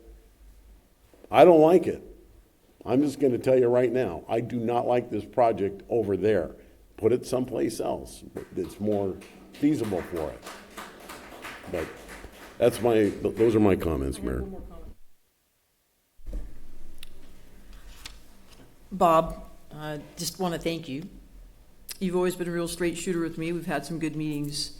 But one thing you said in the last meeting that I want to address right now that was concerning to me when you spoke was you said, hey, I hope that there's basically never another project like Eden that ever comes to Chino again. I believe you, and I agree with you. Most of you in this room are old enough to have seen the movie called Dances with Wolves. And there's a wise scene at the very end where Kevin Costner's talking to the wise Indian chief. And he says to him, so how many of them are coming? And Kevin Costner says something like, millions. I'm telling you guys, I'm warning us. There's more of these coming. And we're not going to be able to stop some of them. But Bob, because I believe in being honest with people. These projects will be advanced to us. They're coming our way because of the laws that they've changed. Like the thing I just talked about in 2022 when the property was sold, right? This is the culminating event of a bunch of work. So I want to tell you, there's more coming our way. And this council will continue to fight. We will continue to push back. You can help us by contacting your local senator, right? Which is Susan Rubio, your local assembly member, which is Michelle Rodriguez, your other assembly member that touches part of Chino, which is Philip Chen, and start paying attention to the laws and helping us by contacting them as well. That's the biggest thing you can do to help us. But we will continue to make sure that developers sharpen their pencil and give us the best projects moving forward, because that is part of our job, making sure that they don't take advantage of laws or our community or land use or different things in accordance with the law. That's how we protect you right now in our seats. And saying, hey, listen, what is the best project that we can get today? Because I've said this before, the project that we're going to get today is going to be the best one because of the erosion of land use and local control will not be the same one that we will get 2, 3, 4, 5 years from now. So just something to think about when you're looking at, how to vote and how to look at land use moving forward. I also wanted to take a minute and thank Bob. Bob, you're a gatekeeper. You're the gatekeeper over there. We have a few gatekeepers, you, Linda Ziegler, Greg Duncan, Mike Leeming. I appreciate what you're doing. You're keeping an eye on what's going on in our community over there. It doesn't go unnoticed. I appreciate all the work, Bob, that you put into this project. And it continues to make us better as a city because we're looking out for these things. If we do mess up, then we need to own up to that and fix it. I agree. But I appreciate all the work that you've done. I appreciate your involvement in this. Again, Linda, Greg, Duncan, Mike Leeming, you guys, thank you very much for just being part of what's going on and staying in the mix. So thank you. Yeah, I agree. A lot of people, you know, that Kurt already mentioned, Greg and Linda and a few others as well. So, and thank you for just, you know, for coming to also hear our perspective and ask for ways to help support us moving forward. The biggest thing you can do is help support us by contacting your local elected officials. And, you know, I would even say if you wanted to make a local trip up to Sacramento with some of us sometime to talk with them, I'd be willing to go with you. Chris, did you have anything further? No. Mark? And I just, you guys were all here. We talked about Stark. So Stark's owned by the state of California. They haven't given us a price on what that property is going to cost. But obviously there's portions of it that we want to do farming, and we can't put anything on there because of the flight path. But there is going to be some housing there, and there is going to be some commercial there. And they're going to require us to put probably some high density housing there. And I know some of you folks aren't going to want it there, but I will tell you what the alternative is. The alternative is everything that they've done already to the surplus land there, which is more warehouses and more trucking. We only had 4 years to come up with a development plan, to come up with a cost of what they're going to charge us for it. And depending on what we put on it is what they're going to charge us. But know that if we didn't jump on this opportunity to dictate what goes there, they were going to put what they wanted to put there. And we only have 3.5 years left. So when you hear 4 years, that started January 1, and now we're in July, and we only have 3.5 years to get this thing completed, submitted. So there's going to be meetings where we're going to ask you your input. I suggest you guys attend, because this is a major project that we want to do, and we want to make sure we do it right, and that we have a mixture of everything, some open space, some housing, some commercial. Because if we don't do it right, you're just going to have some more massive warehouses right there on Euclid Avenue that are just going to add to what they're building on the other side in Ontario. And again, I just want to thank you guys for coming out here and voicing your opinions.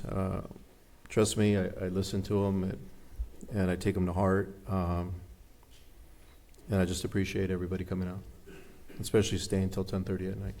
Thank you. Wow. Okay, Chris? Yeah. So, Mayor, yeah, I did have one last comment, and just like the rest of the council, Mr. Nig, Linda, I just, again, want to express my appreciation for the work you guys have put in. And my direct comments are regarding the Facebook page. There's a lot of friends who are part of that page, and I think you guys have something going there. And again, I know as was mentioned earlier, we are going to see more projects like this coming forward. And you guys have something going there with that Facebook page, and some of the supporters you guys have on there. And I know it seems far-fetched, but I truly believe that Facebook page could go as far as influencing some of at least our local state legislators, and I would just like to see some of that fire be put to use against some of our state legislators and some of the laws that are being passed down by the state. So those are my comments, Mayor. Anything else? Anything else? Karen, Kurt? No. Okay, I've been making notes like crazy. I'd like to address some of the comments that were made tonight. An issue has been made with the fact that there's a 10-acre parcel, but the housing has been, crammed into one area. That's not necessarily a bad thing. Developments in the past, it was called cluster development, and the reason why they did them that way was so that there would be open space. So instead of spreading everything out and taking over all of the land, they would cluster it so that there would be a park or whatever. In this case, he put in the storage unit, but clustering is not necessarily bad. The subdividing the properties, it really does concern me, and I understand that it's allowable. But when we look at some of our older shopping centers, one of the issues that's causing a huge problem in trying to get them renovated is because they were subdivided with different owners, right, Karen? You've dealt with that. So you can't get them together to agree to do anything. And so there may be a standard that is applied to, let's say this, the whole 10 acres when it comes to parking and that kind of stuff. But then it's sold off in parcels. If those parcels were originally done like that, the parking standards and the requirements would be different, and they would be greater than what was required on the 10 acres. But in the future, in 10, 20, 30 years from now, if something wants to be done, you're going to have multiple owners you're dealing with again. So I personally don't like the fact that an area like that can be parceled out. That's my personal opinion, because it causes nightmares in the future. I certainly understand why the landowner wants to do it, but it causes us problems in the future when you try to get people to cooperate to do something good for the site. Okay, we addressed the 3 acres. We don't know right now what it's going to be, whether it'll be commercial, mixed, or residential. But I would say moving forward, depending on what they want to do with that 3 acres, we need to be very, very cognizant of the impact on the housing north of that. Okay, when it comes to shadowing or line of sight and that kind of stuff. So going into it, I don't know, maybe on a development like that, you have a development agreement. I don't know. But we need to be very cognizant of the impact, especially because it's that narrow strip. Now, I don't know if you all understand what created that narrow strip, but when D.R. Horton originally proposed to develop that land, which, by the way, was a dairy, okay, working agricultural land, when they laid it all out and they started building, they forgot about 3 of the acres. So it ended up being like a remnant piece of you didn't know that, did you, Jen?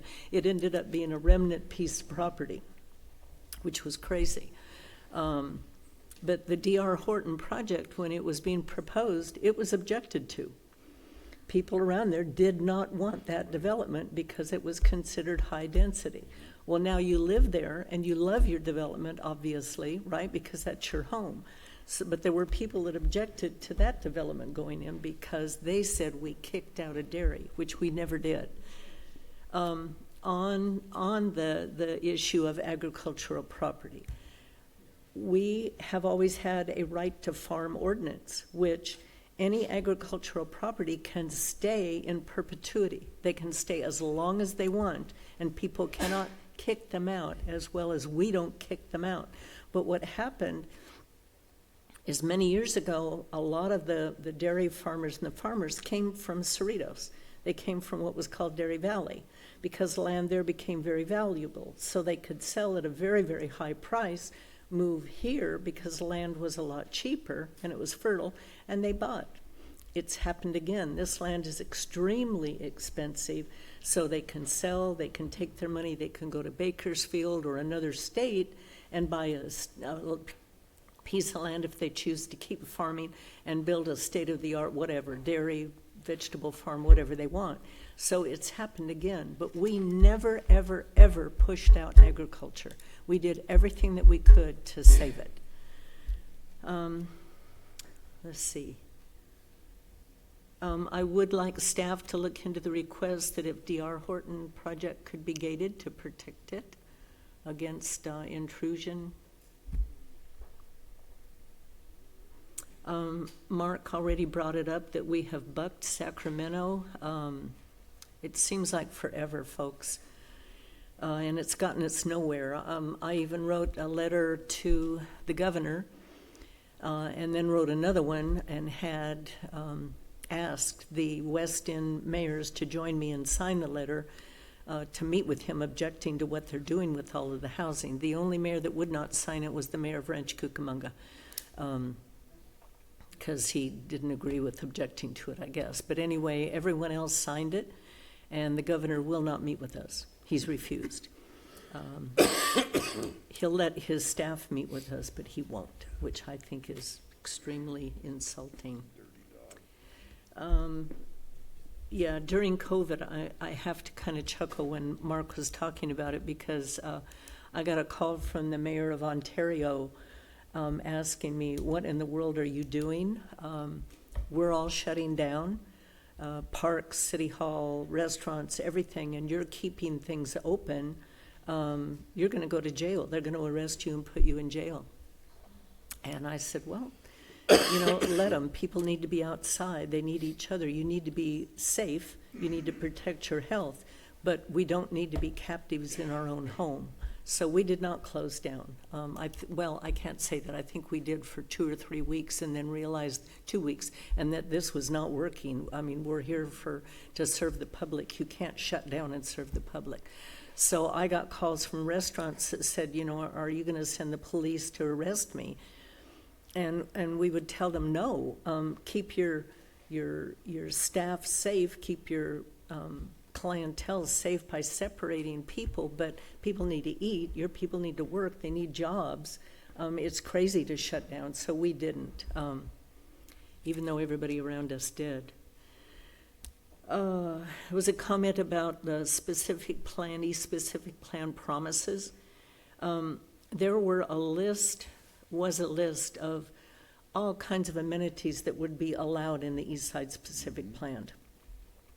Schools, parks, a whole list of things that could be considered, but those were not promises. Those were suggestions on what could be put within this East Side Specific Plan.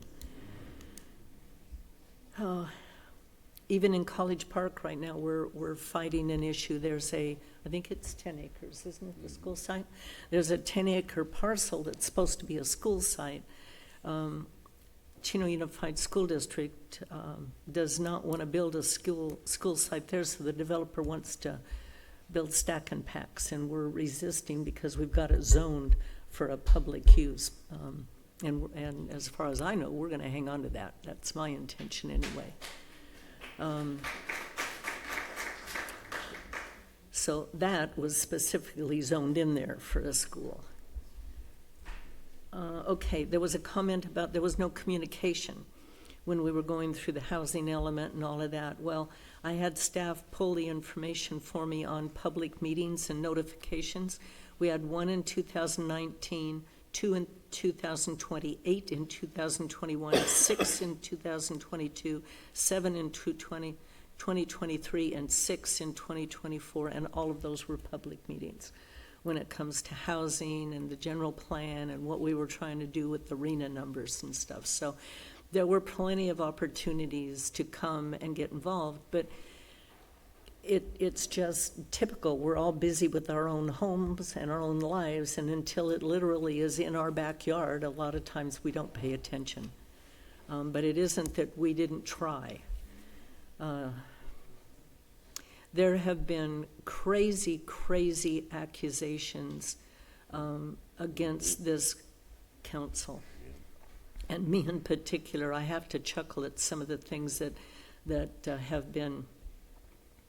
I've been accused of or not accused of or whatever, but the personal attacks and the attacks and accusations of conflict of interest, and that forced ag out, and that we're on kickbacks, and all of this is just, it's the most ridiculous thing ever. But, it's very easy for people to hide behind a web page or a social media or writing a letter or whatever, and not face-to-face talk to people.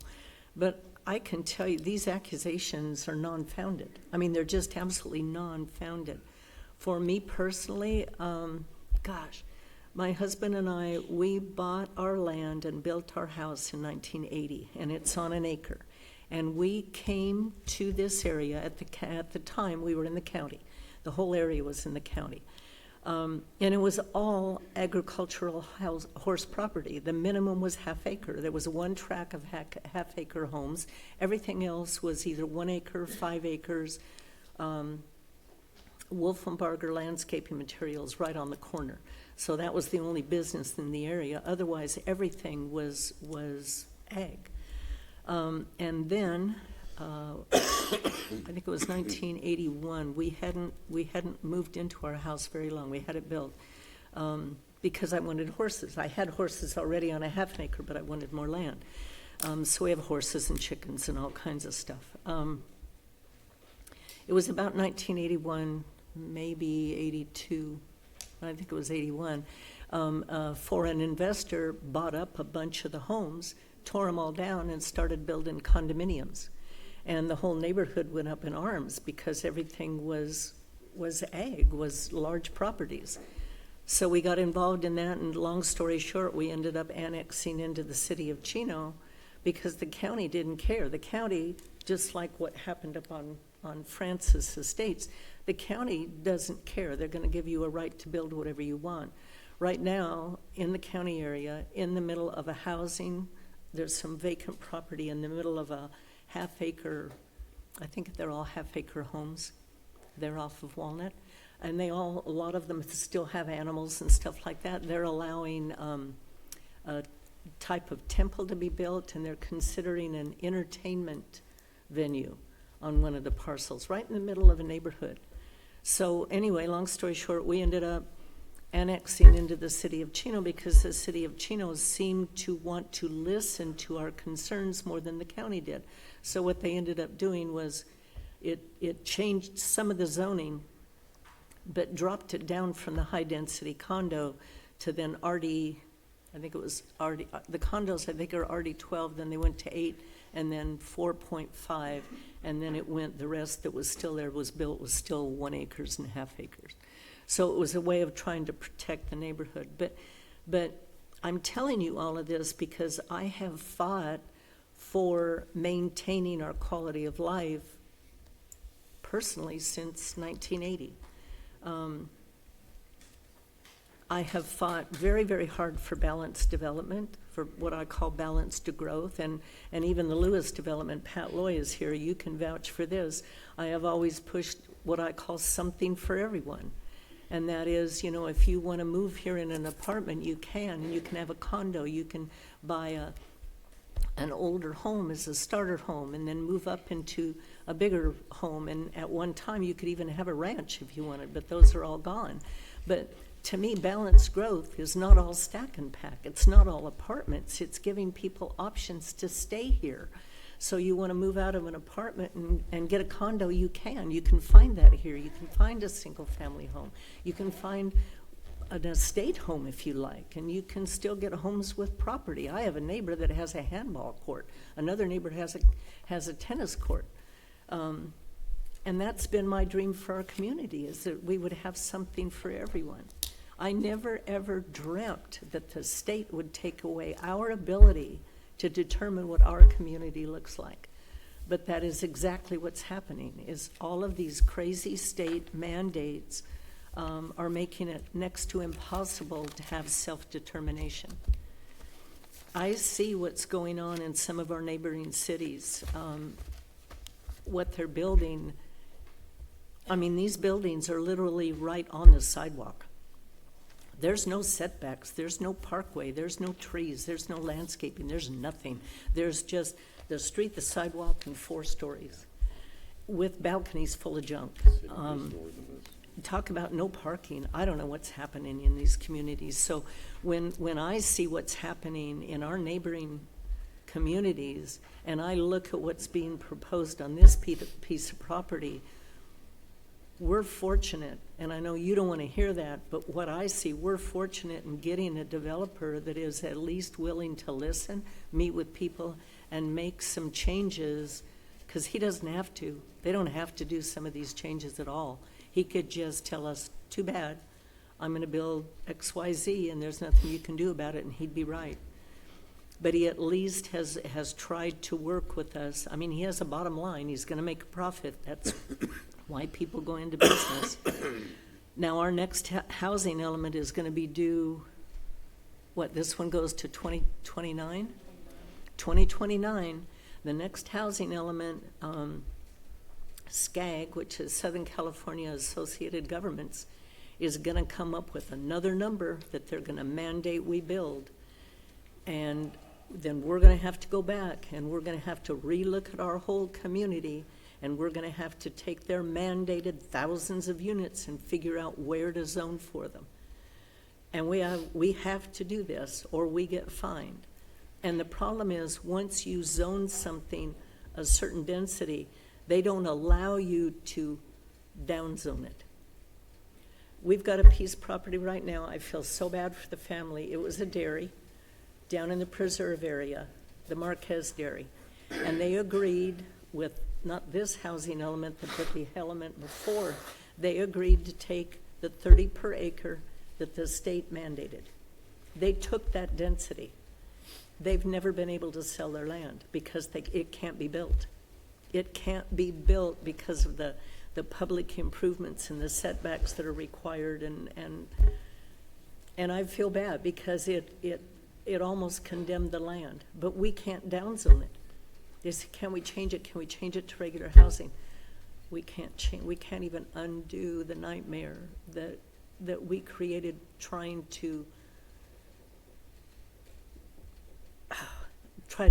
implement the crazy state mandates. Sorry, this is hard. But in good conscience, I can't make a decision that is going to get our community sued when I know that we can't win. I know, I hear the pleas, and I know the determination in a couple of people that have actually stated, we're going to do everything that we can to kill this project.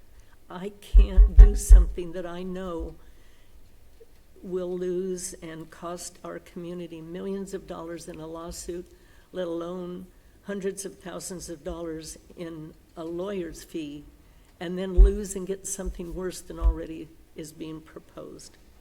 I can't do that in good conscience.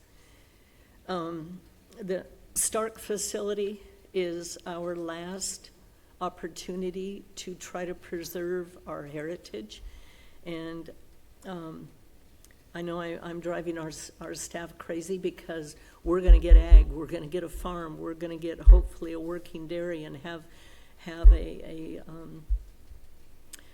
farm-to-table market and maybe even a little restaurant and stuff. Yes, we have to have housing. The state is mandating a certain type of housing. But Diane, you mentioned Cal Poly. I've already talked to staff. We need to work with Cal Poly and Mount SAC because there's grants for student-related housing on education and agriculture.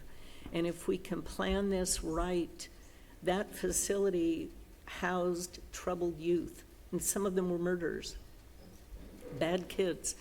If we could turn that property into something that rebuilds the youth and preserves our heritage, it's our last chance. It's going to be our last chance to preserve any of our heritage.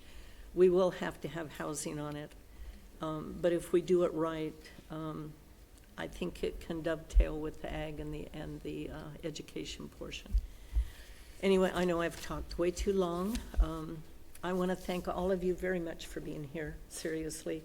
I want to thank you for being respectful and being kind to each other and to us. We're struggling with this. Staff is trying to do the best job that they can. They have mandates, they have laws. I really want to thank you. And Bob, I know you've done a lot of work on this, and I know you're very passionate. Greg, I know you are too. Susan, you and I have gone toe-to-toe for many years on projects. But, you know, it takes people really caring about the community to make sure it turns out okay. And sometimes we have to just agree to disagree on things and try to come up with the best compromise, right? And we've come up with some good compromises. So I really do appreciate you all being here. I wish we could grant all of your wishes, but I hope that you can see what we're struggling with. Linda, you're here.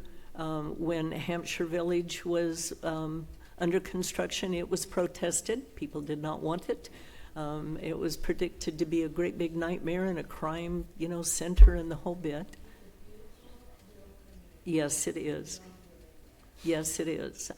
It is a beautiful little community, but when it was first being proposed, it was like the community thought it was the first of its kind, and people were scared to death of it and horrified. Anyway, just thank you all for being here tonight. I really do appreciate it, and I know it's late, and I apologize for that. So are there any other comments from council members or staff? Anybody else from the public last-minute comments? Please come up to the microphone. You would have to reopen the public hearing. I don't think I've closed it yet, did I? I Oh, haven't okay. closed it yet. Okay, It's thanks. still open. Yes, sir. Hi. My name is Rod Ayers, and I lived in Chino for about 40 years, and I live in the neighborhood of the project, and I'm also a crossing guard at Rhodes Elementary, and I know that the traffic and the parking there is insane now, and of course the school is closed, but it's open 10 months a year, and I'm afraid of what might happen with this project and the traffic and the parking, and I pray that a child doesn't get hurt or worse. They're crossing this across Schaefer and San Antonio, hundreds of them a day. Yeah, So you're right. that's it. Thank you.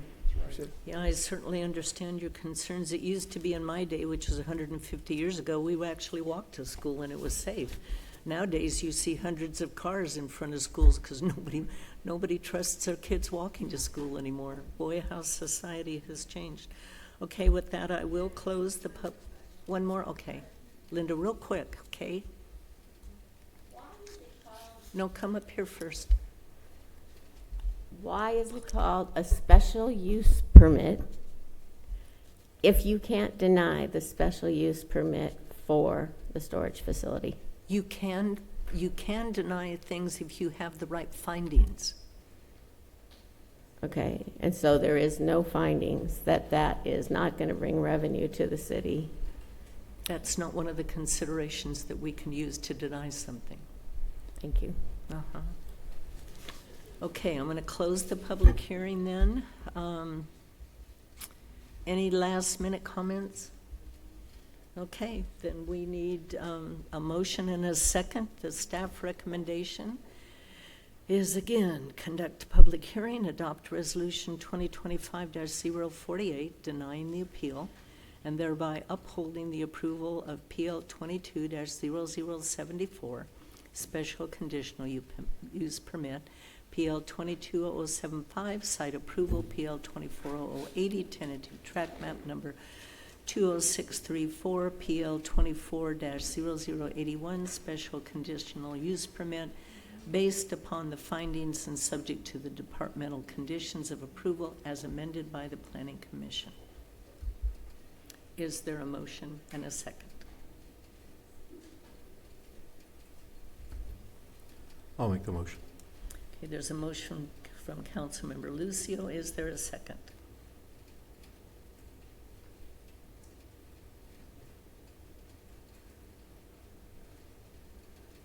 Okay, what happens if there is no second? Regretfully, Mayor, I will make the second to see if we can call for the vote. Okay, there is a second from Councilmember Comstock. We have to do roll call vote. Councilmember Lucio? Aye. Councilmember Flores? Yes. Councilmember Comstock? Yes. Mayor Pro Tem Burton? No. Mayor Yoloa? Yes. Okay, the item passes 4 yes with 1 no. Okay. Next on the agenda is mayor and council reports. I'm going to forego my report due to the time.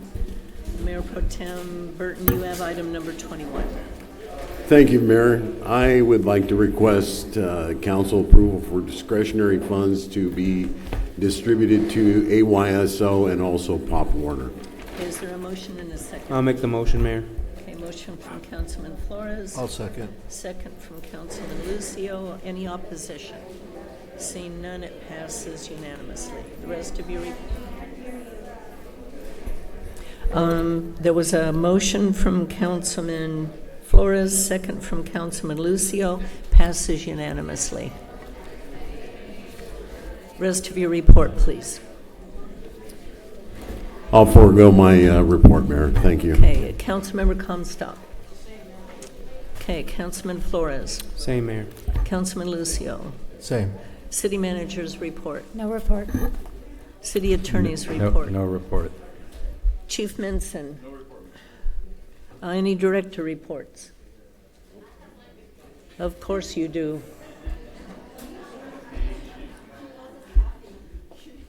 You better run. Hey, Jen. There will be construction going on in your neighborhood Thursday. Gentry Brother will be doing slurring and some pavement work in your neighborhood, as well as we talked a lot about New Hampshire Village. We have a water service line replacement project going on starting next week. Okay. So yeah, those are the two. I've seen the updates. signs being posted. Great, thank you. Thank you. Chief Williams? No, ma'am. Okay.